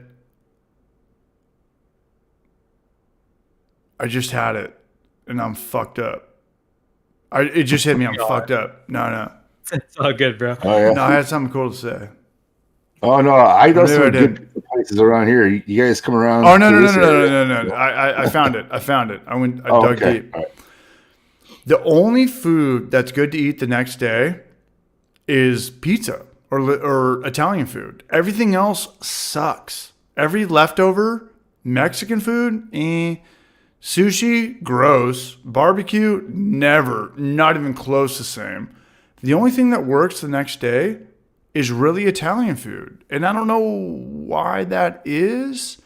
And I had a college roommate that would fucking have like leftover Taco Bell tacos and put them in the microwave the next day with like lettuce on it and eat it. And I was like, dude, you make fun of me because I'm fucking I suck, but you fucking are eating leftover like Mexican food with lettuce in a microwave. I could never do that. In my most Deep dish. baked out hour, I could never eat a leftover Over like refrigerated. wilted. No, Wilted, yeah. Oh no. And not- But but you're right. it's Pizza. it's only Pizza. Italian food. It's only Italian food. Yeah. Yeah, No, just no. pastas and meat sauces and meatballs in general. Yeah, I mean, Yeah, but Larry, it heats fine. even like barbecue the next day, everything's like stuck together. Like barbecue is like sushi. It has to be like the catch of the day. Yeah, it's like dehydrated the next day. It's a little bit drier to chewier. You have It's to, disgusting. You really Yeah. need to like slow cook it all over again, and no one's doing that. Like there's really not good food that's left over the next day. Chili Unless gets it's better Italian, with age. unless it's like lasagna or spaghetti or pizza. Or chili, apparently, according to this guy. Chili, I would agree chili, with that. chili's Yeah. kind of got this weird loophole though, because it's like in between like food and soup. It's like half Yeah. appetizer, half entree. So it's got this weird. This is consistent. Longevity to it. It's got a longevity to it. There's really, unless you like fucked up with like too much green scallions in there and you just like destroyed it with too much vegetables. Chili should be good. But nah, man, like really good food you need to eat that day. And I've had steaks left over and you bring it out and it's like, nothing is the same. The only thing that works is fucking That first Pizza. minute where it comes off the grill or out of the oven, you're like, yeah, fresh. It's steaming. It's heated through. It's like freshly baked. Well, Larry, Goose Frappa says Mexican food is up there. But if you think about this, Mexican food and Italian food is pretty much the exact same food. It really, like think Spain and Mexico. Like it's. No, I don't think that. That didn't make too much sense. No, Like that does. lasagna and enchiladas, kind of the same thing. It's kind of the same thing. It's like a red marinara Sauce based. Sauce based.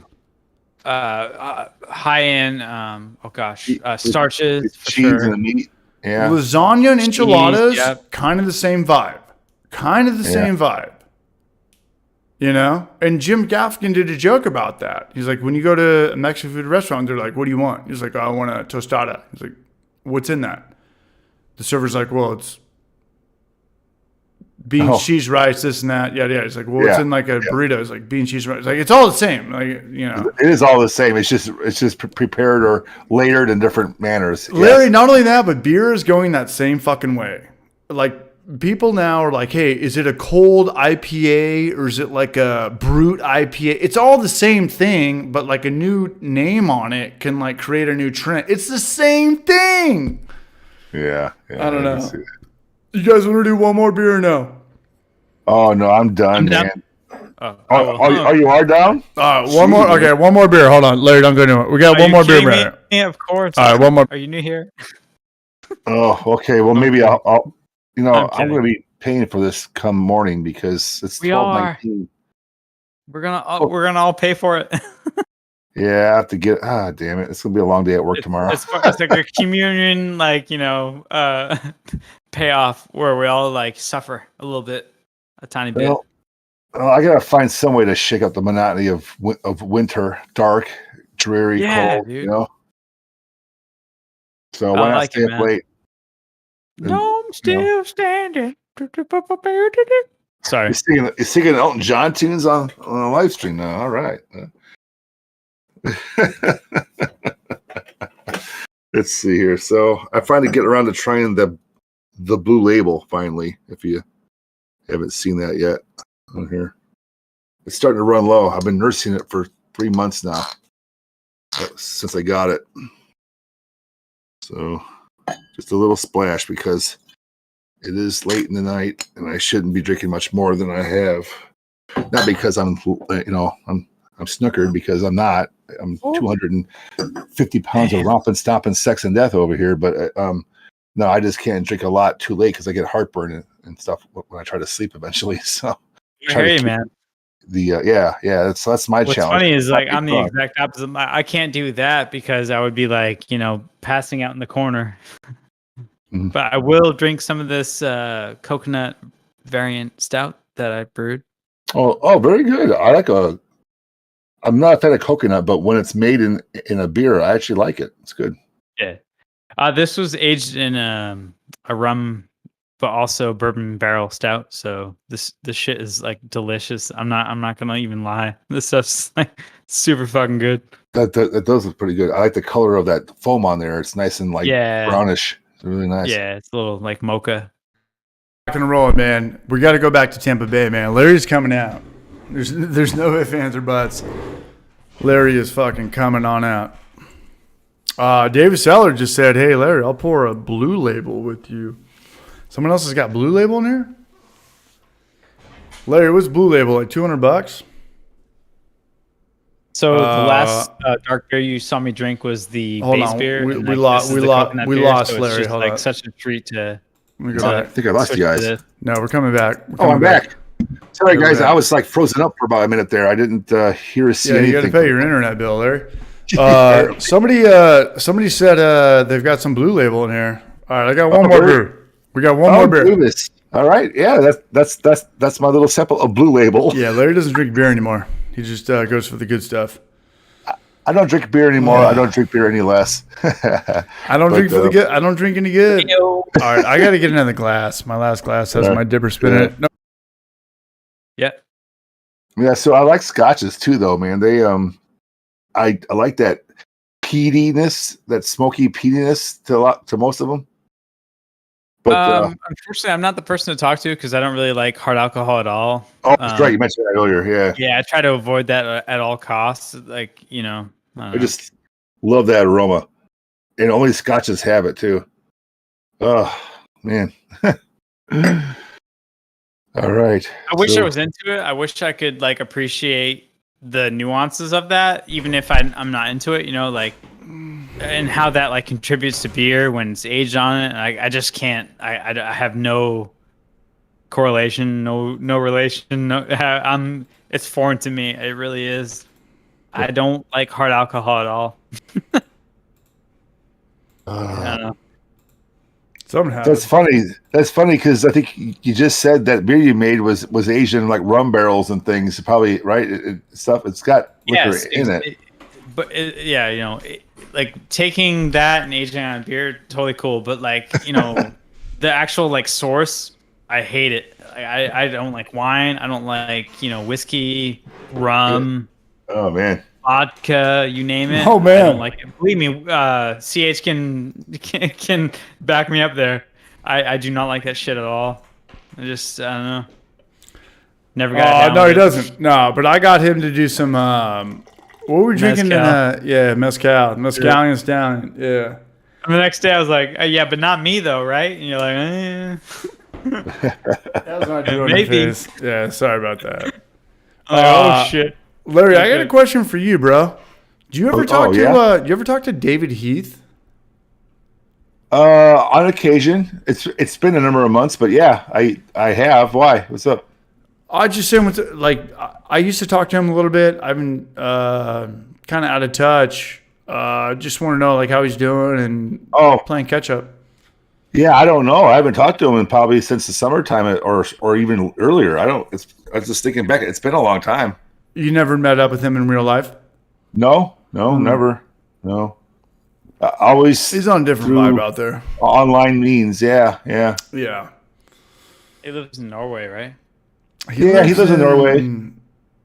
He works at a homebrew store up there, or a distributorship. That's a homebrew store, I guess, as well. Yeah, he made a video on that. I got in trouble for that. Yeah. I got in trouble for that. Who did? You did? Or he did? Yeah. What? Who's the guy? Who's the guy that makes the videos out there? It's either England or Australia, and he made a video that said, "David Heath got me COVID or something." And I talked to David Heath about that's Australia. what's his name? The Brewing Network or something like The that. Brew Network. Yeah. Yeah. Oh, I sent you Gash. that. I sent you that Gash. email where he was like, Yeah. "Yo, like fuck you, dude." I just wrote back like, Jesus loves you and all this shit. But he met up with David Heath and he said he got COVID from David Heath or something. And David Heath was not stoked on that. He was not stoked about that at all. What's up? That's why would that? Okay. David Heath, he puts out his shit on YouTube, but Larry, he never shows his face or talks about like his personal life. So I thought that was kind of interesting that he did that video, like where he works and yada yada yada. Yeah, that was the first time he's ever shown himself on his own videos. Yeah, I think. Yeah. And I've asked him like, "Hey, I found this clip of you teaching a class how to make beer," and he was like, "No, don't use that." He's like, "I only use my voice and cartoon graphics about my face." I was like, "Okay, cool." And then he hit me up. He was like, "Dude, this dude made this video. He ran into me, and he said he got COVID after that." And we talked about it. I think it was me, you, and all y'all's, right, Nun? Oh, yeah. Maybe. I'm back. He's I back. got locked out again. Damn it. Yeah. Connection. And we Sorry. talked about it. Next day, the Homebrew Network blew me up. He was like, "Dude, like I've been making YouTube videos more than you guys. Shut the fuck up. This and that." Like fuck you forever. But I just wrote back like, "Hey, man." Yeah, that was Gash. Yeah, Pretty sure. whatever, dude. Oh man, I just called back in. I didn't hear the first half, but I mean that doesn't sound cool. What a dick, whoever that was. Yeah, don't piss off David Heath, man. David Heath is like the European Brulosophy. Dude, Larry, I fucking love you, man. You and me are like. I had no idea who you're talking about, but you finished the sentence with and that Dude, that's guy. hilarious. Nobody's allowed to piss You off and me are David gonna Heath. get along. Nobody's allowed to piss off David Heath. No, I don't know. Who, Priya, guys to talking bring about? on next week. Bitter Reality Brewing. Yeah, I'll bring him on. Cityscape Brewing. I'm bringing on Adam Makes Beer. Adam makes Barrage Beer. I don't know what happened. We're still here. All right, one more. I'm still trying to take it in. What? Yeah, what I missed? What happened? Shaq got it. I didn't see it. What's going on? It's stupid. Like, character keeps freaking dropping on me. It's pissing me off. This is pissing me out. What's going on over here? Let me kill. Well, because I come back in like mid conversation, so I just. That's amazing. It happens. We're just happy. It don't even matter. All right. Beer I got barbecue. comments about. All right. You guys, some comments about whiskeys I see in there, so I just responded down in the chat for you guys. Yeah, I don't know shit about whiskey. That's on you, Larry. Oh, that's fine. That's what I figured. So I was just typing there. Whiskey it Don't up, mind man. me. Tell us what's up. But yeah, man. No, I haven't met a whole lot of people in person, honestly. But the 10 years I've been doing this hobby, I guess YouTube it is. Mm-hmm. Well, I've only met. You had a Super Bowl channel. Well, but I didn't meet anybody. It's just personally. I mean, Yeah, but that was cool. I probably crossed paths with less than a half dozen people, probably. Who do you talk to the most with? Probably Brian. Yeah. Brian, you. There's a couple of food channel guys that I talk to on the phone and talk with and stuff. But they're on the food side, not the beer side, right? And then a couple of home brewers in Wisconsin, Paul and Mike, who had a channel of their own until they folded it last year. What do you mean? Yeah, they deleted the channel or they just stopped? Oh no, it's still there. It's Homebrewing TV. If you wanted to look it up, I guess Homebrewing TV or Homebrew TV. I don't know if it's brewing or brew, but whatever. But they were doing videos, but they weren't growing that fast, and I think they got frustrated with Nobody the grows lack of fast. growth. Yeah, welcome to the fucking babysitters club, Brogy Sitters Club. Yeah, no one's growing fast. Yeah. And but I haven't met a whole lot of people in like person. I mean, I hang out with that guy. He's watching me right now. Clay. He's the owner of Jaded Brewing. The immersion chiller company with the triple coil chillers. So I just had dinner with him last night because he's local to me. But I don't get to go out and see many people in the community at all. Honestly, I've never been to a homebrewing conference. Not sure if I ever will, honestly. Now, Well, the Tampa Bay thing's open for you, Braj.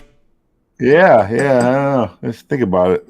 I know you travel a lot, do your thing. Everyone's got to live their life, and you're in a different world. You have a real job and a real family and a real mortgage and stuff like that. I'm just kind of the I've bullshit got dude. expectations. I work in the private sector. They expect results. Yeah, what do you do? You're a computer programmer? I'm a solution architect. That's the official job title. But what that really means is that we help companies streamline and improve their business processes around design and manufacturing of their products via software and process changes.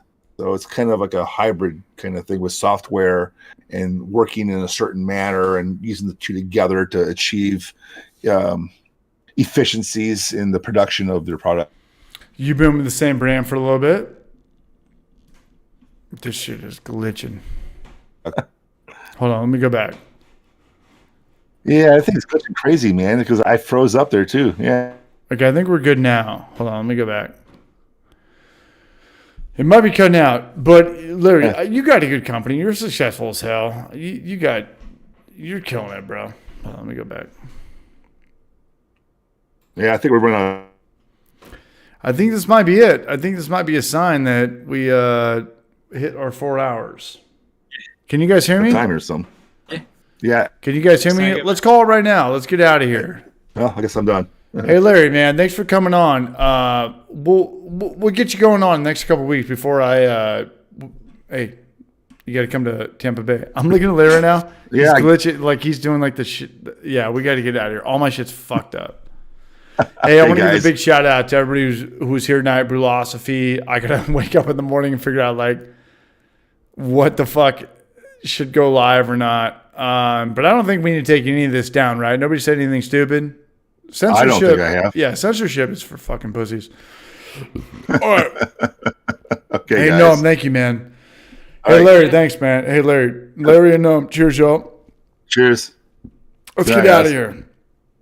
Let's get Yep, out of here. see ya. Yeah, I love you guys. Ciao. Hey, Noam, Yep, I'll yep. talk to you about Tampa Bay. Hey, Larry, think about Tampa Bay. Think about Tampa Bay. No, think about it, man. Sounds good. See ya. All right, guys, let's get out of here. Bye. All right, later, Yep. y'all. We still live? I don't know.